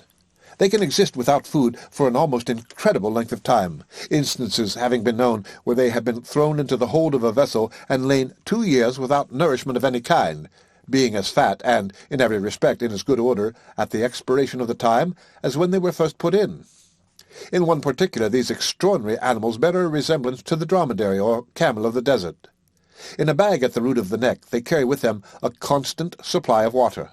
In some instances, upon killing them after a full year's deprivation of all nourishment, as much as 3 gallons of perfectly sweet and fresh water have been found in their bags. Their food is chiefly wild parsley and celery, with purslane, sea kelp, and prickly pears, upon which latter vegetable they thrive wonderfully, a great quantity of it being usually found on the hillsides near the shore, wherever the animal itself is discovered. They are excellent and highly nutritious food, and have no doubt been the means of preserving the lives of thousands of seamen employed in the whale fishery and other pursuits in the Pacific. The one which we had the good fortune to bring up from the storeroom was not of a large size, weighing probably 65 or 70 pounds. It was a female and in excellent condition, being exceedingly fat, and having more than a quart of limpid and sweet water in its bag. This was indeed a treasure, and falling on our knees with one accord, we returned fervent thanks to God for so seasonable a relief. We had great difficulty in getting the animal up through the opening, as its struggles were fierce and its strength prodigious. It was upon the point of making its escape from Peter's grasp and slipping back into the water when Augustus, throwing a rope with a slip knot around its throat, held it up in this manner until I jumped into the hole by the side of Peters and assisted him in lifting it out. The water we drew carefully from the bag into the jug, which it will be remembered had been brought up before from the cabin. Having done this, we broke off the neck of a bottle so as to form, with the cork, a kind of glass holding not quite half a gill. We then each drank one of these measures full, and resolved to limit ourselves to this quantity per day as long as it should hold out. During the last 2 or 3 days, the weather having been dry and pleasant, the bedding we had obtained from the cabin, as well as our clothing, had become thoroughly dry, so that we passed this night, that of the 23rd, in comparative comfort, enjoying a tranquil repose after having supped plentifully on olives and ham, with a small allowance of the wine. Being afraid of losing some of our stores overboard during the night, in the event of a breeze springing up, we secured them as well as possible with cordage to the fragments of the windlass. Our tortoise, which we were anxious to preserve alive as long as we could, we threw on its back, and otherwise carefully fastened. The end of Chapter 12. Chapter 13. July 24th. This morning saw us wonderfully recruited in spirits and strength, notwithstanding the perilous situation in which we were still placed, ignorant of our position, although certainly at a great distance from land, without more food than would last us for a fortnight, even with great care, almost entirely without water, and floating about at the mercy of every wind and wave on the merest wreck in the world. Still, the infinitely more terrible distresses and dangers from which we had so lately and so providentially been delivered caused us to regard what we now endured as but little more than an ordinary evil, so strictly comparative is either good or ill. At sunrise we were preparing to renew our attempts at getting up something from the storeroom, when a smart shower coming on with some lightning, we turned our attention to the catching of water by means of the sheet we had used before for this purpose. We had no other means of collecting the rain than by holding the sheet spread out with one of the 4 chain plates in the middle of it. The water thus conducted to the center was drained through into our jug. We had nearly filled it in this manner when a heavy squall coming on from the northward obliged us to desist, as the hulk began once more to roll so violently that we could no longer keep our feet. We now went forward, and lashing ourselves securely to the remnant of the windlass as before, awaited the event, with far more calmness than could have been anticipated or would have been imagined possible under the circumstances. At noon the wind had freshened into a 2-reef breeze, and by night into a stiff gale, accompanied with a tremendously heavy swell. Experience having taught us, however, the best method of arranging our lashings, we weathered this dreary night in tolerable security, although thoroughly drenched at almost every instant by the sea, and in momentary dread of being washed off. Fortunately, the weather was so warm as to render the water rather grateful than otherwise. July 25th. This morning the gale had diminished to a mere 10-knot breeze, and the sea had gone down with it so considerably that we were able to keep ourselves dry upon the deck. To our great grief, however, we found that 2 jars of our olives, as well as the whole of our ham, had been washed overboard, in spite of the careful manner in which they had been fastened. We determined not to kill the tortoises yet, and contented ourselves for the present with a breakfast on a few of the olives and a measure of water each, which latter we mixed half and half with wine, finding great relief and strength from this mixture, without the distressing intoxication which had ensued upon drinking the port. The sea was still far too rough for the renewal of our efforts at getting up provision from the storeroom.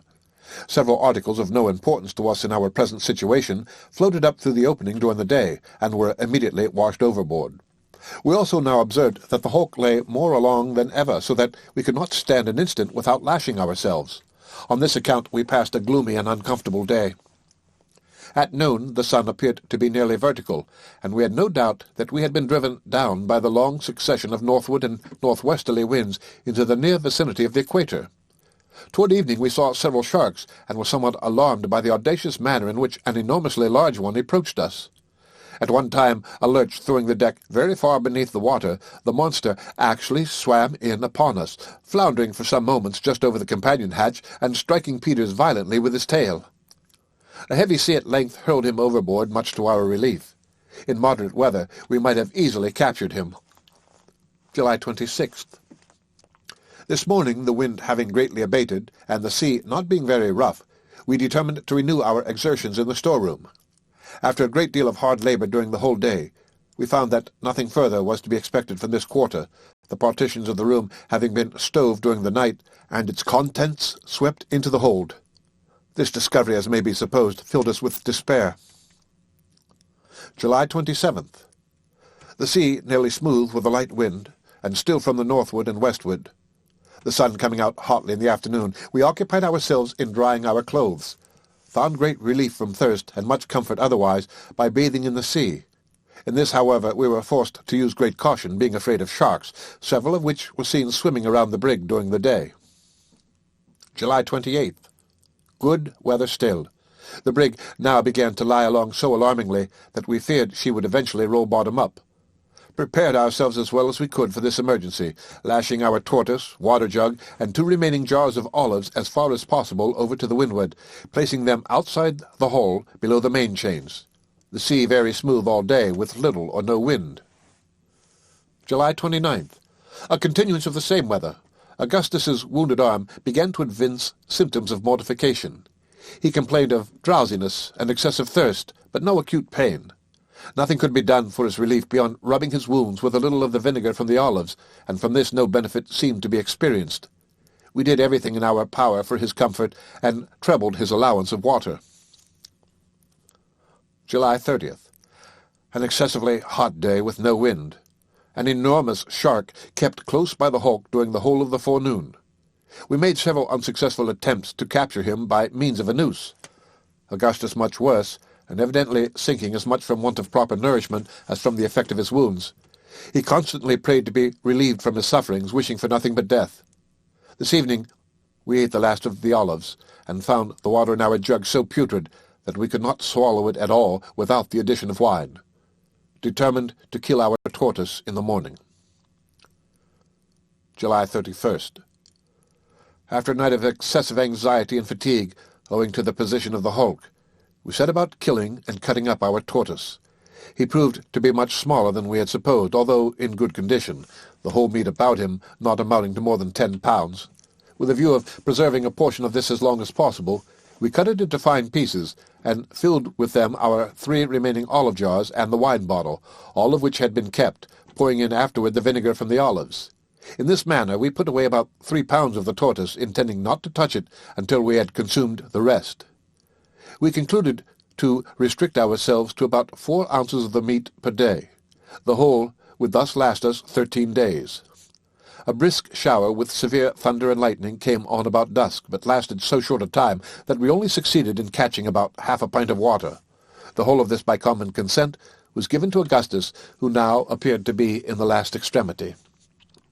He drank the water from the sheet as we caught it, we holding it above him as he lay so as to let it run into his mouth, for we had now nothing left capable of holding water, unless we had chosen to empty out our wine from the carboy or the stale water from the jug. Either of these expedients would have been resorted to had the shower lasted. The sufferer seemed to derive but little benefit from the draught. His arm was completely black from the wrist to the shoulder, and his feet were like ice.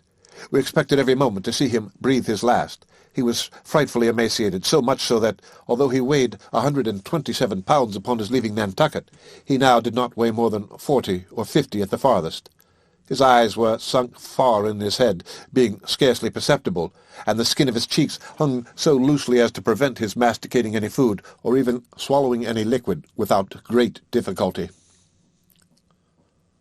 August 1st. A continuance of the same calm weather, with an oppressively hot sun. Suffered exceedingly from thirst, the water in the jug being absolutely putrid and swarming with vermin. We contrived, nevertheless, to swallow a portion of it by mixing it with wine. Our thirst, however, was but little abated.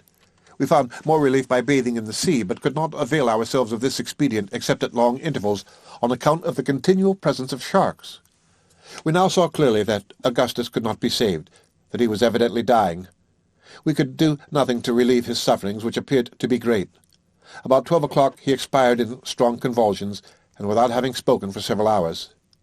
His death filled us with the most gloomy forebodings, and had so great an effect upon our spirits that we sat motionless by the corpse during the whole day, and never addressed each other except in a whisper. It was not until some time after dark that we took courage to get up and throw the body overboard.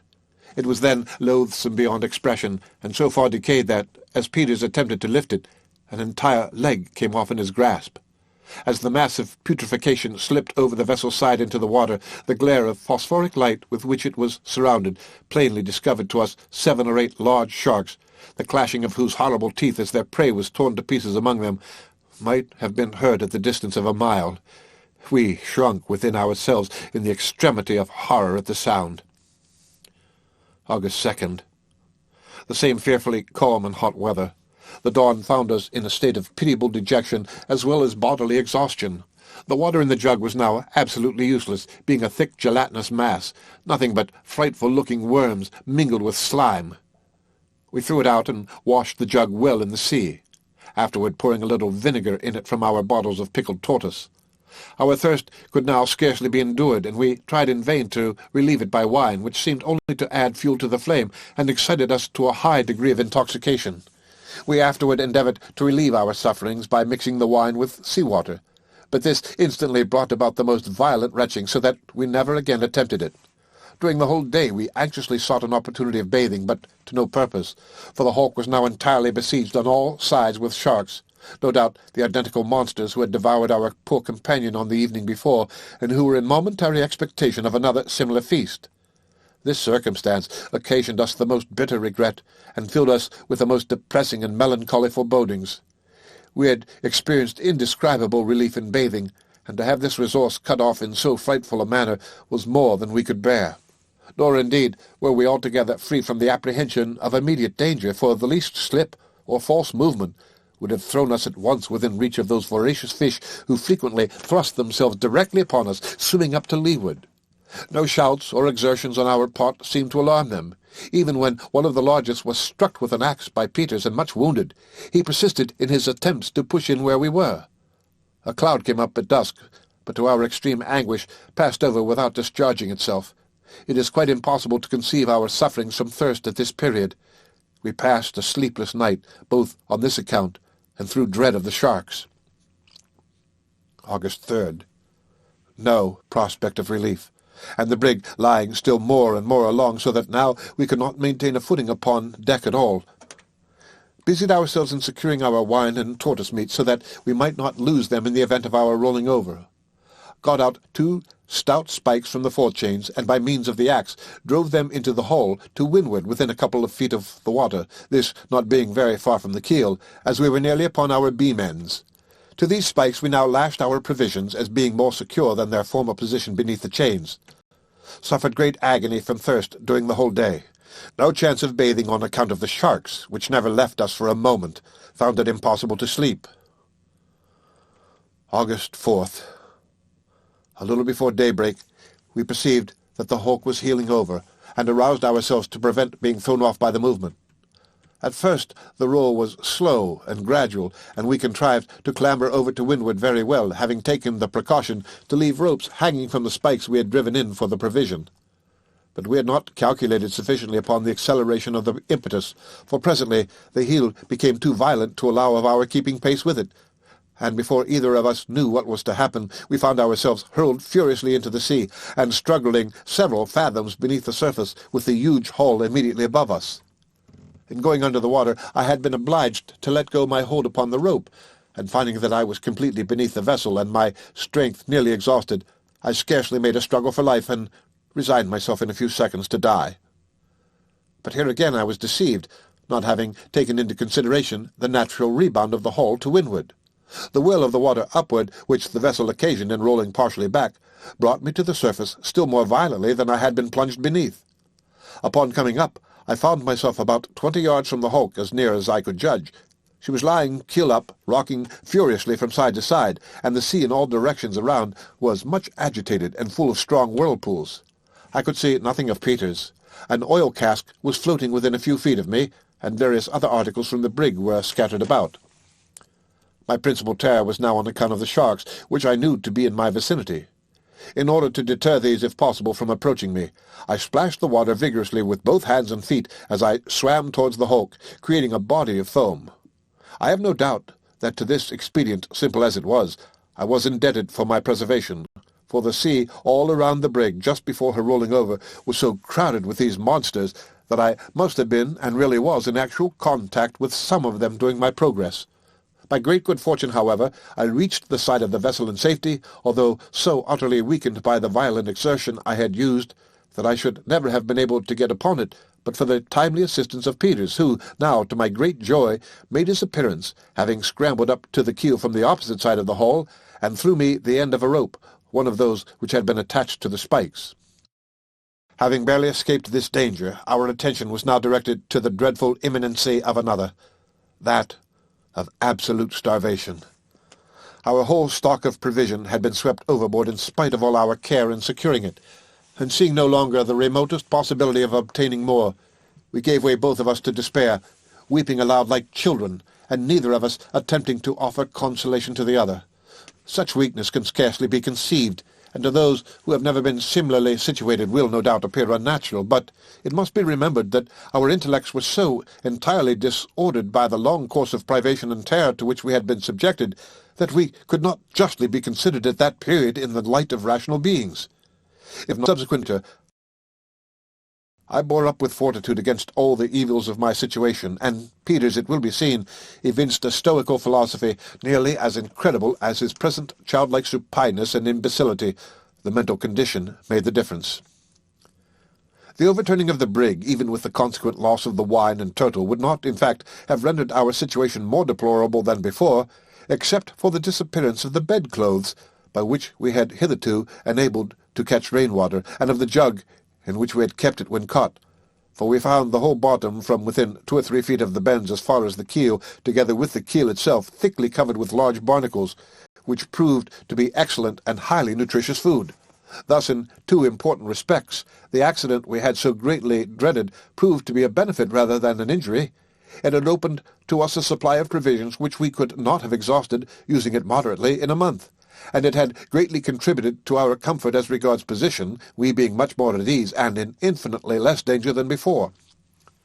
The difficulty, however, of now obtaining water blinded us to all the benefits of the change in our condition, that we might be ready to avail ourselves as far as possible of any shower which might fall.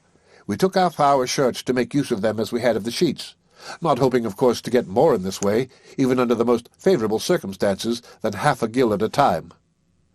No sign of a cloud appeared during the day, and the agonies of our thirst were nearly intolerable. At night, Peters obtained about an hour's disturbed sleep, but my intense sufferings would not permit me to close my eyes for a single moment. August 5th. Today a gentle breeze springing up carried us through a vast quantity of seaweed, among which we were so fortunate as to find 11 small crabs, which afforded us several delicious meals, their shells being quite soft. We ate them entire, and found that they irritated our thirst far less than the barnacles. Seeing no trace of sharks among the seaweed, we also ventured to bathe, and remained in the water for 4 or 5 hours, during which we experienced a very sensible diminution of our thirst, were greatly refreshed, and spent the night somewhat more comfortably than before, both of us snatching a little sleep. August 6th. This day we were blessed by a brisk and continual rain, lasting from about noon until after dark. Bitterly did we now regret the loss of our jug and carboy, for in spite of the little means we had of catching the water, we might have filled one, if not both of them. As it was, we contrived to satisfy the cravings of our thirst by suffering the shirts to become saturated, and then wringing them so as to let the grateful fluid trickle into our mouths. In this occupation we passed the entire day. August 7th. Just at daybreak, we both at the same instant descried a sail to the eastward, and evidently coming towards us. We hailed the glorious sight with a long, although feeble, shout of rapture, and began instantly to make every signal in our power, by flaring the shirts in the air, leaping as high as our weak condition would permit, and even by hallooing them with all the strength of our lungs, although the vessel could not have been less than 15 miles distant. However, she still continued to near our hulk, and we felt that, if she but held her present course, she must eventually come so close as to perceive us. In about an hour after we first discovered her, we could clearly see the people on her decks. She was a long, low, and rakish-looking topsail schooner with a black ball in her foretopsail, and had apparently a full crew. We now became alarmed, for we could hardly imagine it possible that she did not observe us, and were apprehensive that she meant to leave us to perish as we were, an act of fiendish barbarity, which, however incredible it may appear, has been repeatedly perpetuated at sea, under circumstances very nearly similar, and by beings who were regarded as belonging to the human species. In this instance, however, by the mercy of God, we were destined to be most happily deceived, for presently we were aware of a sudden commotion on the deck of the stranger, who immediately afterward ran up a British flag, and hauling her wind, bore up directly upon us. In half an hour more we found ourselves in her cabin. She proved to be the Jane Guy of Liverpool, Captain Guy, bound on a sealing and trading voyage to the South Seas and Pacific. The end of chapter 13. The Jane Guy was a fine-looking topsail schooner of 180 tons burden. She was unusually sharp in the bows, and on a wind in moderate weather, the fastest sailer I have ever seen. Her qualities, however, as a rough sea-boat were not so good, and her draught of water was by far too great for the trade to which she was destined. For this particular service, a larger vessel and one of a light proportionate draught is desirable, say a vessel of from 300 to 350 tons. She should be bark-rigged, and in other respects of a different construction from the usual South Sea ships. It is absolutely necessary that she should be well armed. She should have, say, 10 or 12 12-pound cannonades, and 2 or 3 long 12s with brass blunderbusses and watertight arm chests for each top. Her anchors and cables should be of far greater strength than is required for any other species of trade, and above all, her crew should be numerous and efficient, not less for such a vessel as I have described than 50 or 60 able-bodied men. The Jane Guy had a crew of 35, all able seamen besides the captain and mate, but she was not altogether as well armed or otherwise equipped as a navigator acquainted with the difficulties and dangers of the trade could have desired. Captain Guy was a gentleman of great urbanity of manner, and of considerable experience in the southern traffic to which he had devoted a great portion of his life.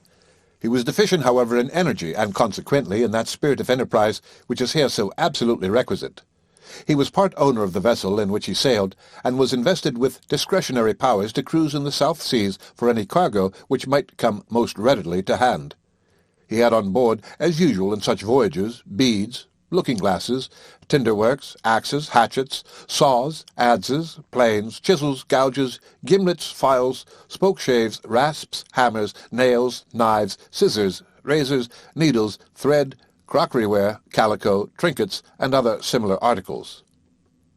The schooner sailed from Liverpool on the 10th of July, crossed the Tropic of Cancer on the 25th in longitude 20 degrees west, and reached Sal, one of the Cape Verde Islands, on the 29th, where she took in salt and other necessaries for the voyage.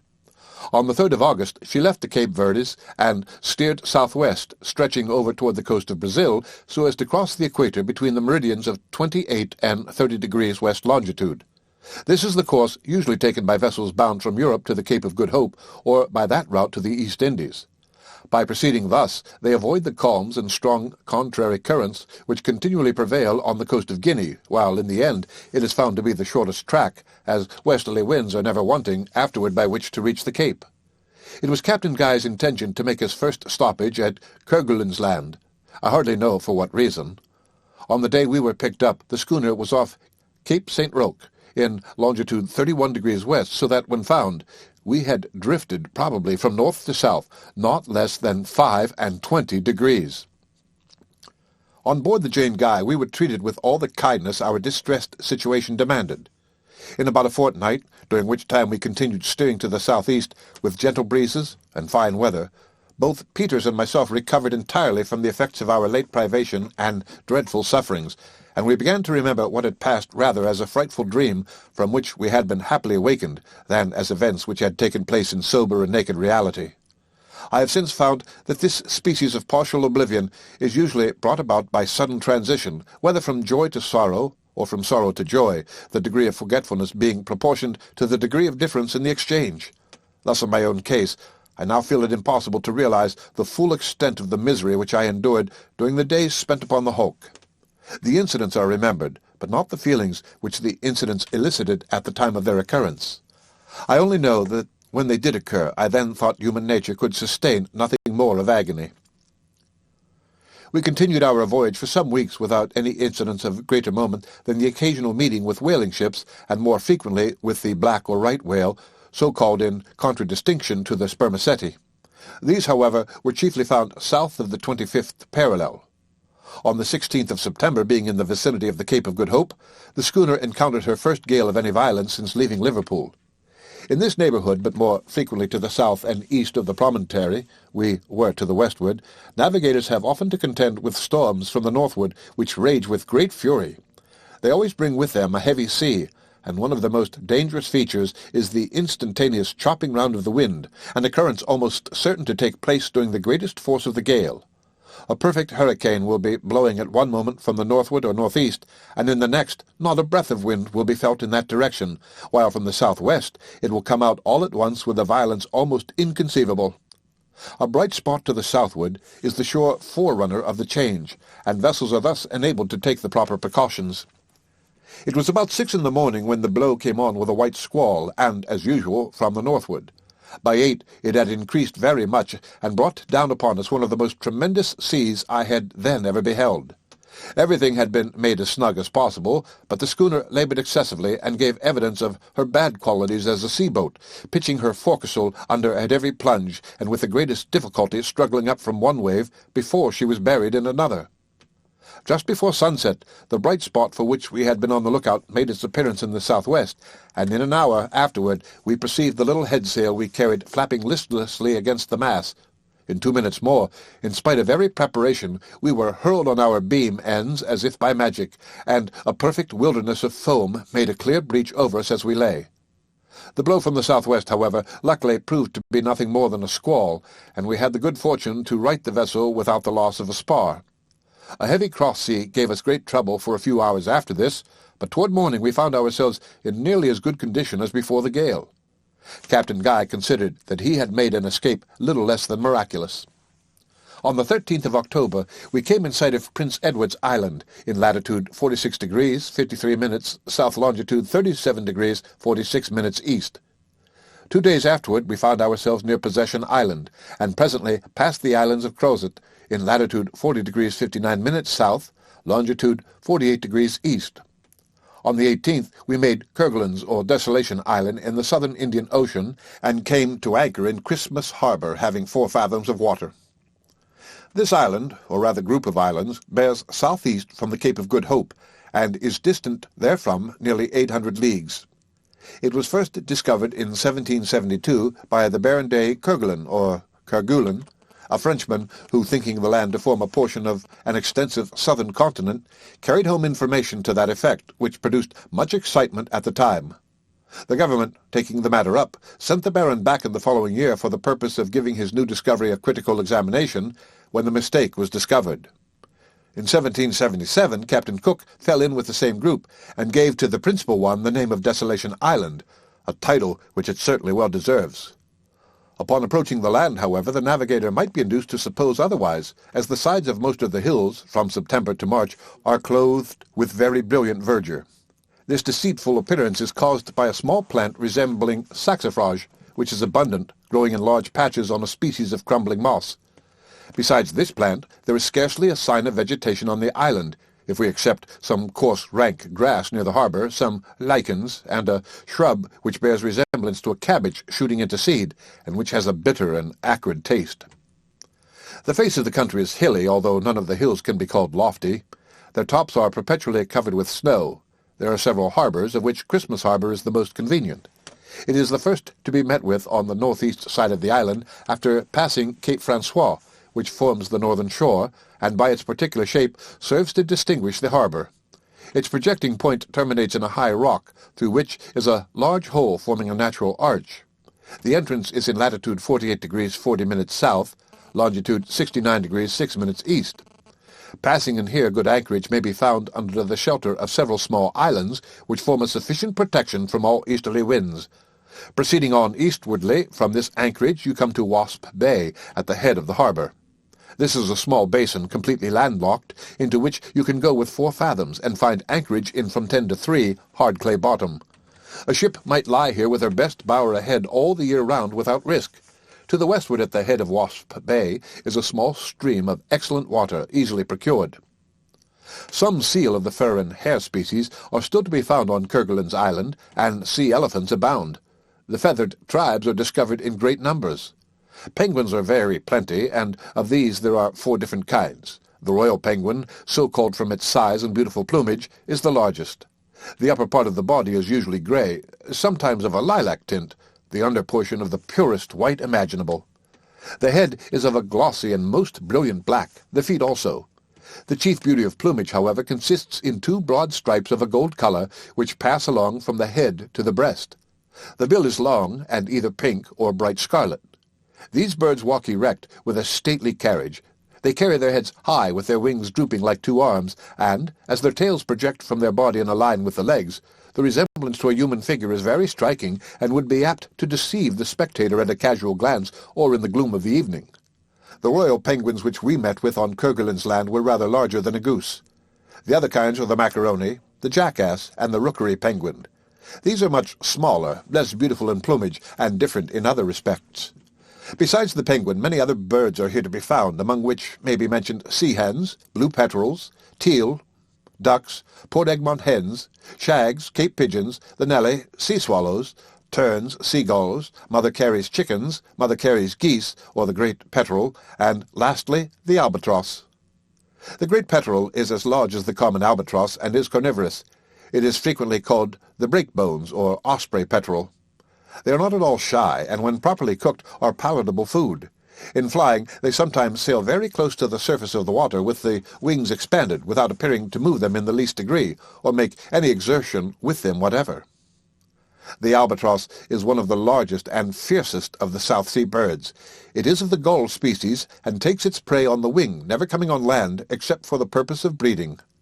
Between this bird and the penguin, the most singular friendship exists. Their nests are constructed with great uniformity upon a plan concerted between the two species, that of the albatross being placed in the center of a little square formed by the nests of 4 penguins. Navigators have agreed in calling an assemblage of such encampments a rookery. These rookeries have been often described, but as my readers may not all have seen these descriptions, and as I shall have occasion hereafter to speak of the penguin and albatross, it will not be amiss to say something here of their mode of building and living. When the season for incubation arrives, the birds assemble in vast numbers, and for some days appear to be deliberating upon the proper course to be pursued. At length they proceed to action. A level piece of ground is selected of suitable extent, usually comprising 3 or 4 acres, and situated as near the sea as possible, being still beyond its reach. The spot is chosen with reference to its evenness of surface, and that is preferred which is the least encumbered with stones. This matter being arranged, the birds proceed, with one accord, and actuated apparently by one mind, to trace out with mathematical accuracy either a square or other parallelogram as may best suit the nature of the ground, and of just sufficient size to accommodate easily all the birds assembled, and no more, in this particular seeming determined upon preventing the access of future stragglers who have not participated in the labor of the encampment. One side of the place thus marked out runs parallel with the water's edge, and is left open for ingress or egress. Having defined the limits of the rookery, the colony now begin to clear it of every species of rubbish, picking up stone by stone, and carrying them outside of the lines and close by them, so as to form a wall on the 3 inland sides. Just within this wall a perfectly level and smooth walk is formed from 6 to 8 feet wide, and extending around the encampment, thus serving the purpose of a general promenade. The next process is to partition out the whole area into small squares exactly equal in size. This is done by forming narrow paths, very smooth, and crossing each other at right angles throughout the entire extent of the rookery. At each intersection of these paths, the nest of an albatross is constructed, and a penguin's nest in the center of each square. Thus every penguin is surrounded by 4 albatrosses, and each albatross by a like number of penguins. The penguin's nest consists of a hole in the earth, very shallow, being only just of sufficient depth to keep her single egg from rolling. The albatross is somewhat less simple in her arrangements, erecting a hillock about 1 foot high and 2 in diameter. This is made of earth, seaweed, and shells. On its summit she builds her nest. The birds take especial care never to leave their nests unoccupied for an instant during the period of incubation, or indeed until the young progeny are sufficiently strong to take care of themselves. While the male is absent at sea in search of food, the female remains on duty, and it is only upon the return of her partner that she ventures abroad. The eggs are never left uncovered at all. While one bird leaves the nest, the other nestling in by its side. This precaution is rendered necessary by the thieving propensities prevalent in the rookery, the inhabitants making no scruple to purloin each other's eggs at every good opportunity. Although there are some rookeries in which the penguin and albatross are the sole population, yet in most of them a variety of oceanic birds are to be met with, enjoying all the privileges of citizenship and scattering their nests here and there wherever they can find room, never interfering, however, with the stations of the larger species. The appearance of such encampments when seen from a distance is exceedingly singular. The whole atmosphere just above the settlement is darkened with the immense number of the albatross, mingled with the smaller tribes, which are continually hovering over it, either going to the ocean or returning home. At the same time a crowd of penguins ought to be observed, some passing to and fro in the narrow alleys, and some marching with the military strut so peculiar to them around the general promenade ground which encircles the rookery. In short, survey it as we will, nothing can be more astonishing than the spirit of reflection evinced by these feathered beings, and nothing surely can be better calculated to elicit reflection in every well-regulated human intellect. On the morning after our arrival in Christmas Harbour, the chief mate, Mr. Patterson, took the boats, and, although it was somewhat early in the season, went in search of some seal, leaving the captain and a young relation of his on a point of barren land to the westward, they having some business whose nature I could not ascertain, to transact in the interior of the island. Captain Guy took with him a bottle in which was a sealed letter, and made his way from the point on which he was, set on shore, toward one of the highest peaks in the place. It is probable that his design was to leave the letter on that height for some vessel which he expected to come after him. As soon as we lost sight of him, we proceeded, Peters and myself being in the mate's boat, on our cruise around the coast, looking for seal. In this business we were occupied about 3 weeks, examining with great care every nook and corner, not only of Kerguelen's land, but of the several small islands in the vicinity. Our labours, however, were not crowned with any important success. We saw a great many fur seal, but they were exceedingly shy, and with the greatest exertions we could only procure 350 skins in all. Sea elephants were abundant, especially on the western coast of the mainland, but of these we killed only 20, and this with great difficulty. On the smaller islands we discovered a good many of the hair seal, but did not molest them. We returned to the schooner on the 11th, where we found Captain Guy and his nephew, who gave a very bad account of the interior, representing it as one of the most dreary and utterly barren countries in the world. They had remained 2 nights on the island, owing to some misunderstanding on the part of the second mate in regard to the sending a jolly boat from the schooner to take them off. The end of Chapter 14. Chapter 15. On the 12th, we made sail from Christmas Harbour, retracing our way to the westward, and leaving Marion's Island, one of Crozet's group, on the larboard. We afterward passed Prince Edward's Island, leaving it also on our left, then, steering more to the northward, made in 15 days the islands of Tristan d'Acunha, in latitude 37 degrees 8 minutes south, longitude 12 degrees 8 minutes west. This group, now so well known, and which consists of 3 circular islands, was first discovered by the Portuguese, and was visited afterward by the Dutch in 1643, and by the French in 1767. The 3 islands form together a triangle, and are distant from each other about 10 miles, there being fine open passages between. The land in all of them is very high, especially in Tristan d'Acunha, properly so called. This is the largest of the group, being 15 miles in circumference, and so elevated that it can be seen in clear weather at the distance of 80 or 90 miles. A part of the land toward the north rises more than 1,000 feet perpendicularly from the sea. A tableland at this height extends back nearly to the center of the island, and from this tableland arises a lofty cone like that of Tenerife.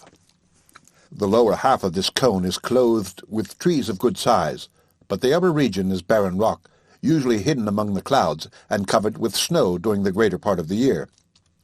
There are no shoals or other dangers about the island, the shores being remarkably bold and the water deep. On the northwestern coast is a bay with a beach of black sand, where landing with boats can be easily effected, provided there be a southerly wind. Plenty of excellent water may here be readily procured. Also cod and other fish may be taken with hook and line. The next island in point of size, and the most westwardly of the group, is that called the Inaccessible. Its precise situation is 37 degrees 17 minutes south latitude, longitude 12 degrees 24 minutes west.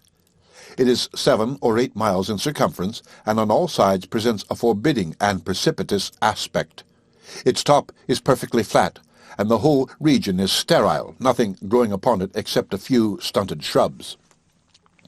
Nightingale Island, the smallest and most southerly, is in latitude 37 degrees 26 minutes south, longitude 12 degrees 12 minutes west.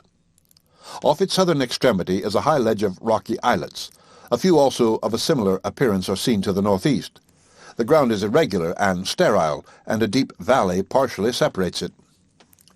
The shores of these islands abound in the proper season with sea lions, sea elephants, the hair and fur seal, together with a great variety of oceanic birds. Whales are also aplenty in this vicinity.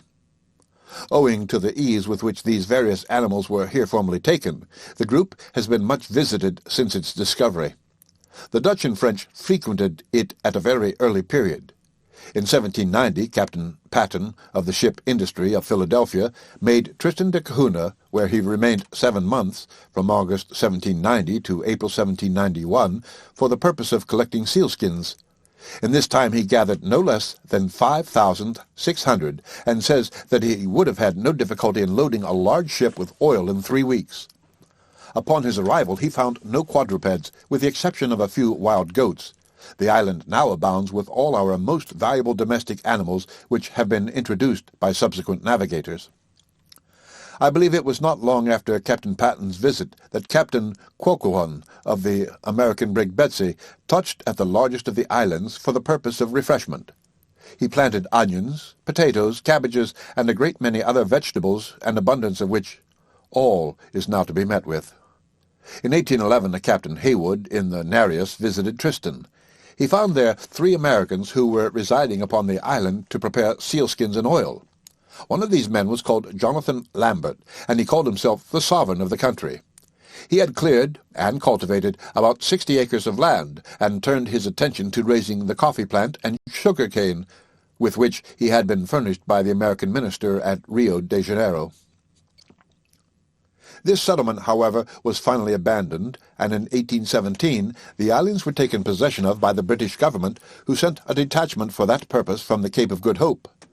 They did not, however, retain them long, but upon the evacuation of the country as a British possession, 2 or 3 English families took up their residence there independently of the government. On the 25th of March, 1824, the Berwick, Captain Geoffrey, from London to Van Diemen's Land, arrived at the place where they found an Englishman of the name of Glass, formerly a corporal in the British artillery. He claimed to be supreme governor of the islands, and had under his control 21 men and 3 women. He gave a very favourable account of the salubrity of the climate and of the productiveness of the soil. The population occupied themselves chiefly in collecting sealskins and sea elephant oil, with which they traded to the Cape of Good Hope, Glass owning a small schooner. At the period of our arrival the governor was still a resident, but his little community had multiplied, there being 56 persons upon Tristan, besides a smaller settlement of 7 on Nightingale Island. We had no difficulty in procuring almost every kind of refreshment which we required. Sheep, hogs, bullocks, rabbits, poultry, goats, fish in great variety, and vegetables were abundant. Having come to anchor close in with a large island in 18 fathoms, we took all we wanted on board very conveniently. Captain Guy also purchased of Glass 500 sealskins and some ivory. We remained here a week, during which the prevailing winds were from the northward and westward, and the weather somewhat hazy. On the 5th of November we made sail to the southward and westward, with the intention of having a thorough search for a group of islands called the Auroras, respecting whose existence a great diversity of opinion has existed. These islands are said to have been discovered as early as 1762 by the commander of the ship Aurora. In 1790, Captain Manuel de Oyarvido, in the ship Princess belonging to the Royal Philippine Company, sailed, as he asserts, directly among them. In 1794, the Spanish corvette Atrevida went with the determination of ascertaining their precise location, and in a paper published by the Royal Hydrographical Society of Madrid in the year 1809, the following language is used respecting this expedition.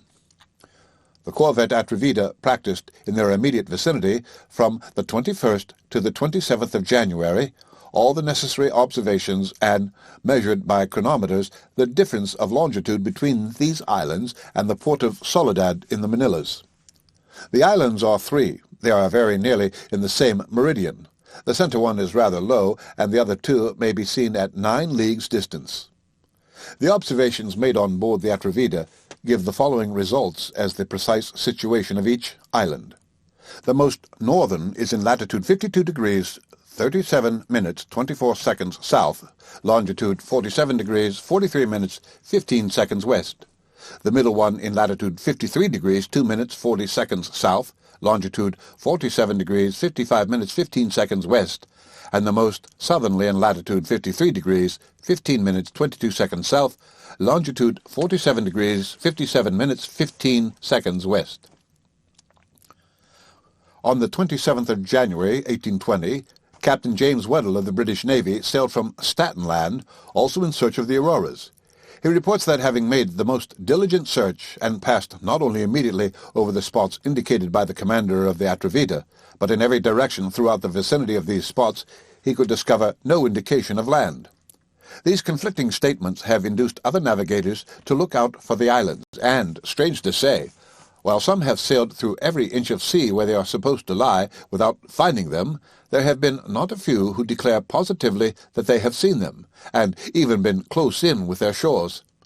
It was Captain Guy's intention to make every exertion within his power to settle the question so oddly in dispute.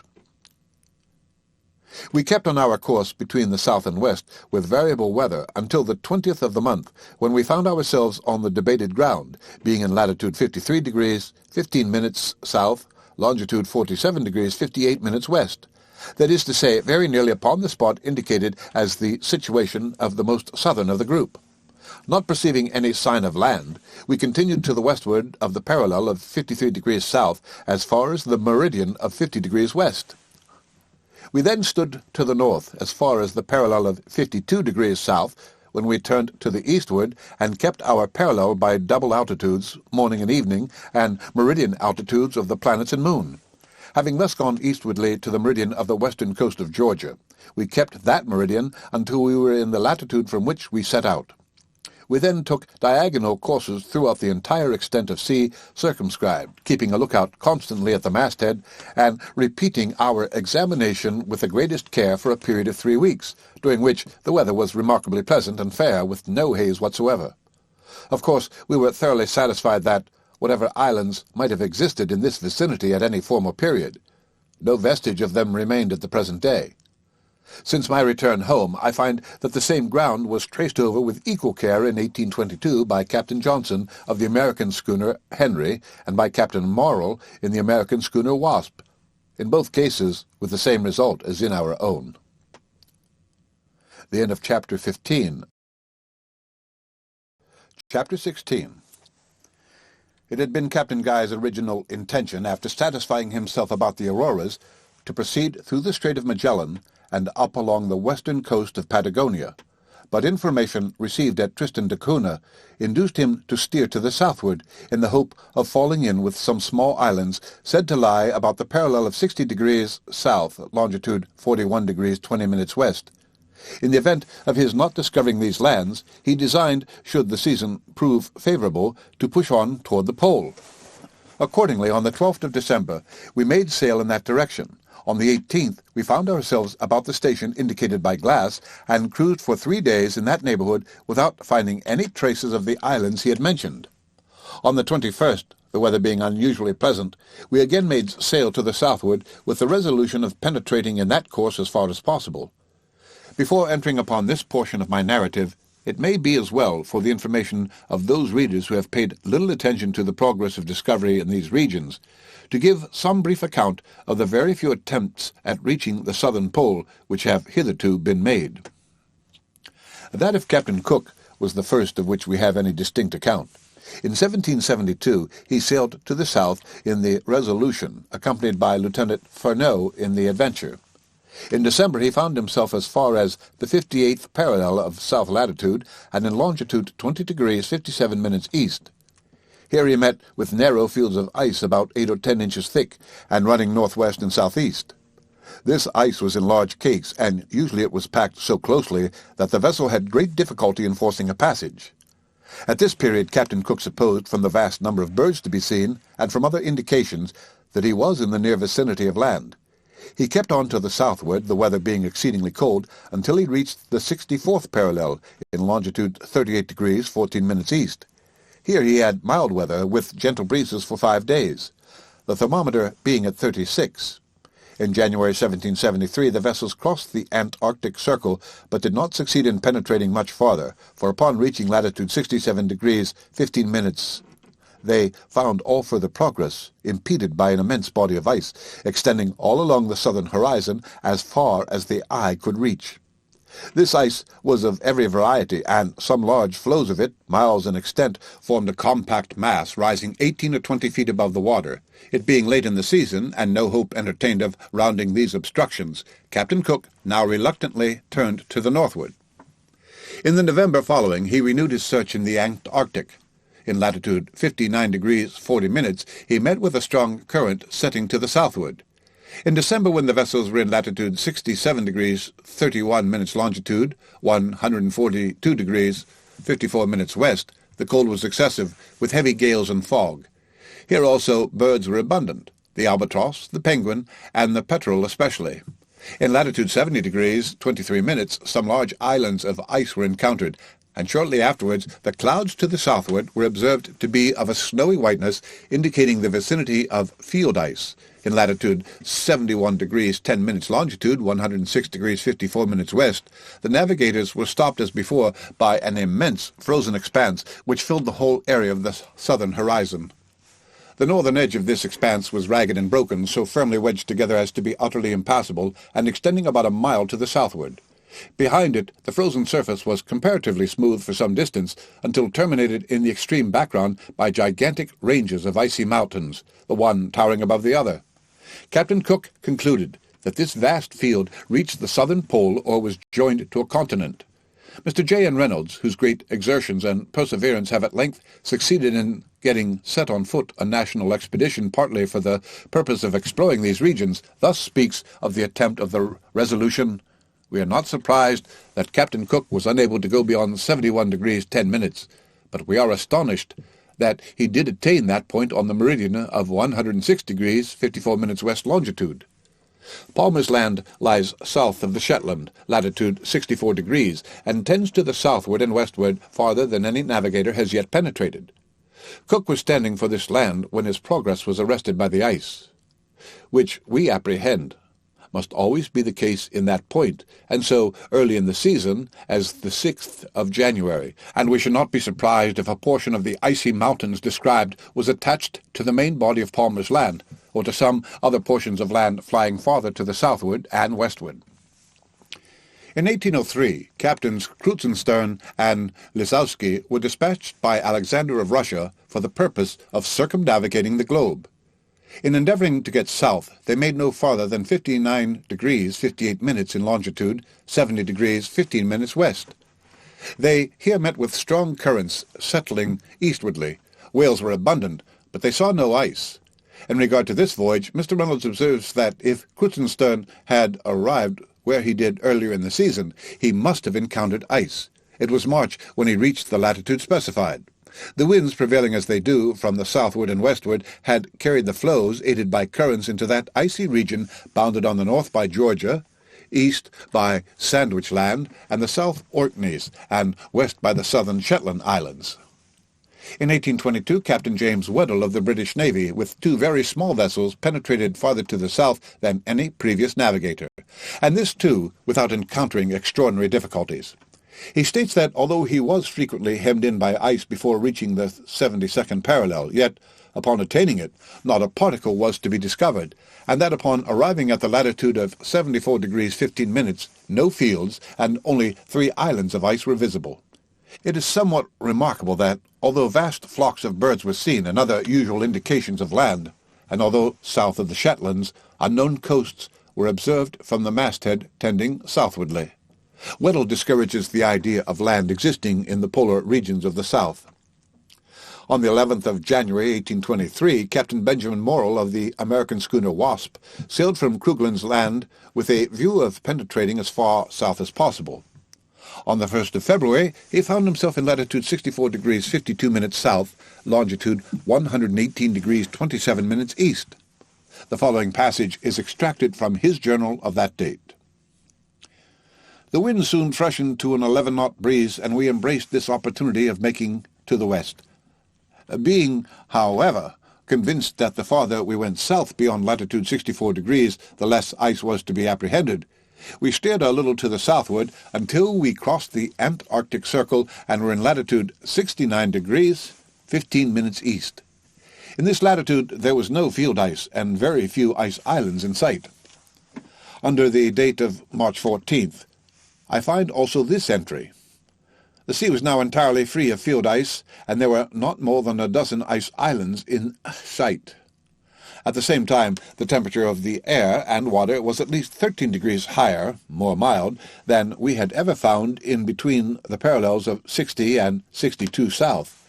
We were now in latitude 70 degrees 14 minutes south, and the temperature of the air was 47, and that of the water 44. In this situation I found the variation to be 14 degrees 27 minutes easterly, per azimuth.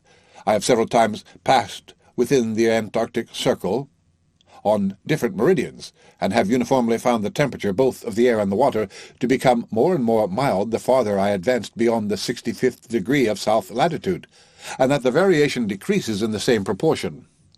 While north of this latitude, say between 60 and 65 south, we frequently had great difficulty in finding a passage for the vessels between the immense and almost innumerable ice islands, some of which were from 1 to 2 miles in circumference and more than 500 feet above the surface of the water. Being nearly destitute of fuel and water and without proper instruments, it being also late in the season, Captain Morrell was now obliged to put back without attempting any further progress to the westward, although an entire open sea lay before him. He expresses the opinion that, had not these overruling considerations obliged him to retreat, he could have penetrated, if not to the pole itself, at least to the 85th parallel. I have given his ideas respecting these matters somewhat at length, that the reader might have an opportunity of seeing how far they were borne out of my own subsequent experience. In 1831, Captain Briscoe, in the employ of the Messrs. Enderby, whale ship owners of London, sailed in the brig Lively for the South Seas, accompanied by the cutter Tula. On the 28th of February, being in latitude 66 degrees and 30 minutes south, longitude 47 degrees 31 minutes east, he descried land, and clearly discovered through the snow the black peaks of a range of mountains running east-southeast. He remained in this neighborhood during the whole of the following month, but was unable to approach the coast nearer than within 10 leagues, owing to the boisterous state of the weather. Finding it impossible to make further discovery during this season, he returned northward to winter in Van Diemen's Land. In the beginning of 1832, he again proceeded southwardly, and on the 4th of February was seen to the southeast in latitude 67 degrees 15 minutes, longitude 69 degrees 29 minutes west. This was soon found to be an island near the headland of the country he had first discovered.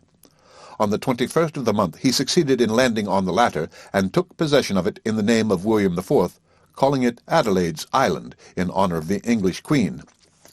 These particulars being made known to the Royal Geographic Society of London, the conclusion was drawn by that body that there is a continuous tract of land extending from 47 degrees 30 minutes east to 69 degrees 29 minutes west longitude, running the parallel of from 66 to 67 degrees south latitude. In respect to this conclusion, Mr. Reynolds observes, "In the correctness of it we by no means concur, nor do the discoveries of Briscoe warrant any such indifference. It was within these limits that Weddell proceeded south on the meridian to the east of Georgia, Sandwich Land, and the South Orkney and Shetland Islands. My own experience will be found to testify most directly to the falsity of the conclusion arrived at by the Society.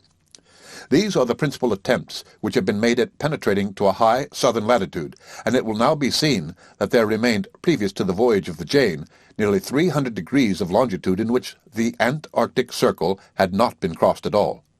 Of course, a wide field lay before us for discovery, and it was with great feelings of the most intense interest that I heard Captain Guy express his resolution of pushing boldly to the southward." The end of Chapter 16. Chapter 17. We kept our course southwardly for 4 days after giving up the search for Glass's Islands without meeting with any ice at all. On the 26th at noon, we were in latitude 63 degrees 23 minutes south, longitude 41 degrees 25 minutes west. We now saw several large ice islands, and a floe of field ice, not, however, of any great extent. The winds generally blew from the southeast, or the northeast, but were very light. Whenever we had a westerly wind, which was seldom, it was invariably attended with a rain squall. Every day we had more or less snow. The thermometer on the 27th stood at 35. January 1st, 1828. This day we found ourselves completely hemmed in by the ice, and our prospects looked cheerless indeed. A strong gale blew during the whole forenoon from the northeast, and drove large cakes of the drift against the rudder and counter with such violence that we all trembled for the consequences. Toward evening, the gale still blowing with fury, a large field in front separated, and we were enabled, by carrying a press of sail to force a passage through the smaller flakes into some open water beyond. As we approached this space, we took in sail by degrees, and, having at length got clear, lay to under a single reefed foresail. January the 2nd. We had now tolerably pleasant weather. At noon we found ourselves in latitude 69 degrees 10 minutes south, longitude 42 degrees 20 minutes west, having crossed the Antarctic Circle. Very little ice was to be seen to the southward, although large fields of it lay behind us. This day we rigged some sounding gear, using a large iron pot capable of holding 20 gallons and a line of 200 fathoms. We found the current setting to the north, about a quarter of a mile per hour. The temperature of the air was now about 33. Here we found the variation to be 14 degrees 28 minutes easterly per azimuth. January 5th. We had still held on to the southward without any very great impediments. On this morning, however, being in latitude 73 degrees 15 minutes east, longitude 42 degrees 10 minutes west, we were again brought to a stand by an immense expanse of firm ice. We saw, nevertheless, much open water to the southward, and felt no doubt of being able to reach it eventually. Standing to the eastward along the edge of the floe, we at length came to a passage of about a mile in width, through which we warped our way by sundown. The sea in which we now were was thickly covered with ice islands, but had no field ice, and we pushed on boldly as before. The cold did not seem to increase, although we had snow very frequently, and now and then hail squalls of great violence. Immense flocks of albatross flew over the schooner this day, going from southeast to northwest. January 7th. The sea still remained pretty well open, so that we had no difficulty in holding on our course. To the westward we saw some icebergs of incredible size, and in the afternoon passed very near one whose summit could not have been less than 400 fathoms from the surface of the ocean. Its girth was probably at the base 3/4 of a league, and several streams of water were running from crevices in its sides. We remained in sight of this island 2 days, and then only lost it in a fog. January 10th. Early this morning we had the misfortune to lose a man overboard. He was an American named Peter Vredenberg, a native of New York, and was one of the most valuable hands on board the schooner. In going over the bows, his foot slipped, and he fell between 2 cakes of ice, never rising again. At noon of this day we were in latitude 78 degrees 30 minutes, longitude 40 degrees 15 minutes west. The cold was now excessive, and we had hail squalls continually from the northward and eastward. In this direction also we saw several more immense icebergs, and the whole horizon to the eastward appeared to be blocked up with field ice, rising in tiers, one mass above the other. Some driftwood floated by during the evening, and a great quantity of birds flew over, among which were nellies, petrels, albatrosses, and a large bird of a brilliant blue plumage. The variation here, per azimuth, was less than it had been previously to our passing the Antarctic Circle. January 12th.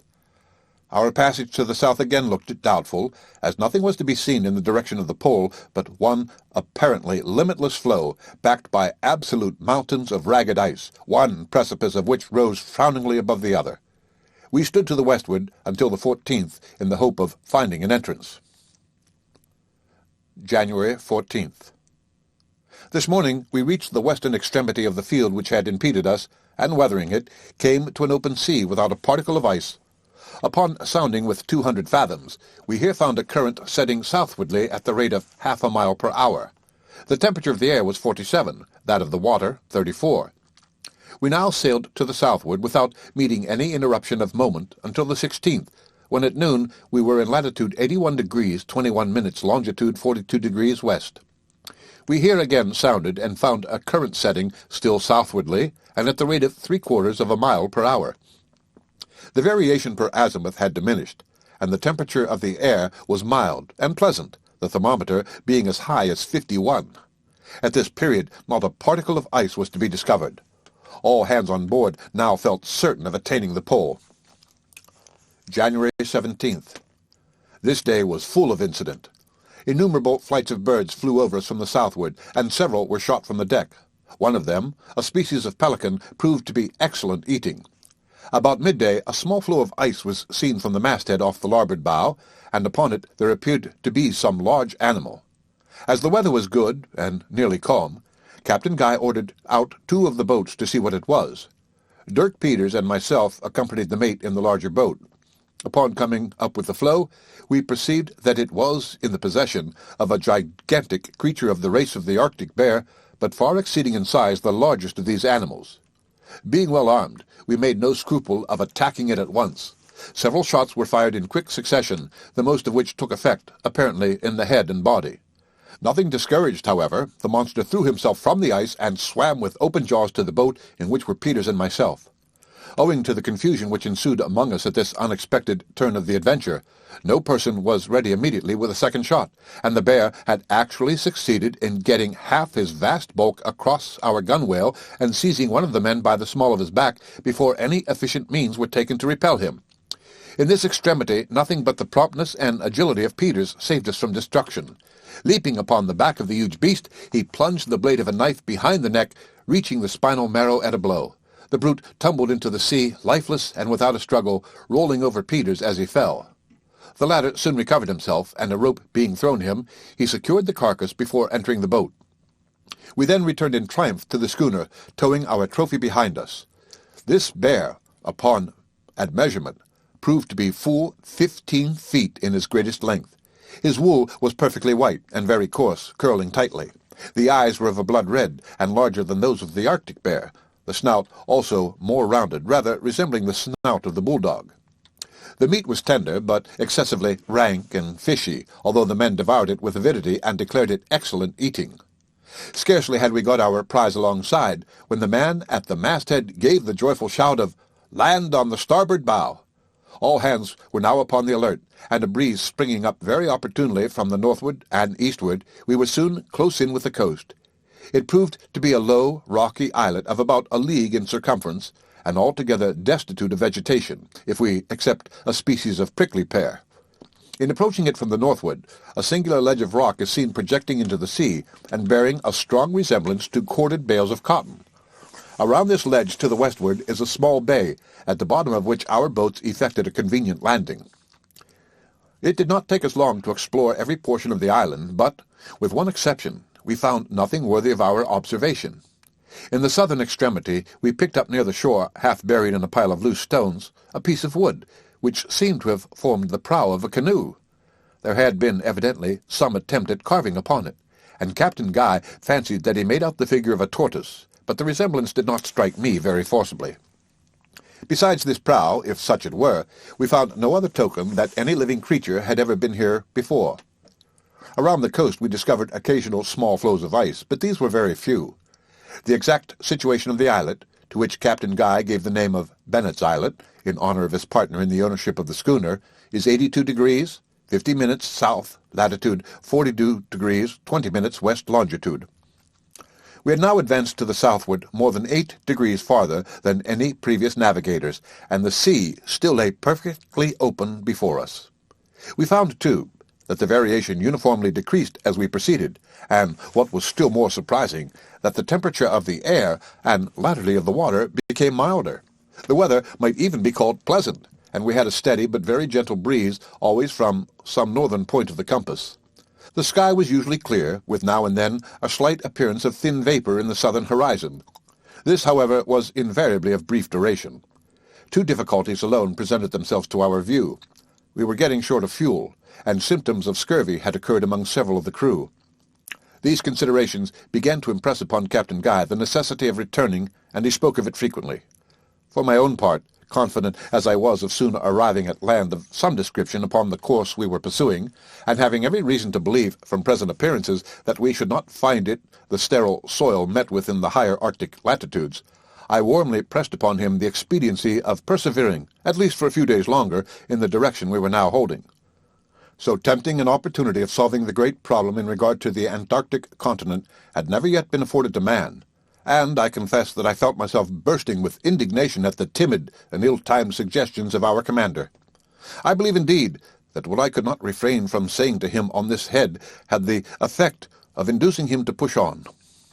While therefore I cannot but lament the most unfortunate and bloody events which immediately arose from my advice, I must still be allowed to feel some degree of gratification at having been instrumental, however remotely, in opening to the eye of science one of the most intensely exciting secrets which has ever engrossed its attention. The end of Chapter 17. Chapter 18. January 18th. This morning we continued to the southward with the same pleasant weather as before. The sea was entirely smooth, the air tolerably warm, and from the northeast, the temperature of the water 53. We now again got our sounding gear in order, and, with 150 fathoms of line, found the current setting toward the pole at the rate of a mile an hour. This constant tendency to the southward, both in the wind and current, caused some degree of speculation and even of alarm in different quarters of the schooner, and I saw distinctly that no little impression had been made upon the mind of Captain Guy. He was exceedingly sensitive to ridicule, however, and I finally succeeded in laughing him out of his apprehensions. The variation was now very trivial. In the course of the day we saw several large whales of the right species, and innumerable flights of the albatross passed over the vessel.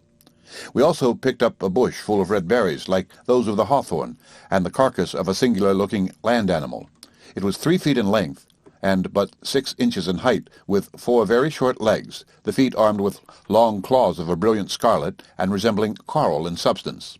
The body was covered with a straight silky hair, perfectly white. The tail was peaked like that of a rat, and about 1.5 feet long. The head resembled a cat's, with the exception of the ears. These were flopped like the ears of a dog. The teeth were of the same brilliant scarlet as the claws. January 19th. Today, being in latitude 83 degrees 20 minutes, longitude 43 degrees 5 minutes west, the sea being of an extraordinarily dark color, we again saw land from the masthead, and upon a closer scrutiny found it to be one of a group of very large islands. The shore was precipitous, and the interior seemed to be well wooded, a circumstance which occasioned us great joy. In about 4 hours from our first discovering the land, we came to anchor in 10 fathoms, sandy bottom, a league from the coast, as a high surf with strong ripples here and there rendered a nearer approach of doubtful expediency. The 2 largest boats were now ordered out, and a party, well armed, among whom were Peters and myself, proceeded to look for an opening in the reef which appeared to encircle the island. After searching about for some time, we discovered an inlet which we were entering when we saw 4 large canoes put off from the shore, filled with men who seemed to be well armed. We waited for them to come up, and as they moved with great rapidity, they were soon within hail. Captain Guy now held up a white handkerchief on the blade of an oar when the strangers made a full stop, and commenced a loud jabbering all at once, intermingled with occasional shouts, in which we could distinguish the words, "Anamumo," and "Lama Lama." They continued this for at least half an hour, during which we had a good opportunity of observing their appearance. In the 4 canoes, which might have been 50 feet long and 5 broad, there were 110 savages in all. They were about the ordinary stature of Europeans, but of a more muscular and brawny frame, their complexion a jet black, with thick and long woolly hair. They were clothed in skins of an unknown black animal, shaggy and silky, and made to fit the body with some degree of skill, the hair being inside, except where it turned out about the neck, wrists, and ankles. Their arms consisted principally of clubs, of a dark and apparently very heavy wood. Some spears, however, were observed among them, headed with flint, and a few slings. The bottoms of the canoes were full of black stones, about the size of a large egg. When they had concluded their harangue, for it was clear they intended their jabbering for such, one of them, who seemed to be the chief, stood up in the prow of his canoe, and made signs for us to bring our boats alongside of him. This hint we pretended not to understand, thinking it the wiser plan to maintain, if possible, the interval between us, as their number more than quadrupled our own. Finding this to be the case, the chief ordered the 3 other canoes to hold back, while he advanced towards us with his own. As soon as he came up with us, he leaped on board the largest of our boats, and seated himself by the side of Captain Guy, pointing at the same time to the schooner, and repeating the word "Anamumu" and "Lama Lama." We now put back to the vessel, the 4 canoes following at a little distance. Upon getting alongside, the chief evinced symptoms of extreme surprise and delight, clapping his hands, slapping his thighs and breast, and laughing obstreperously. His followers behind joined in his merriment, and for some minutes the din was so excessive as to be absolutely deafening.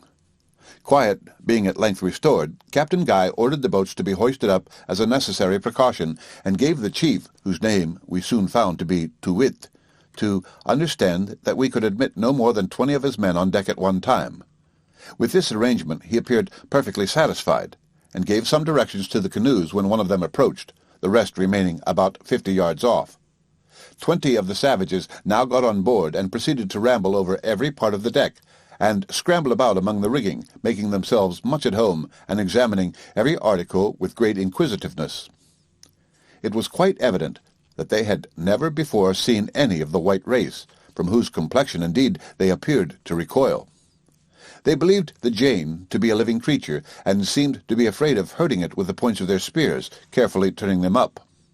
Our crew were much amused with the conduct of Too-wit in one instance. The cook was splitting some wood near the galley, and by accident struck his axe into the deck, making a gash of considerable depth. The chief immediately ran up, and pushing the cook on one side rather roughly, commenced a half-whine, half-howl, strongly indicative of sympathy in what he considered the sufferings of the schooner, patting and smoothing the gash with his hand, and washing it from a bucket of sea-water which stood by. This was a degree of ignorance for which we were not prepared, and for my part I could not help thinking some of it affected. When the visitors had satisfied, as well as they could, their curiosity in regard to our upper works, they were admitted below, when their amazement exceeded all bounds. Their astonishment now appeared to be far too deep for words, for they roamed about in silence, broken only by low ejaculations. The arms afforded them much food for speculation, and they were suffered to handle and examine them at leisure. I do not believe that they had the least suspicion of their actual use, but rather took them for idols, seeing the care we had of them, and the attention with which we watched their movements while handling them. At the great guns their wonder was redoubled. They approached them with every mark of the profoundness, reverence, and awe, but forbore to examine them minutely. There were 2 large mirrors in the cabin, and here was the acme of their amazement. Too-wit was the first to approach them, and he had got in the middle of the cabin with his face to one and his back to the other before he fairly perceived them. Upon raising his eyes and seeing his reflected self in the glass, I thought the savage would go mad. But upon turning short round to make a retreat, and beholding himself a second time in the opposite direction, I was afraid he would expire upon the spot. No persuasion could prevail upon him to take another look. Throwing himself upon the floor with his face buried in his hands, he remained thus until we were obliged to drag him upon the deck. The whole of the savages were admitted on board in this manner, 20 at a time, Too-wit being suffered to remain during the entire period.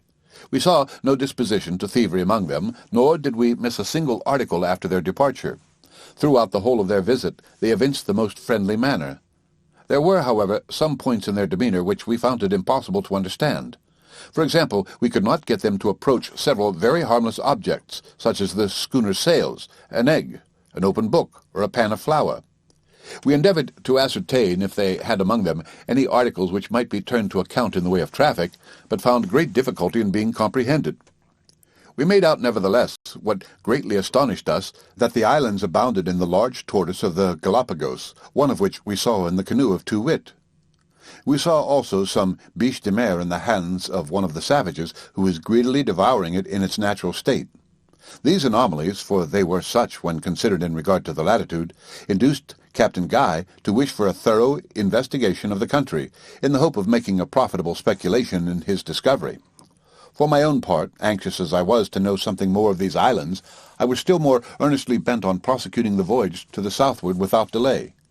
We had now fine weather, but there was no telling how long it would last, and being already in the 84th parallel, with an open sea before us, a current setting strongly to the southward, and the wind fair, I could not listen with any patience to a proposition of stopping longer than was absolutely necessary for the health of the crew, and the taking on board a proper supply of fuel and fresh provisions. I represented to the captain that we might easily make this group on our return, and winter here in the event of being blocked up by the ice. He at length came into my views, for in some way hardly known to myself I had acquired much influence over him, and it was finally resolved that, even in the event of our finding biche de mer, we should only stay here a week to recruit, and then push on to the southward while we might. Accordingly, we made every necessary preparation, and under the guidance of Too-Wit, got the Jane through the reef in safety, coming to anchor about a mile from the shore in an excellent bay, completely landlocked on the southeastern coast of the main island, and in 10 fathoms of water, black sandy bottom. At the head of this bay there were 3 fine springs, we were told, of good water, and we saw abundance of wood in the vicinity. The 4 canoes followed us in, keeping, however, at a respectful distance. Too-Wit himself remained on board, and upon our dropping anchor, invited us to accompany him on shore and visit his village in the interior. To this Captain Guy consented, and 10 savages being left on board as hostages, a party of us, 12 in all, got in readiness to attend the chief. We took care to be well armed, yet without evincing any distrust. The schooner had her guns run out, her boarding nettings up, and every other proper precaution was taken to guard against surprise. Directions were left with the chief mate to admit no one on board during our absence, and, in the event of our not appearing in 12 hours, to send the cutter with a swivel around the island in search of us. At every step we took inland, the conviction forced itself upon us that we were in a country differing essentially from any hitherto visited by civilized men. We saw nothing with which we had been formerly conversant. The trees resembled no growth of either the torrid, the temperate, or the northern frigid zones, and were altogether unlike those of the lower southern latitudes we had already traversed. The very rocks were novel in their mass, their color, and their stratification, and the streams themselves, utterly incredible as it may appear, had so little in common with those of other climates that we were scrupulous of tasting them, and indeed had difficulty in bringing ourselves to believe that their qualities were purely those of nature. At a small brook which crossed our path, the first we had reached, Too-Wit and his attendants halted to drink. On account of the singular character of the water, we refused to taste it, supposing it to be polluted, and it was not until some time afterward we came to understand that such was the appearance of the streams throughout the whole group. I am at a loss to give a distinct idea of the nature of this liquid, and cannot do so without many words. Although it flowed with rapidity in all declivities where common water would do so, yet never, except when falling in a cascade, had it the customary appearance of limpidity. It was nevertheless, in point of fact, as perfectly limpid as any limestone water in existence, the difference being only in appearance. At first sight, and especially in cases where little declivity was found, it bore resemblance, as regards consistency, to a thick infusion of gum arabic in common water. But this was only the least remarkable of its extraordinary qualities. It was not colorless, nor was it of any one uniform color, presenting to the eye, as it flowed, every possible shade of purple, like the hues of changeable silk. This variation in shade was produced in a manner which excited as profound astonishment in the minds of our party as the mirror had done in the case of Too-Wit. Upon collecting a basinful and allowing it to settle thoroughly, we perceived that the whole mass of liquid was made up of a number of distinct veins, each of a distinct hue, that these veins did not commingle, and that their cohesion was perfect in regard to their own particles among themselves, and imperfect in regard to neighboring veins. Upon passing the blade of a knife athwart the veins, the water closed over it immediately, as with us, and also, in withdrawing it, all traces of the passage of the knife were instantly obliterated. If, however, the blade was passed down accurately between the 2 veins, a perfect separation was effected, which the power of cohesion did not immediately rectify. The phenomena of this water formed the first definite link in that vast chain of apparent miracles with which I was destined to be at length encircled. The end of Chapter 18. Chapter 19. We were nearly 3 hours in reaching the village, it being more than 9 miles in the interior, and the path lying through a rugged country. As we passed along, the party of Too-Wit, the 110 savages of the canoes, was momentarily strengthened by smaller detachments of from 2 to 6 or 7, which joined us, as if by accident, at different turns of the road. There appeared so much of system in this that I could not help feeling distrust, and I spoke to Captain Guy of my apprehensions. It was now too late, however, to recede, and we concluded that our best security lay in evincing a perfect confidence in the good faith of Too-Wit. We accordingly went on, keeping a wary eye upon the maneuvers of the savages, and not permitting them to divide our numbers by pushing in between. In this way, passing through a precipitous ravine, we at length reached what we were told was the only collection of habitations upon the island.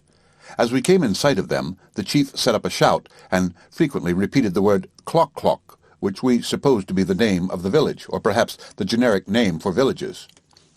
The dwellings were of the most miserable description imaginable, and unlike those of even the lowest of the savage races with which mankind are acquainted, were of no uniform plan.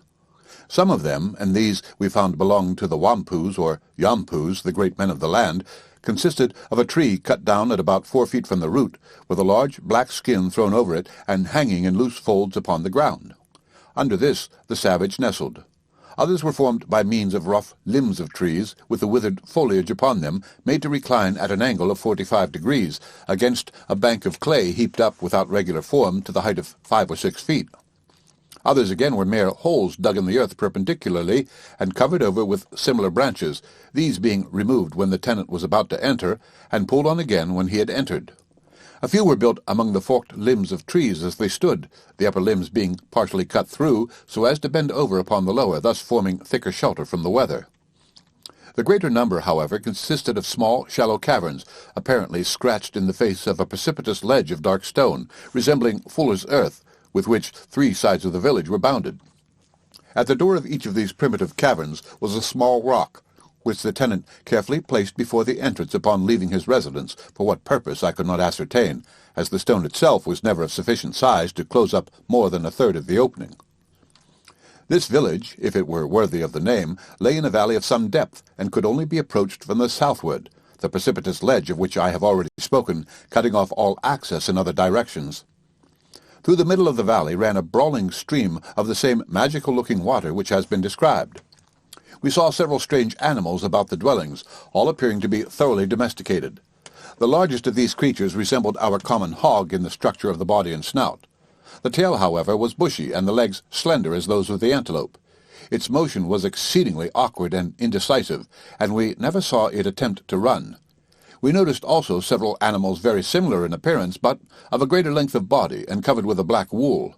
There were a great variety of tame fowls running about, and these seemed to constitute the chief food of the natives. To our astonishment, we saw a black albatross among these birds in a state of entire domestication, going to sea periodically for food, but always returning to the village at a home, and using the southern shore in the vicinity as a place of incubation. They were joined by their friends the pelicans as usual, but these latter never followed them to the dwellings of the savages. Among the other kinds of tame fowls were ducks, differing very little from the canvasback of our own country, black gannets, and a large bird, not unlike the buzzard in appearance, but not carnivorous. Of fish there seemed to be a great abundance. We saw during our visit a quantity of dried salmon, rock cod, blue dolphins, mackerel, blackfish, skate, conger eels, elephant fish, mullets, shoals, parrotfish, leatherjackets, gurnards, hake, flounders, paracutas, and innumerable other varieties. We noticed, too, that most of them were similar to the fish about the group of Lord Auckland Islands in a latitude as low as 51 degrees south. The Galapagos tortoise was also very plentiful. We saw but few wild animals, and none of a large size, or of a species with which we were familiar. 1 or 2 serpents of a formidable aspect crossed our path, but the natives paid them little attention, and we concluded that they were not venomous. As we approached the village with Too-Wit and his party, a vast crowd of the people rushed out to meet us with loud shouts, among which we could only distinguish the everlasting Anamumu and Lama Lama. We were much surprised at perceiving that, with 1 or 2 exceptions, these newcomers were entirely naked, and skins being used only by the men of the canoes. All the weapons of the country seemed also to be in the possession of the latter, for there was no appearance of any among the villagers. There were a great many women and children, the former not altogether wanting in what might be termed personal beauty. They were straight, tall, and well-formed, with a grace and freedom of carriage not to be found in civilized society.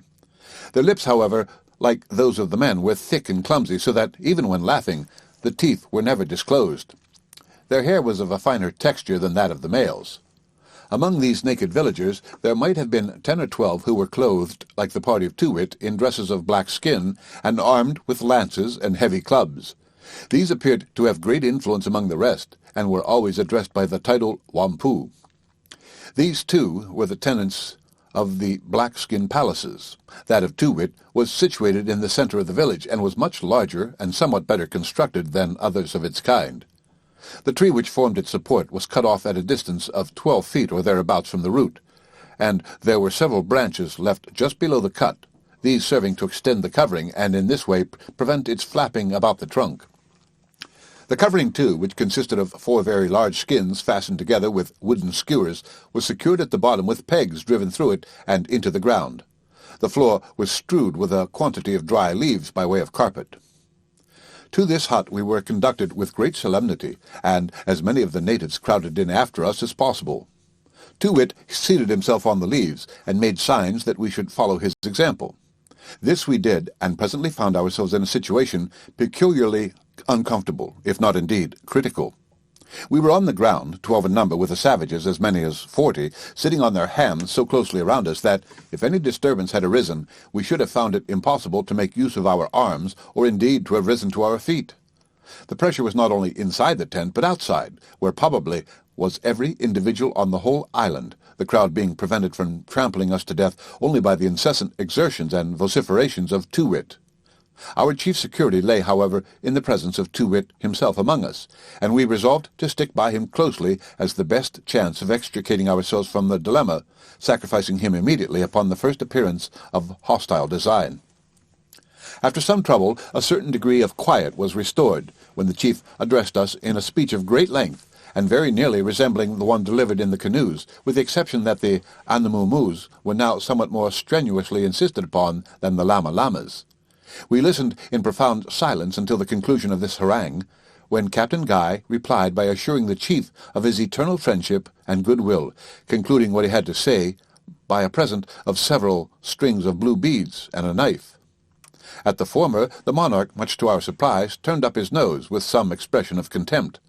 But the knife gave him the most unlimited satisfaction, and he immediately ordered dinner.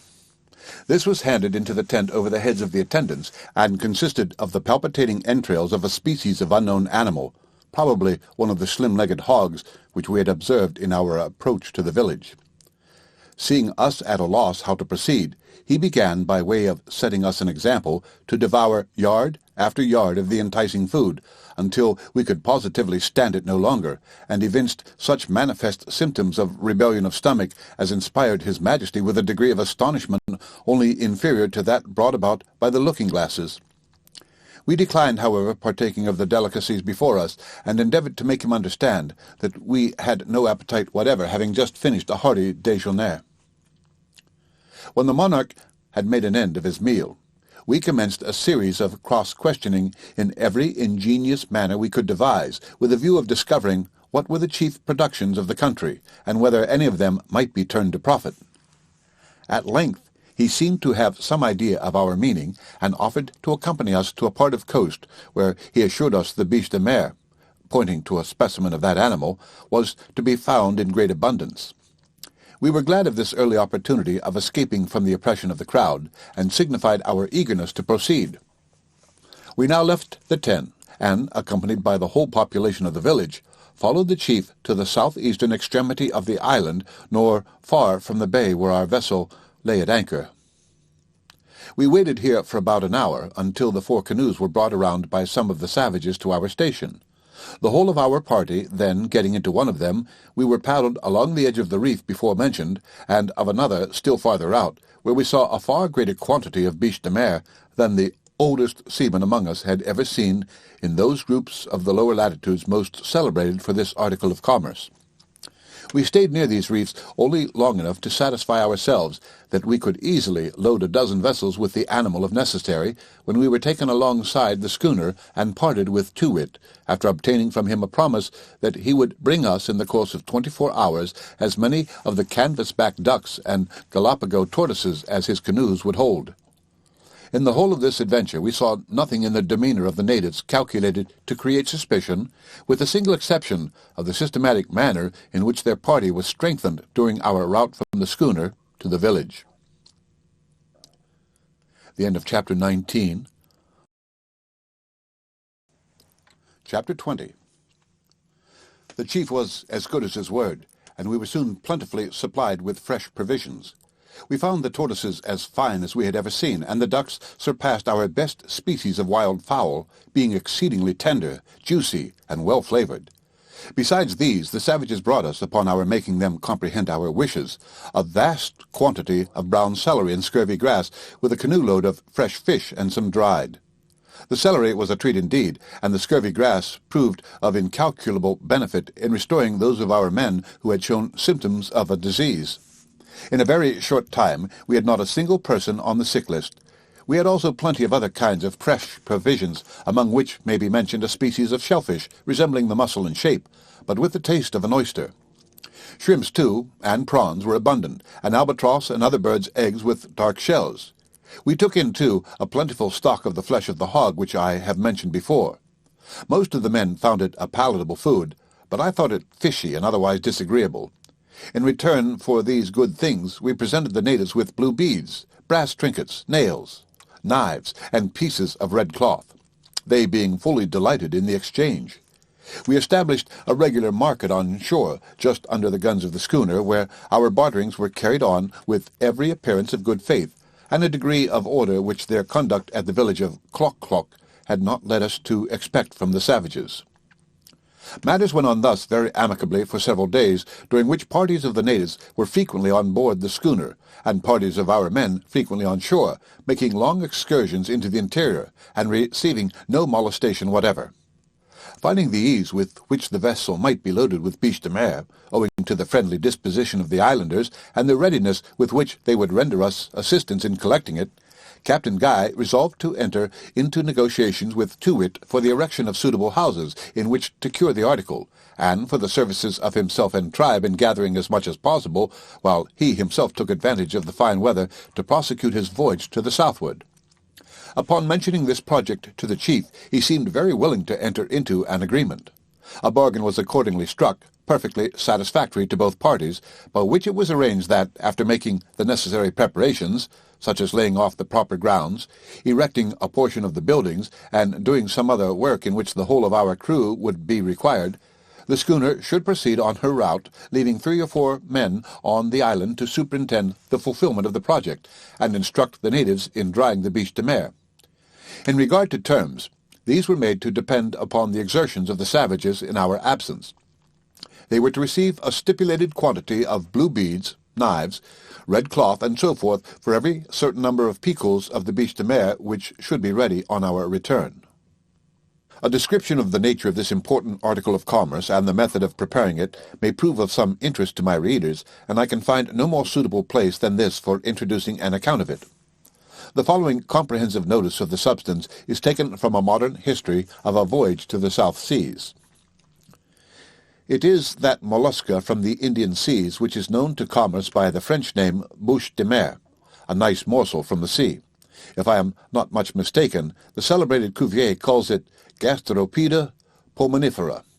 It is abundantly gathered in the coasts of the Pacific Islands, and gathered especially for the Chinese market, where it commands a great price, perhaps as much as their much-talked-of edible birds' nests, which are properly made up of the gelatinous matter picked up by a species of swallow from the body of these molluscae. They have no shell, no legs, nor any prominent part, except an absorbing and an excretory opposite organ, but by their elastic wings, like caterpillars or worms, they creep in shallow waters in which, when low, they can be seen by a kind of swallow, the sharp bill of which, inserted in the soft animal, draws a gummy and filamentous substance which by drying can be wrought into the solid walls of their nest, hence the name of Gasteropeda pulmonifera. This mollusca is oblong, and of different sizes from 3 to 18 inches in length, and I have seen a few that were not less than 2 feet long. They were nearly round, a little flattish on one side, which lies next to the bottom of the sea, and they are from 1 to 8 inches thick. They crawl up into shallow water at particular seasons of the year, probably for the purpose of gendering, as we often find them in pairs. It is when the sun has the most power on the water, rendering it tepid, that they approach the shore, and they often go up into places so shallow that, on the tides receding, they are left dry, exposed to the heat of the sun. But they do not bring forth their young in shallow water, as we never see any of their progeny, and full-grown ones are always observed coming in from deep water. They feed principally on that class of zoophytes which produce the coral. The biche de mer is generally taken in 3 or 4 feet of water, after which they are brought on shore and split at one end with a knife, the incision being 1 inch or more according to the size of the mollusca. Through this opening the entrails are forced out by pressure, and they are much like those of any other small tenant of the deep. The article is then washed, and afterward boiled to a certain degree, which must not be too much or too little. They are then buried in the ground for 4 hours, then boiled again for a short time, after which they are dried, either by the fire or the sun. Those cured by the sun are worth the most, but where 1 picul, 133 1/3 pounds, can be cured that way, I can cure 30 piculs by the fire. When once properly cured, they can be kept in a dry place for 2 or 3 years without any risk, but they should be examined once in every few months, say 4 times a year, to see if any dampness is likely to affect them. The Chinese, as before stated, consider biche de mer a very great luxury, believing that it wonderfully strengthens and nourishes the system, and renews the exhausted system of the immoderate voluptuary. The first quality commands a high price in Canton, being worth $90 a picul, the second quality $75, the third $50, the fourth $30, the fifth $20, the sixth $12, the seventh $8, and the eighth $4. Small cargoes, however, will often bring more in Manila, Singapore, and Batavia. An agreement having been thus entered into, we proceeded immediately to land everything necessary for preparing the buildings and clearing the ground. A large flat space near the eastern shore of the bay was selected, where there was plenty of both wood and water, and within a convenient distance of the principal reefs on which the biche de mer was to be procured. We now all set to work in good earnest, and soon, to the great astonishment of the savages, had felled a sufficient number of trees for our purpose, getting them quickly in order for the framework of the houses, which in 2 or 3 days were so far under way that we could safely trust the rest of the work to the 3 men whom we intended to leave behind. These were John Carson, Alfred Harris, and Peterson, all natives of London, I believe, who volunteered their services in this respect. By the last of the month we had everything in readiness for departure. We had agreed, however, to pay a formal visit of leave-taking to the village, and Too Wit insisted so pertinaciously upon our keeping the promise that we did not think it advisable to run the risk of offending him by a final refusal. I believe that not one of us had at this time the slightest suspicion of the good faith of the savages. They had uniformly behaved with the greatest decorum, aiding us with alacrity in our work, offering us their commodities, frequently without price, and never, in any instance, pilfering a single article, although the high value they set upon the goods we had with us was evident by the extravagant demonstrations of joy always manifested upon our making them a present. The women especially were most obliging in every respect, and, upon the whole, we should have been the most suspicious of human beings had we entertained a single thought of perfidy on the part of the people who treated us so well. A very short while sufficed to prove that this apparent kindness of disposition was only the result of a deeply laid plan for our destruction, and that the islanders, for whom we entertained such inordinate feelings of esteem, were among the most barbarous, subtle, and bloodthirsty wretches that ever contaminated the face of the globe. It was on the 1st of February that we went on shore for the purpose of visiting the village. Although, as said before, we entertained not the slightest suspicion, still no proper precaution was neglected. 6 men were left in the schooner with instructions to permit none of the savages to approach the vessel during our absence under any pretense whatever, and to remain constantly on deck. The boarding nettings were up, the guns double-shotted with grape and canister, and the swivels loaded with canisters of musket balls.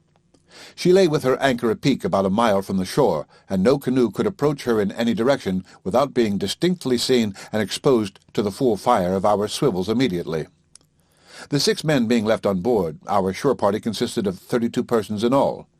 We were armed to the teeth, having with us muskets, pistols, and cutlasses. Besides, each had a long kind of seaman's knife, somewhat resembling the bowie knife now so much used throughout our western and southern country. 100 of the black-skinned warriors met us at the landing for the purpose of accompanying us on our way. We noticed, however, with some surprise, that they were now entirely without arms, and upon questioning Too Wit in relation to this circumstance, he merely answered that "Mati non we papa si," meaning that there was no need of arms, where all were brothers. We took this in good part and proceeded. We had passed the spring and rivulet of which I before spoke, and were now entering upon a narrow gorge leading through the chain of soapstone hills among which the village was situated. This gorge was very rocky and uneven, so much so that it was with no little difficulty we scrambled through it on our first visit to Klock-Klock. The whole length of the ravine might have been 1.5 miles, or probably 2 miles. It wound in every direction through the hills, having apparently formed, at some remote period, the bed of a torrent, in no instance proceeding more than 20 yards without an abrupt turn.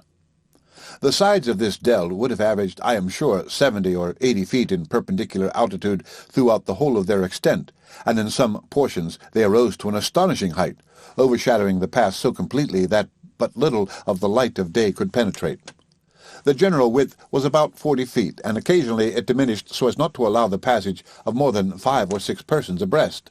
In short, there could be no place in the world better adapted for the consummation of an ambuscade, and it was no more than natural that we should look carefully to our arms as we entered upon it. When I now think of our egregious folly, the chief subject of astonishment seems to be that we should have ever ventured, under any circumstances, so completely into the power of unknown savages as to permit them to march both before and behind us in our progress through this ravine. Yet such was the order we blindly took up, trusting foolishly to the force of our party, the unarmed condition of Too-wit and his men, the certain efficacy of our firearms, whose effect was yet a secret to the natives, and more than all to the long-sustained pretension of friendship kept up by these infamous wretches. 5 or 6 of them went on before, as if to lead the way, ostentatiously busying themselves in removing the larger stones and rubbish from the path. Next came our party. We walked closely together, taking care only to prevent separation. Behind followed the main body of the savages, observing unusual order and decorum. Dirk Peters, a man named Wilson Allen, and myself were on the right of our companions, examining as we went along the singular stratification of the precipice which overhung us. A fissure in the soft rock attracted our attention. It was about wide enough for one person to enter without squeezing, and extended back into the hill some 18 or 20 feet in a straight course, sloping afterward to the left. The height of the opening, as far as we could see into it from the main gorge, was perhaps 60 or 70 feet. There were 1 or 2 stunted shrubs growing from the crevices, bearing a species of filbert, which I felt some curiosity to examine, and pushed in briskly for that purpose, gathering 5 or 6 of the nuts at a grasp, and then hastily retreating. As I turned, I found that Peters and Allen had followed me. I desired them to go back, as there was not room for 2 persons to pass, saying they should have some of my nuts. They accordingly turned and were scrambling back, Allen being close to the mouth of the fissure, when I was suddenly aware of a concussion resembling nothing I had ever before experienced, and which impressed me with a vague conception, if indeed I then thought of anything, that the whole foundations of the solid globe were suddenly rent asunder, and that the day of universal dissolution was at hand. The end of chapter 20. As soon as I could collect my scattered senses, I found myself nearly suffocated and grovelling in utter darkness among a quantity of loose earth, which was also falling upon me heavily in every direction, threatening to bury me entirely. Horribly alarmed at this idea, I struggled to gain my feet, and at last succeeded. I then remained motionless for some moments, endeavouring to conceive what had happened to me, and where I was. Presently I heard a deep groan just at my ear, and afterward the smothered voice of Peters calling to me for aid in the name of God. I scrambled 1 or 2 paces forward when I fell directly over the head and shoulders of my companion, who, I soon discovered, was buried in a loose mass of earth as far as his middle, and struggling desperately to free himself from the pressure. I tore the dirt from around him with all the energy I could command, and at length succeeded in getting him out. As soon as we sufficiently recovered from our fright and surprise to be capable of conversing rationally, we both came to the conclusion that the walls of the fissure in which we had ventured had, by some convulsion of nature, or probably from their own weight, caved in overhead, and that we were consequently lost forever, being thus entombed alive. For a long time we gave up supinely to the most intense agony and despair, such as cannot be adequately imagined by those who have never been in a similar position. I firmly believed that no incident ever occurring in the course of human events is more adapted to inspire the supremeness of mental and bodily distress than a case like our own of living inhumation. The blackness of darkness which envelops the victim, the terrific oppression of lungs, the stifling fumes from the damp earth, unite with the ghastly considerations that we are beyond the remotest confines of hope, and that such is the allotted portion of the dead, to carry into the human heart a degree of appalling awe and horror not to be tolerated, never to be conceived. At length Peters proposed that we should endeavour to ascertain precisely the extent of our calamity, and grope about our prison. It being barely possible, he observed, that some opening might yet be left us for escape. I caught eagerly at this hope, and arousing myself to exertion, attempted to force my way through the loose earth. Hardly had I advanced a single step before a glimmer of light became perceptible, enough to convince me that, at all events, we should not immediately perish for want of air. We now took some degree of heart, and encouraged each other to hope for the best. Having scrambled over a bank of rubbish which impeded our farther progress in the direction of the light, we found less difficulty in advancing, and also experienced some relief from the excessive oppression of lungs which had tormented us. Presently we were enabled to obtain a glimpse of the objects around, and discovered that we were near the extremity of the straight portion of the fissure, where it made a turn to the left. A few struggles more, and we reached the bend, when, to our inexpressible joy, there appeared a long seam or crack extending upward a vast distance, generally at an angle of about 45 degrees, although sometimes much more precipitous. We could not see through the whole extent of this opening, but, as a good deal of light came down it, we had little doubt of finding at the top of it, if we could by any means reach the top, a clear passage into the open air. I now called to mind that 3 of us had entered the fissure from the main gorge, and that our companion Allan was still missing. We determined at once to retrace our steps and look for him. After a long search and much danger from the farther caving in of the earth above us, Peters at length cried out to me that he had hold of our companion's foot, and that his whole body was deeply buried beneath the rubbish beyond the possibility of extricating him. I soon found that what he said was too true, and that, of course, life had been long extinct. With sorrowful hearts, therefore, we left the corpse to its fate, and again made our way to the bend. The breadth of the seam was barely sufficient to admit us, and after 1 or 2 ineffectual efforts at getting up, we began once more to despair.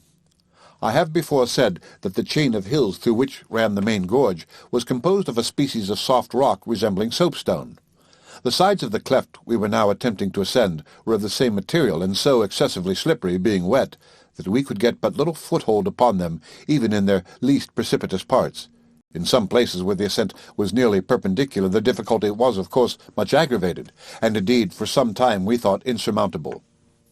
We took courage, however, from despair, and what, by dint of cutting steps in the soft stone with our bowie knives, and swinging at the risk of our lives to small projecting points of a harder species of slaty rock which now and then protruded from the general mass, we at length reached a natural platform from which was perceptible a patch of blue sky at the extremity of a thickly wooded ravine.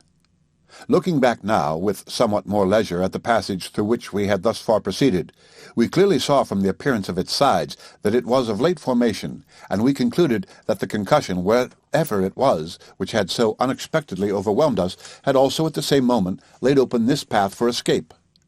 Being quite exhausted with exertion, and indeed so weak that we were scarcely able to stand or articulate, Peters now proposed that we should endeavour to bring our companions to the rescue by firing the pistols which still remained in our girdles, the muskets as well as cutlasses having been lost among the loose earth at the bottom of the chasm.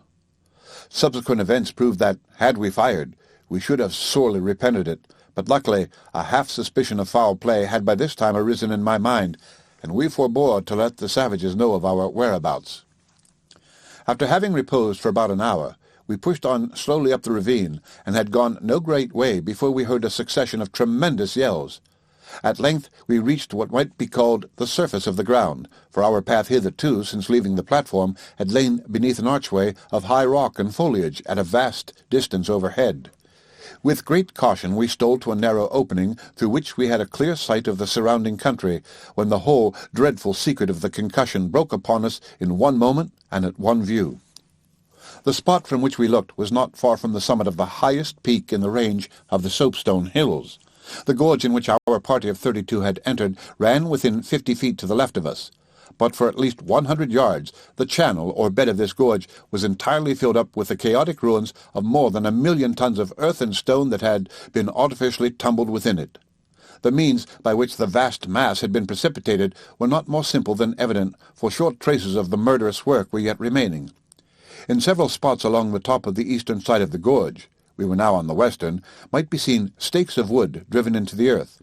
In these spots the earth had not given way, but throughout the whole extent of the face of the precipice from which the mass had fallen it was clear, from marks left in the soil resembling those made by the drill of the rock blaster, that stakes similar to those we saw standing had been inserted at not more than a yard apart for the length of perhaps 300 feet, and ranging at about 10 feet back from the edge of the gulf.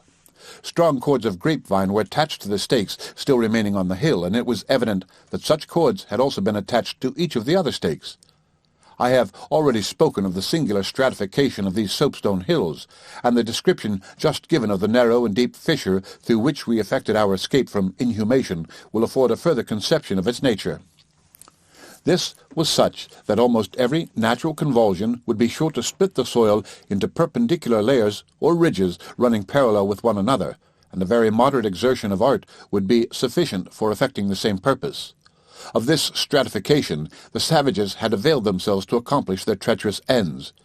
There can be no doubt that, by the continuous line of stakes, a partial rupture of the soil had been brought about probably to the depth of 1 or 2 feet, when by means of a savage pulling at the end of each of the cords, these cords being attached to the tops of the stakes and extending back from the edge of the cliff, a vast leverage power was obtained capable of hurling the whole face of the hill upon a given signal into the bosom of the abyss below.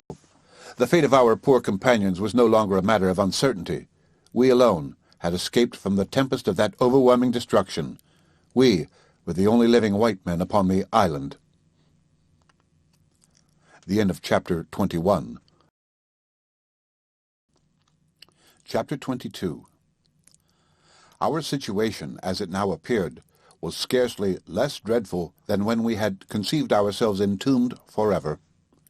We saw before us no prospect but that of being put to death by the savages, or of dragging out a miserable existence in captivity among them. We might, to be sure, conceal ourselves for a time from their observation among the fastnesses of the hills, and as a final resort in the chasm from which we had just issued. But we must either perish in the long polar winter through cold and famine, or be ultimately discovered in our efforts to obtain relief. The whole country around us seemed to be swarming with savages, crowds of whom we now perceived had come over from the islands to the southward on flat rafts, doubtless with a view of lending their aid in the capture and plunder of the Jane. The vessel still lay calmly at anchor in the bay, those on board being apparently quite unconscious of any danger awaiting them. How we longed at that moment to be with them, either to aid in effecting their escape, or to perish with them in attempting a defence. We saw no chance even of warning them of their danger without bringing immediate destruction upon our own heads, with but a remote hope of benefit to them. A pistol fired might suffice to apprise them that something wrong had occurred, but the report could not possibly inform them that their only prospect of safety lay in getting out of the harbour forthwith. It could not tell them that no principles of honour now bound them to remain, that their companions were no longer among the living. Upon hearing the discharge, they could not be more thoroughly prepared to meet the foe who were now getting ready to attack than they already were, and always had been. No good, therefore, and infinite harm would result from our firing, and after mature deliberation we forbore. Our next thought was to attempt to rush toward the vessel, to seize one of the 4 canoes which lay at the head of the bay, and endeavour to force a passage on board. But the utter impossibility of succeeding in this desperate task soon became evident. The country, as I said before, was literally swarming with the natives, skulking among the bushes and recesses of the hills, so as not to be observed from the schooner. In our immediate vicinity especially, and blockading the sole path by which we could hope to attain the shore at the proper point, were stationed the whole party of the black-skin warriors, with Too-Wit at their head, and apparently only waiting for some reinforcement to commence his onset upon the Jane. The canoes, too, which lay at the head of the bay, were manned with savages, unarmed, it is true, but who undoubtedly had arms within reach. We were forced, therefore, however unwillingly, to remain in our place of concealment, mere spectators of the conflict which presently ensued. In about half an hour we saw some 60 or 70 rafts, or flatboats, without riggers, filled with savages, and coming round the southern bight of the harbour. They appeared to have no arms except short clubs and stones which lay in the bottom of the rafts. Immediately afterward another detachment, still larger, appeared in an opposite direction, and with similar weapons. The 4 canoes, too, were now quickly filled with natives, starting up from the bushes at the head of the bay, and put off swiftly to join the other parties. Thus, in less time than I have taken to tell it, and as if by magic, the Jane saw herself surrounded by an immense multitude of desperadoes evidently bent upon capturing her at all hazards. That they would succeed in so doing could not be doubted for an instant. The 6 men left in the vessel, however resolutely they might engage in her defence, were altogether unequal to the proper management of the guns, or in any manner to sustain a contest at such odds. I could hardly imagine that they would make resistance at all, but in this was deceived, for presently I saw them get springs upon the cable, and bring the vessel's starboard broadside to bear upon the canoes, which by this time were within pistol range, the rafts being nearly a quarter of a mile to windward. Owing to some cause unknown, but most probably to the agitation of our poor friends at seeing themselves in so hopeless a situation, the discharge was an entire failure. Not a canoe was hit, or a single savage injured, the shots striking short and ricocheting over their heads. The only effect produced upon them was astonishment at the unexpected report and smoke, which was so excessive that for some moments I almost thought they would abandon their design entirely and return to the shore. And this they would most likely have done had our men followed up their broadside by a discharge of small arms, in which, as the canoes were now so near at hand, they could not have failed in doing some execution, sufficient at least to deter this party from a farther advance, until they could have given the rafts also a broadside. But in place of this, they left the canoe party to recover from their panic, and by looking about them to see that no injury had been sustained, while they flew to the larboard to get ready for the rafts. The discharge to larboard produced the most terrible effect. The star and double-headed shot of the large guns cut 7 or 8 of the rafts completely asunder, and killed perhaps 30 or 40 of the savages outright, while 100 of them at least were thrown into the water, the most of them dreadfully wounded. The remainder, frightened out of their senses, commenced at once a precipitate retreat, not even waiting to pick up their maimed companions, who were screaming about in every direction, screaming and yelling for aid. This great success, however, came too late for the salvation of our devoted people. The canoe party was already on board the schooner to the number of more than 150, the most of them having succeeded in scrambling up the chains and over the boarding netting even before the matches had been applied to the larboard guns. Nothing now could withstand their brute rage. Our men were borne down at once, overwhelmed, trodden underfoot, and absolutely torn to pieces in an instant. Seeing this, the savages on the rafts got the better of their fears and came up in shoals to the plunder.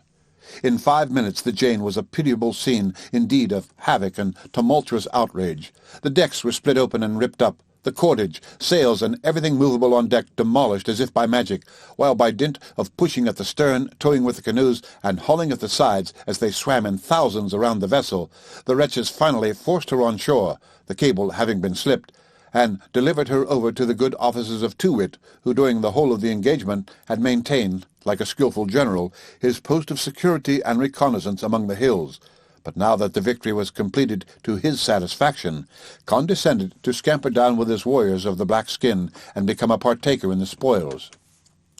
Too-wit's descent left us at liberty to quit our hiding-place and reconnoitre the hill in the vicinity of the chasm. At about 50 yards from the mouth of it, we saw a small spring of water, at which we slaked the burning thirst that now consumed us. Not far from the spring we discovered several of the filbert bushes which I mentioned before. Upon tasting the nuts, we found them palatable, and very nearly resembling in flavour the English common filbert. We collected our hats full immediately, deposited them within the ravine, and returned for more. While we were busily employed in gathering these, a rustling in the bushes alarmed us, and we were upon the point of stealing back to our covert when a large blackbird of the bittern species strugglingly and slowly arose above the shrubs. I was so much startled that I could do nothing, but Peters had sufficient presence of mind to run up to it before it could make its escape and seize it by the neck. Its struggles and screams were tremendous, and we had thoughts of letting it go, lest the noise should alarm some of the savages who might still be lurking in the neighbourhood. A stab with a bowie knife, however, at length brought it to the ground, and we dragged it into the ravine, congratulating ourselves that, at all events, we had thus obtained a supply of food enough to last us for a week. We now went out again to look about us, and ventured a considerable distance down the southern declivity of the hill, but met with nothing else which could serve us for food. We therefore collected a quantity of dry wood, and returned, seeing 1 or 2 large parties of the natives on their way to the village, laden with the plunder of the vessel, and who we were apprehensive might discover us in passing beneath the hill.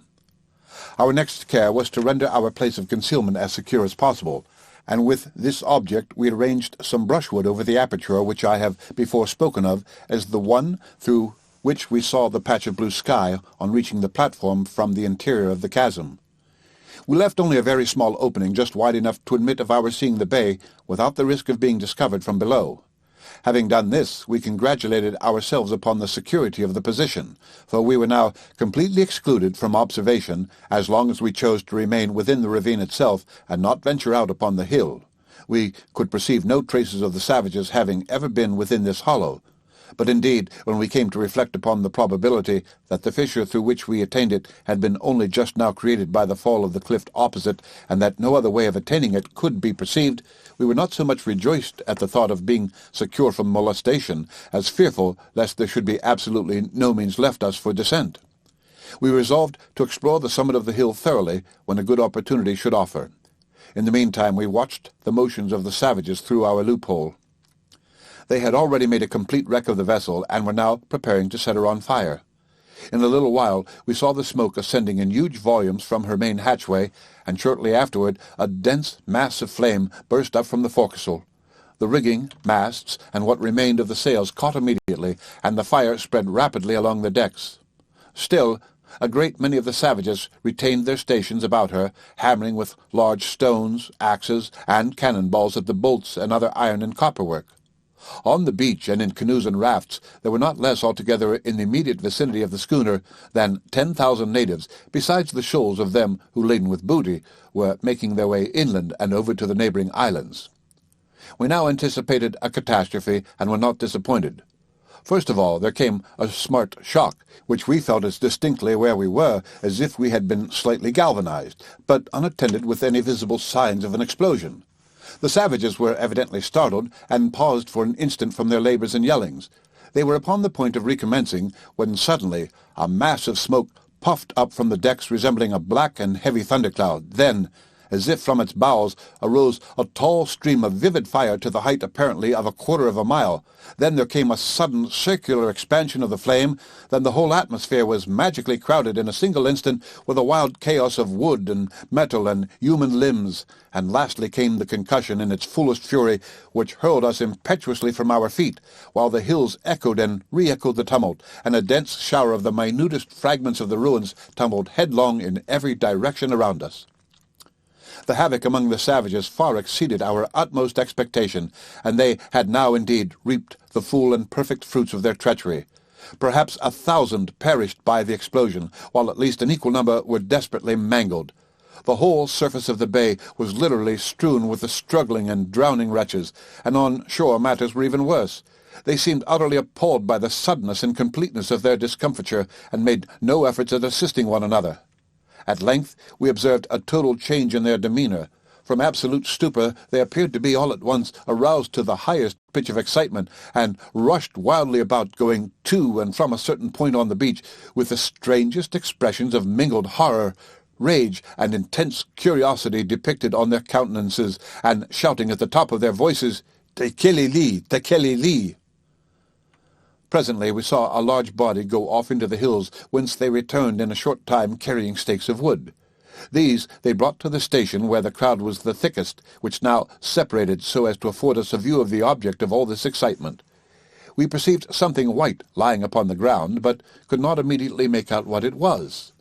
At length we saw that it was the carcass of the strange animal with the scarlet teeth and claws, which the schooner had picked up at sea on the 18th of January. Captain Guy had had the body preserved for the purpose of stuffing the skin and taking it to England. I remember he had given some directions about it just before our making the island, and it had been brought into the cabin and stowed away in one of the lockers. It had now been thrown on shore by the explosion, but why it had occasioned so much concern among the savages was more than we could comprehend. Although they crowded around the carcass at a little distance, none of them seemed willing to approach it closely. By and by, the men with the stakes drove them in a circle around it, and no sooner was this arrangement completed than the whole of the vast assemblage rushed into the interior of the island with loud screams of "Tekeli-li! Tekeli-li!" The end of Chapter 22. Chapter 23.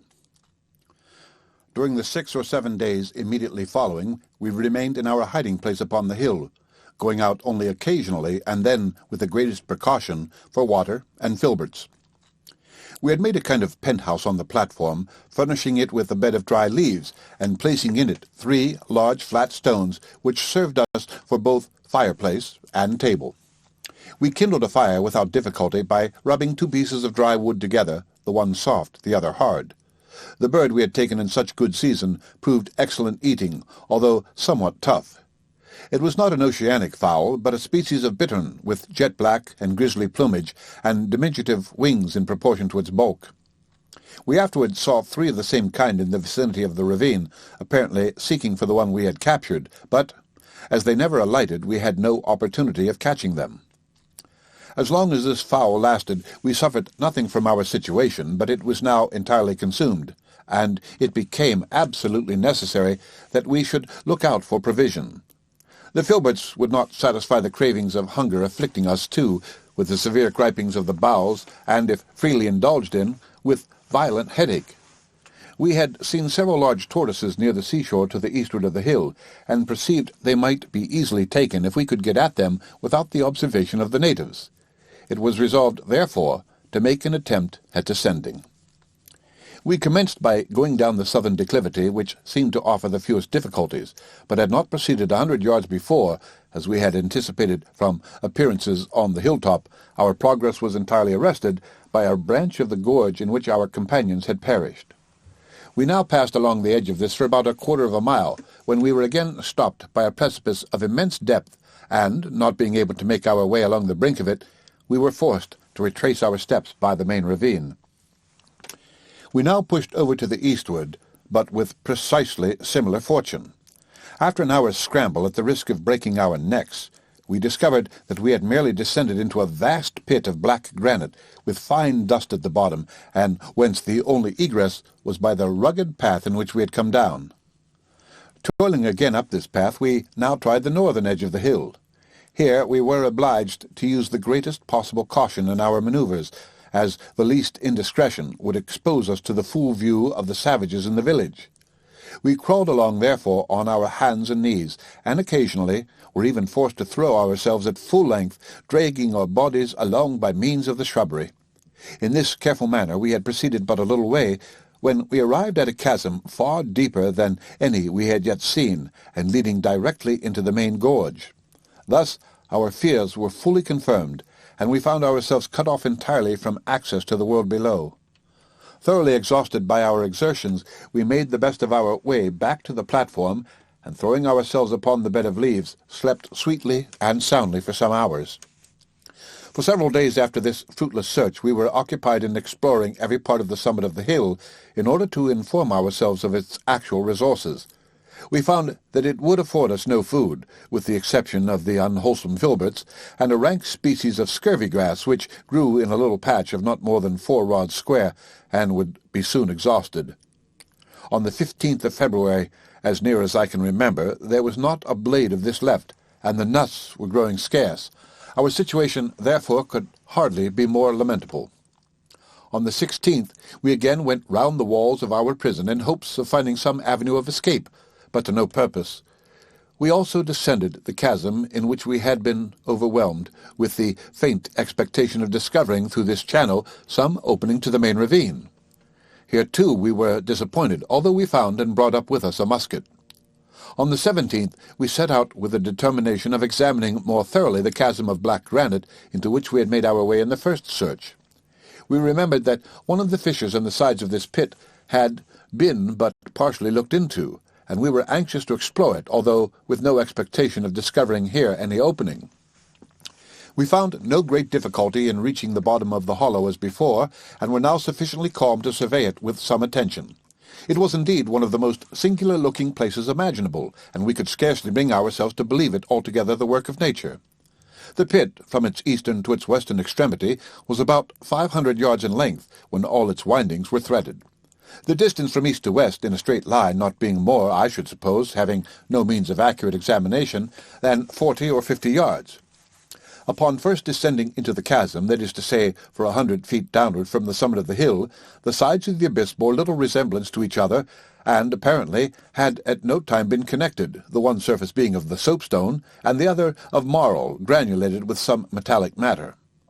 The average breadth or interval between the two cliffs was probably here 60 feet, but there seemed to be no regularity of formation. Passing down, however, beyond the limit spoken of, the interval rapidly contracted, and the sides began to run parallel, although for some distance farther they were still dissimilar in their material and form of surface. Upon arriving within 50 feet of the bottom, a perfect regularity commenced. The sides were now entirely uniform in substance, in color, and in lateral direction, the material being a very black and shining granite, and the distance between the two sides at all points facing each other exactly 20 yards. The precise formation of the chasm will be best understood by means of a delineation taken upon the spot, for I had luckily with me a pocket-book and pencil, which I preserved with great care through a long series of subsequent adventure, and to which I am indebted for memoranda of many subjects which would otherwise have been crowded from my remembrance. This figure gives the general outlines of the chasm without the minor cavities in the sides, of which there were several, each cavity having a corresponding protuberance opposite. The bottom of the gulf was covered to the depth of 3 or 4 inches with a powder almost impalpable, beneath which we found a continuation of the black granite. To the right at the lower extremity will be noticed the appearance of a small opening. This is the fissure alluded to above, and to examine which more minutely than before was the object of our second visit. We now pushed into it with vigor, cutting away a quantity of brambles which impeded us, and removing a vast heap of sharp flints, somewhat resembling arrowheads in shape. We were encouraged to persevere, however, by perceiving some little light proceeding from the farther end. We at length squeezed our way for about 30 feet, and found that the aperture was a low and regularly formed arch, having a bottom of the same impalpable powder as that in the main chasm. A strong light now broke upon us, and, turning a short bend, we found ourselves in another lofty chamber, similar to the one we had left in every respect but longitudinal form. Its general figure is here given. The total length of this chasm, commencing at the opening and proceeding round the curve B to the extremity of D, is 550 yards. At C, we discovered a small aperture similar to the one through which we had issued from the other chasm, and this was choked up in the same manner with brambles and a quantity of the white arrowhead flints. We forced our way through it, finding it about 40 feet long, and emerged into a third chasm. This, too, was precisely like the first, except in its longitudinal shape, which was thus. We found the entire length of the third chasm 320 yards. At the point A was an opening about 6 feet wide and extending 15 feet into the rock, where it terminated in a bed of marl, there being no other chasm beyond, as we had expected. We were about leaving this fissure, into which very little light was admitted, when Peters called my attention to a range of singular-looking indentures in the surface of the marl forming the termination of the cul-de-sac. With a very slight exertion of the imagination, the left or most northern of these indentures might have been taken for the intentional, although rude, representation of a human figure standing erect with outstretched arm. The rest of them bore also some little resemblance to alphabetical characters, and Peters was willing at all events to adopt the idle opinion that they were really such. I convinced him of his error, finally, by directing his attention to the floor of the fissure, where, among the powder, we picked up, piece by piece, several large flakes of the marl which had evidently been broken off by some convulsion from the surface where the indentures were found, and which had projecting points exactly fitting the indentures, thus proving them to have been the work of nature. After satisfying ourselves that these singular caverns afforded us new means of escape from our prison, we made our way back, dejected and dispirited, to the summit of the hill. Nothing worth mentioning occurred during the next 24 hours, except that, in examining the ground to the eastward of the third chasm, we found 2 triangular holes of great depth, and also with black granite sides. Into these holes we did not think it worth while to attempt descending, as they had the appearance of mere natural wells without outlet. They were each about 20 yards in circumference, and their shape, as well as relative position in regard to the third chasm, is shown in Figure 5. The end of Chapter 23. Chapter 24. On the 20th of the month, finding it altogether impossible to subsist any longer upon the filberts, the use of which occasioned us the most excruciating torment, we resolved to make a desperate attempt at descending the southern declivity of the hill. The face of the precipice was here of the softest species of soapstone, although nearly perpendicular throughout its whole extent, a depth of 150 feet at the least, and in many places even overarching. After a long search, we discovered a narrow ledge about 20 feet below the brink of the gulf. Upon this Peters contrived to leap, with what assistance I could render him by means of our pocket handkerchiefs tied together. With somewhat more difficulty, I also got down, and we then saw the possibility of descending the whole way by the process in which we had clambered up from the chasm when we had been buried by the fall of the hill, that is, by cutting steps in the face of the soapstone with our knives. The extreme hazard of the attempt can scarcely be conceived, but, as there was no other resource, we determined to undertake it. Upon the ledge where we stood there grew some filbert bushes, and to one of these we made fast an end of our rope of handkerchiefs, the other end being tied around Peter's waist. I lowered him down over the edge of the precipice until the handkerchiefs were stretched tight. He now proceeded to dig a deep hole in the soapstone, as far in as 8 or 10 inches, sloping away the rock above to the height of a foot or thereabout, so as to allow of his driving with the butt of a pistol a tolerably strong peg into the levelled surface. I then drew him up for about 4 feet, when he made a hole similar to the one below, driving in a peg as before, and having thus a resting place for both feet and hands. I now unfastened the handkerchiefs from the bush, throwing him the end which he tied to the peg in the uppermost hole, letting himself down gently to a station about 3 feet lower than he had yet been, that is, to the full extent of the handkerchiefs. Here he dug another hole, and drove another peg. He then drew himself up so as to rest his feet in the hole just cut, taking hold with his hands upon the peg in the one above. It was now necessary to untie the handkerchiefs from the topmost peg, with the view of fastening them to the second, and here he found that an error had been committed in cutting the holes at so great a distance apart. However, after 1 or 2 unsuccessful and dangerous attempts at reaching the knot, having to hold on with his left hand while he laboured to undo the fastening with his right, he at length cut the string, leaving 6 inches of it affixed to the peg.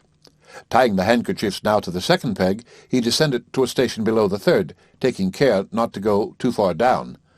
By these means which I should never have conceived of myself, and for which we were indebted altogether to Peter's ingenuity and resolution, my companion finally succeeded, with the occasional aid of projections in the cliff, in reaching the bottom without accident. It was some time before I could summon sufficient resolution to follow him, but I did at length attempt it. Peters had taken off his shirt before descending, and this, with my own, formed the rope necessary for the adventure. After throwing down the musket found in the chasm, I fastened this rope to the bushes, and let myself down rapidly, striving by the vigour of my movements to banish the trepidation which I could overcome in no other manner. This answered sufficiently well for the first 4 or 5 steps, but presently I found my imagination growing terribly excited by thoughts of the vast depths yet to be descended, and the precarious nature of the pegs and soapstone holes which were my only support. It was in vain I endeavoured to banish these reflections, and to keep my eyes steadily bent upon the flat surface of the cliff before me. The more earnestly I struggled not to think, the more intensely vivid became my conceptions, and the more horribly distinct. At length arrived that crisis of fancy, so fearful in all similar cases, the crisis in which we began to anticipate the feelings with which we shall fail to picture to ourselves the sickness and dizziness, and the last struggle, and the half-swoon, and the final bitterness of the rushing and headlong descent. And now I found these fancies creating their own realities, and all imagined horrors crowding upon me in fact. I felt my knees strike violently together, while my fingers were gradually but certainly relaxing their grasp. There was a ringing in my ears, and I said, "This is my knell of death." And now I was consumed with the impressible desire of looking below. I would not confine my glances to the cliff, and with a wild, indefinable emotion, half of horror, half of a relieved oppression, I threw my vision far down into the abyss. For one moment my fingers clutched convulsively upon their hold, while with the movement the faintest possible idea of ultimate escape wandered like a shadow through my mind. In the next my whole soul was pervaded with a longing to fall, a desire, a yearning, a passion utterly uncontrollable. I let go at once my grasp upon the peg, and turning half round from the precipice, remained tottering for an instant against its naked face. But now there came a spinning of the brain, a shrill-sounding and phantom voice screamed within my ears. A dusky, fiendish, and filmy figure stood immediately beneath me, and sighing, I sunk down with a bursting heart, and plunged within its arms. I had swooned, and Peters had caught me as I fell. He had observed my proceedings from his station at the bottom of the cliff, and perceiving my imminent danger, had endeavoured to inspire me with courage by every suggestion he could devise, although my confusion of mind had been so great as to prevent my hearing what he said, or being conscious that he had even spoken to me at all. At length, seeing me totter, he hastened to ascend to my rescue, and arrived just in time for my preservation. Had I fallen with my full weight, the rope of linen would inevitably have snapped, and I should have been precipitated into the abyss. As it was, he contrived to let me down gently, so as to remain suspended without danger until animation returned. This was in about 15 minutes. On recovery, my trepidation had entirely vanished. I felt a new being, and, with some little further aid from my companion, reached the bottom, also in safety. We now found ourselves not far from the ravine which had proved the tomb of our friends, and to the southward of the spot where the hill had fallen. The place was one of singular wildness, and its aspect brought to my mind the descriptions given by travellers of those dreary regions marking the site of degraded Babylon, not to speak of the ruins of the disrupted cliff which formed a chaotic barrier in the vista to the northward. The surface of the ground in every other direction was strewn with huge tumuli, apparently the wreck of some gigantic structures of art, although in detail no semblance of art could be detected. Scoria were abundant, and large shapeless blocks of the black granite intermingled with others of marl, and both granulated with metal. Of vegetation there were no traces whatsoever throughout the whole of the desolate area within sight. Several immense scorpions were seen, and various reptiles not elsewhere to be found in the high latitudes. As food was our most immediate object, we resolved to make our way to the sea-coast, distant not more than half a mile, with a view of catching turtle, several of which we had observed from our place of concealment on the hill. We had proceeded some 100 yards, threading our route cautiously between the huge rocks and tumuli, when, upon turning a corner, 5 savages sprang upon us from a small cavern, felling Peters to the ground with a blow from a club. As he fell, the whole party rushed upon him to secure their victim, leaving me time to recover from my astonishment. I still had the musket, but the barrel had received so much injury in being thrown from the precipice that I cast it aside as useless, preferring to trust my pistols, which had been carefully preserved in order. With these I advanced upon the assailants, firing one after the other in quick succession. 2 savages fell, and one, who was in the act of thrusting a spear into Peters, sprung to his feet without accomplishing his purpose. My companion being thus released, we had no further difficulty. He had his pistols also, but prudently declined using them, confiding in his great personal strength, which far exceeded that of any person I have ever known. Seizing a club from one of the savages who had fallen, he dashed out the brains of the 3 who remained, killing each instantaneously with a single blow of the weapon, and leaving us completely masters of the field.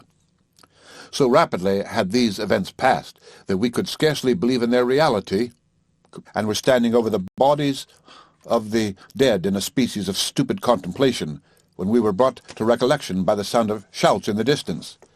It was clear that the savages had been alarmed by the firing, and that we had little chance of avoiding discovery.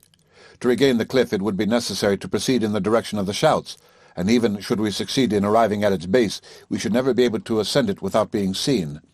Our situation was one of the greatest peril, and we were hesitating in which path to commence a flight, when one of the savages, whom I had shot and supposed dead, sprang briskly to his feet and attempted to make his escape. We overtook him, however, before he had advanced many paces, and were about to put him to death, when Peters suggested that we might derive some benefit from forcing him to accompany us in our attempt to escape. We therefore dragged him with us, making him understand that we would shoot him if he offered resistance. In a few minutes he was perfectly submissive, and ran by our sides as we pushed in among the rocks, making for the seashore. So far, the irregularities of the ground we had been traversing hid the sea, except at intervals, from our sight, and when we first had it fairly in view, it was perhaps 200 yards distant. As we emerged into the open beach, we saw to our great dismay an immense crowd of the natives pouring from the village and from all visible quarters of the island, making toward us with gesticulations of extreme fury and howling like wild beasts.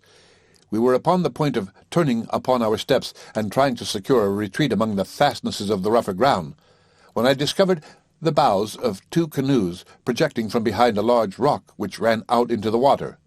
Toward these we now ran with all speed, and reaching them found them unguarded, and without any other freight than 3 of the large Galapagos turtles and the usual supply of paddles for 60 rowers. We instantly took possession of one of them, and forcing our captive on board, pushed out to sea with all the strength we could command. We had not made, however, more than 50 yards from the shore before we became sufficiently calm to perceive the great oversight of which we had been guilty in leaving the other canoe in the power of the savages, who by this time were not more than twice as far from the beach as ourselves, and were rapidly advancing to the pursuit. No time was now to be lost. Our hope was at best a forlorn one, but we had none other. It was very doubtful whether, with the utmost exertion, we could get back in time to anticipate them in taking possession of the canoe. But yet there was a chance that we could. We might save ourselves if we succeeded, while not to make the attempt was to resign ourselves to inevitable butchery. The canoe was modelled with the bow and stern alike, and in place of turning it around, we merely changed our position in paddling. As soon as the savages perceived this, they redoubled their yells as well as their speed, and approached with inconceivable rapidity. We pulled, however, with all the energy of desperation, and arrived at the contested point before more than one of the natives had attained it. This man paid dearly for his superior agility, Peters shooting him through the head with a pistol as he approached the shore. The foremost among the rest of his party were probably some 20 or 30 paces distant as we seized upon the canoe. We at first endeavoured to pull her into the deep water beyond the reach of the savages, but finding her too firmly aground, and there being no time to spare, Peters, with one or two heavy strokes from the butt of the musket, succeeded in dashing out a large portion of the bow and of one side. We then pushed off. Two of the natives by this time had got hold of our boat, obstinately refusing to let go, until we were forced to dispatch them with our knives. We were now clear off and making great way out to sea. The main body of the savages, upon reaching the broken canoe, set up the most tremendous yell of rage and disappointment conceivable. In truth, from everything I could see of these wretches, they appeared to be the most wicked, hypocritical, vindictive, bloodthirsty, and altogether fiendish race of men upon the face of the globe. It is clear we should have had no mercy had we fallen into their hands. They made a mad attempt at following us in the fractured canoe, but finding it useless, again vented their rage in a series of hideous vociferations and rushed up into the hills. We were thus relieved from immediate danger, but our situation was still sufficiently gloomy. We knew that 4 canoes of the kind we had were at one time in the possession of the savages, and were not aware of the fact, afterward ascertained from our captive, that 2 of these had been blown to pieces in the explosion of the Jane Guy. We calculated, therefore, upon being yet pursued as soon as our enemies could get round to the bay, distant about 3 miles, where the boats were usually laid up. Fearing this, we made every exertion to leave the island behind us, and went rapidly through the water, forcing the prisoner to take a paddle. In about half an hour, when we had gained probably 5 or 6 miles to the southward, a large fleet of the flat-bottomed canoes or rafts were seen to emerge from the bay, evidently with the design of pursuit. Presently they put back, despairing to overtake us. The end of Chapter 24. Chapter 25. We now found ourselves in the wide and desolate Antarctic Ocean, in a latitude exceeding 84 degrees, in a frail canoe, and with no provision but the 3 turtles. The long polar winter, too, could not be considered as far distant, and it became necessary that we should deliberate well upon the course to be pursued. There were 6 or 7 islands in sight belonging to the same group, and distant from each other about 5 or 6 leagues, but upon neither of these had we any intention to venture. In coming from the northward in the Jane Guy, we had been gradually leaving behind us the severest regions of ice. This, however, little it may be in accordance with the generally received notions respecting the Antarctic, was a fact experience would not permit us to deny. To attempt, therefore, getting back would be folly, especially at so late a period of the season. Only one course seemed to be left open for hope. We resolved to steer boldly to the southward, where there was at least a probability of discovering other lands, and more than a probability of finding a still milder climate. So far we had found the Antarctic, like the Arctic Ocean, peculiarly free from violent storms or immoderately rough water. But our canoe was at best a frail structure, although large, and we set busily to work with a view of rendering her as safe as the limited means in our possession would admit. The body of the boat was of no better material than bark, the bark of a tree unknown. The ribs were of a tough osier, well adapted to the purpose for which it was used. We had 50 feet room from stem to stern, from 4 to 6 in breadth, and in depth throughout 4 feet and a half, the boats thus differing vastly in shape from those of any other inhabitants of the Southern Ocean with whom civilized nations are acquainted. We never did believe them the workmanship of the ignorant islanders who owned them. and some days after this period discovered by questioning our captive that they were, in fact, made by the natives of a group to the southwest of the country where we found them, having fallen accidentally into the hands of our barbarians. What we could do for the security of our boat was very little indeed. Several wide rents were discovered near both ends, and these we contrived to patch up with pieces of woolen jacket. With the help of the superfluous paddles, of which there were a great many, we erected a kind of framework about the bow, so as to break the force of any seas which might threaten to fill us in that quarter. We also set up 2 paddle blades for masts, placing them opposite each other, one by each gunwale, thus saving the necessity of a yard. To these masts we attached a sail made of our shirts, doing this with some difficulty, as here we could get no assistance from our prisoner whatever, although he had been willing enough to labor in all the other operations. The sight of the linen seemed to affect him in a very singular manner. He could not be prevailed upon to touch it, or go near it, shuddering when we attempted to force him, and shrieking out, "Tekeli-li!" Having completed our arrangements in regard to the security of the canoe, we now set sail to the south-southeast for the present, with the view of weathering the most southerly of the group in sight. This being done, we turned the bow full to the southward. The weather could by no means be considered disagreeable. We had a prevailing and very gentle wind from the northward, a smooth sea, and continual daylight. No ice whatever was to be seen, nor did I ever see one particle of this after leaving the parallel of Bennet's Islet. Indeed, the temperature of the water was here far too warm for its existence, in any quantity. Having killed the largest of our tortoises, and obtained from him not only food, but a copious supply of water, we continued on our course without any incident of moment, for perhaps 7 or 8 days, during which period we must have proceeded a vast distance to the southward, as the wind blew constantly with us, and a very strong current set continually in the direction we were pursuing. March 1st. Many unusual phenomena now indicated that we were entering upon a region of novelty and wonder. A high range of light grey vapour appeared constantly in the southern horizon, flaring up occasionally in lofty streaks, now darting from east to west, now from west to east, and again presenting a level and uniform summit. In short, having all the wild variations of the aurora borealis. The average height of this vapour, as apparent from our station, was about 25 degrees. The temperature of the sea seemed to be increasing momentarily, and there was a very perceptible alteration in its colour. March 2nd. Today, by repeated questioning of our captive, we came to the knowledge of many particulars in regard to the island of the massacre, its inhabitants and customs. But with these, how can I now detain the reader? I must say, however, that we learned that there were 8 islands in the group, that they were governed by a common king named Salemon or Salemon, who resided in one of the smallest of the islands, that the black skins forming the dress of the warriors came from an animal of huge size to be found only in a valley near the court of the king, that the inhabitants of the group fabricated no other boats than the flat-bottom rafts, the 4 canoes being all of the kind in their possession, and these having been obtained by mere accident from some large island in the southwest, that his own name was Nunu, that he had no knowledge of Bennet's Islet, and that the appellation of the island he had left was Salal. The commencement of the words Saliman and Salal was given with a prolonged hissing sound, which we found it impossible to imitate even after repeated endeavours, and which was precisely the same with the note of the black bittern we had eaten up on the summit of the hill. March 3rd. The heat of the water was now truly remarkable, and in colour was undergoing a rapid change, being no longer transparent, but of a milky consistency and hue.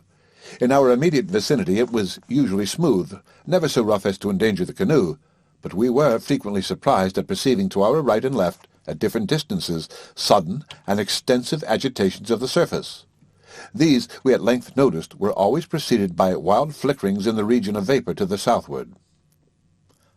March 4th. Today, with the view of widening our sail, the breeze from the northward dying away perceptibly, I took from my coat-pocket a white handkerchief.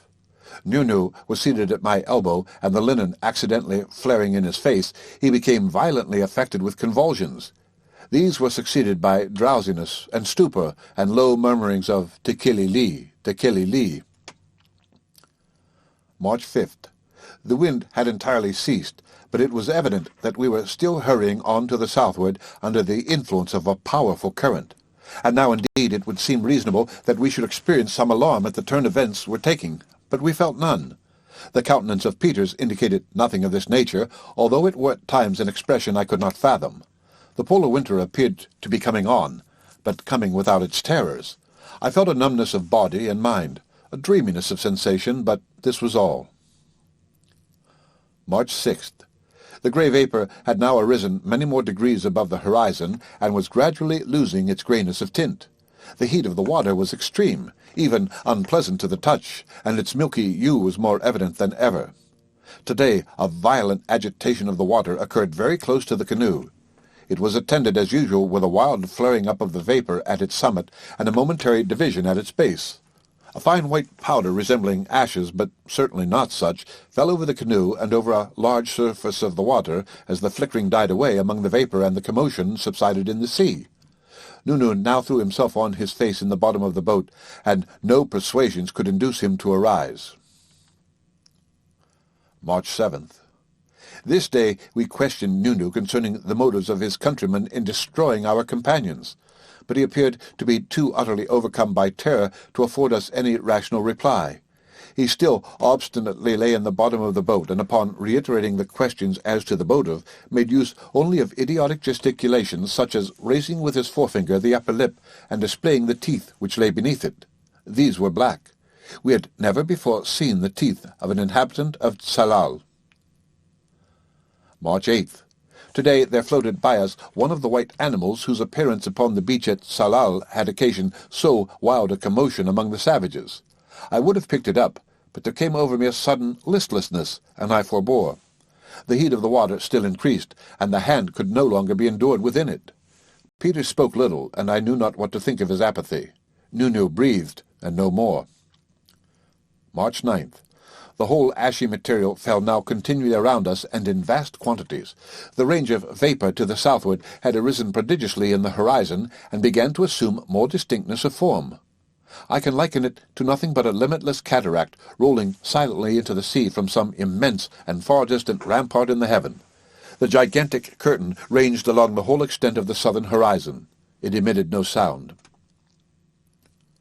March 21st. A sullen darkness now hovered above us, but from out the milky depths of the ocean a luminous glare arose and stole up along the bulwarks of the boat. We were nearly overwhelmed by the white ashy shower which settled upon us and upon the canoe, but melted into the water as it fell. The summit of the cataract was utterly lost in the dimness and the distance, yet we were evidently approaching it with a hideous velocity. At intervals there were visible in it wide, yawning, but momentary rents, and from out these rents, within which was a chaos of flitting and indistinct images, there came rushing and mighty but soundless winds, tearing up the enkindled ocean in their course. March 22nd. The darkness had materially increased, relieved only by the glare of the water thrown back from the white curtain before us. Many gigantic and pallidly white birds flew continuously now from beyond the veil, and their scream was the eternal Tekelili, as they retreated from our vision. Hereupon Nunu stirred in the bottom of the boat, but upon touching him we found his spirit departed. And now we rushed into the embraces of the cataract, where a chasm threw itself open to receive us. But there arose in our pathway a shrouded human figure, very far larger in its proportions than any dweller among men, and the hue of the skin of the figure was of the perfect whiteness of the snow. Note: the circumstances connected with the late, sudden, and distressing death of Mr. Pym are already well known to the public through the medium of the daily press. It is feared that the few remaining chapters which were to have completed his narrative, and which were retained by him, while the above were in type for the purpose of revision, have been irrecoverably lost through the accident by which he perished himself. This, however, may prove not to be the case, and the papers, if ultimately found, will be given to the public. No means have been left untried to remedy the deficiency. The gentleman whose name is mentioned in the preface, and who, from the statement there made, might be supposed able to fill the vacuum, has declined the task, this for satisfactory reasons connected with the general inaccuracy of the details afforded him, and his disbelief in the entire truth of the latter portions of the narration. Peters, from whom some information might be expected, is still alive and a resident of Illinois, but cannot be met with at present. He may hereafter be found, and will no doubt afford material for a conclusion of Mr. Pym's account. The loss of 2 or 3 final chapters, for there were but 2 or 3, is the more deeply to be regretted, as it cannot be doubted they contained matter relative to the pole itself, or at least to regions in its very near proximity, and as, too, the statements of the author in relation to these regions may shortly be verified or contradicted by means of the governmental expedition now preparing for the Southern Ocean. On one point in the narrative some remarks may well be offered, and it would afford the writer of this appendix much pleasure if what he may here observe should have a tendency to throw credit in any degree upon the very singular pages now published. We allude to the chasms found in the island of Tsalal, and to the whole of the figures upon pages 245 and 247 of the printed edition. Note: no figures were included with this text. Mr. Pym has given the figures of the chasms without comment, and speaks decidedly of the indentures found at the extremity of the most easterly of these chasms as having but a fanciful resemblance to alphabetical characters, and, in short, as being positively not such. This assertion is made in a manner so simple and sustained by a species of demonstration, so conclusive, that is, the fitting of the projections of the fragments found among the dust into the indentures upon the wall, that we are forced to believe the writer in earnest, and no reasonable reader should suppose otherwise. But as the facts in relation to all the figures are most singular, especially when taken in connection with statements made in the body of the narrative, it may be as well to say a word or two concerning them, all this too, the more especially as the facts in question have beyond doubt escaped the attention of Mr. Poe. Figure 1, then Figure 2, Figure 3, and Figure 5, when conjoined with one another in the precise order which the chasms themselves presented, and when deprived of the small lateral branches, or arches, which, it will be remembered, served only as a means of communication between the main chambers, and were of totally distinct character, constitute an Ethiopian verbal root, the root to be shady, whence all the inflections of shadow or darkness. In regard to the left or most northwardly of the indentures in Figure 4, it is more than probable that the opinion of Peters was correct, and that the hieroglyphical appearance was really the work of art, and intended as the representation of a human form. The delineation is before the reader, and he may or may not perceive the resemblance suggested, but the rest of the indentures afford strong confirmation of Peters' idea. The upper range is evidently the Arabic verbal root to be white, whence all the inflections of brilliancy and whiteness. The lower range is not so immediately perspicuous. The characters are somewhat broken and disjointed. Nevertheless, it cannot be doubted that in their perfect state they formed the full Egyptian word. The region of the south. It should be observed that these interpretations confirm the opinions of Peters in regard to the most northwardly of the figures. The arm is outstretched toward the south. Conclusions such as these open a wide field for speculation and exciting conjecture. They should be regarded perhaps in connection with some of the most faintly detailed incidents of the narrative, although in no visible manner is this chain of connection complete. Tekele-li was the cry of the affrighted natives of Tsalal upon discovering the carcass of the white animal picked up at sea. This also was the shuddering exclamatives of Tsalal upon discovering the carcass of the white materials in possession of Mr. Pym. This also was the shriek of the swift, flying, white and gigantic birds which issued from the vapory white curtain of the south. Nothing white was to be found at Tsalal, and nothing otherwise in the subsequent voyage to the region beyond. It is not impossible that Tsalal, the appellation of the island of the chasms, may be found, upon minute philological scrutiny, to betray either some alliance with the chasms themselves, or some reference to the Ethiopian characters so mysteriously written in their windings. I have graven it within the hills, and my vengeance upon the dust within the rock. The end of Chapter 25, and the end of the narrative of A. Gordon Pym by Edgar Allan Poe, read by Rick Kistner for Lit2Go on the web at fcit.usf.edu.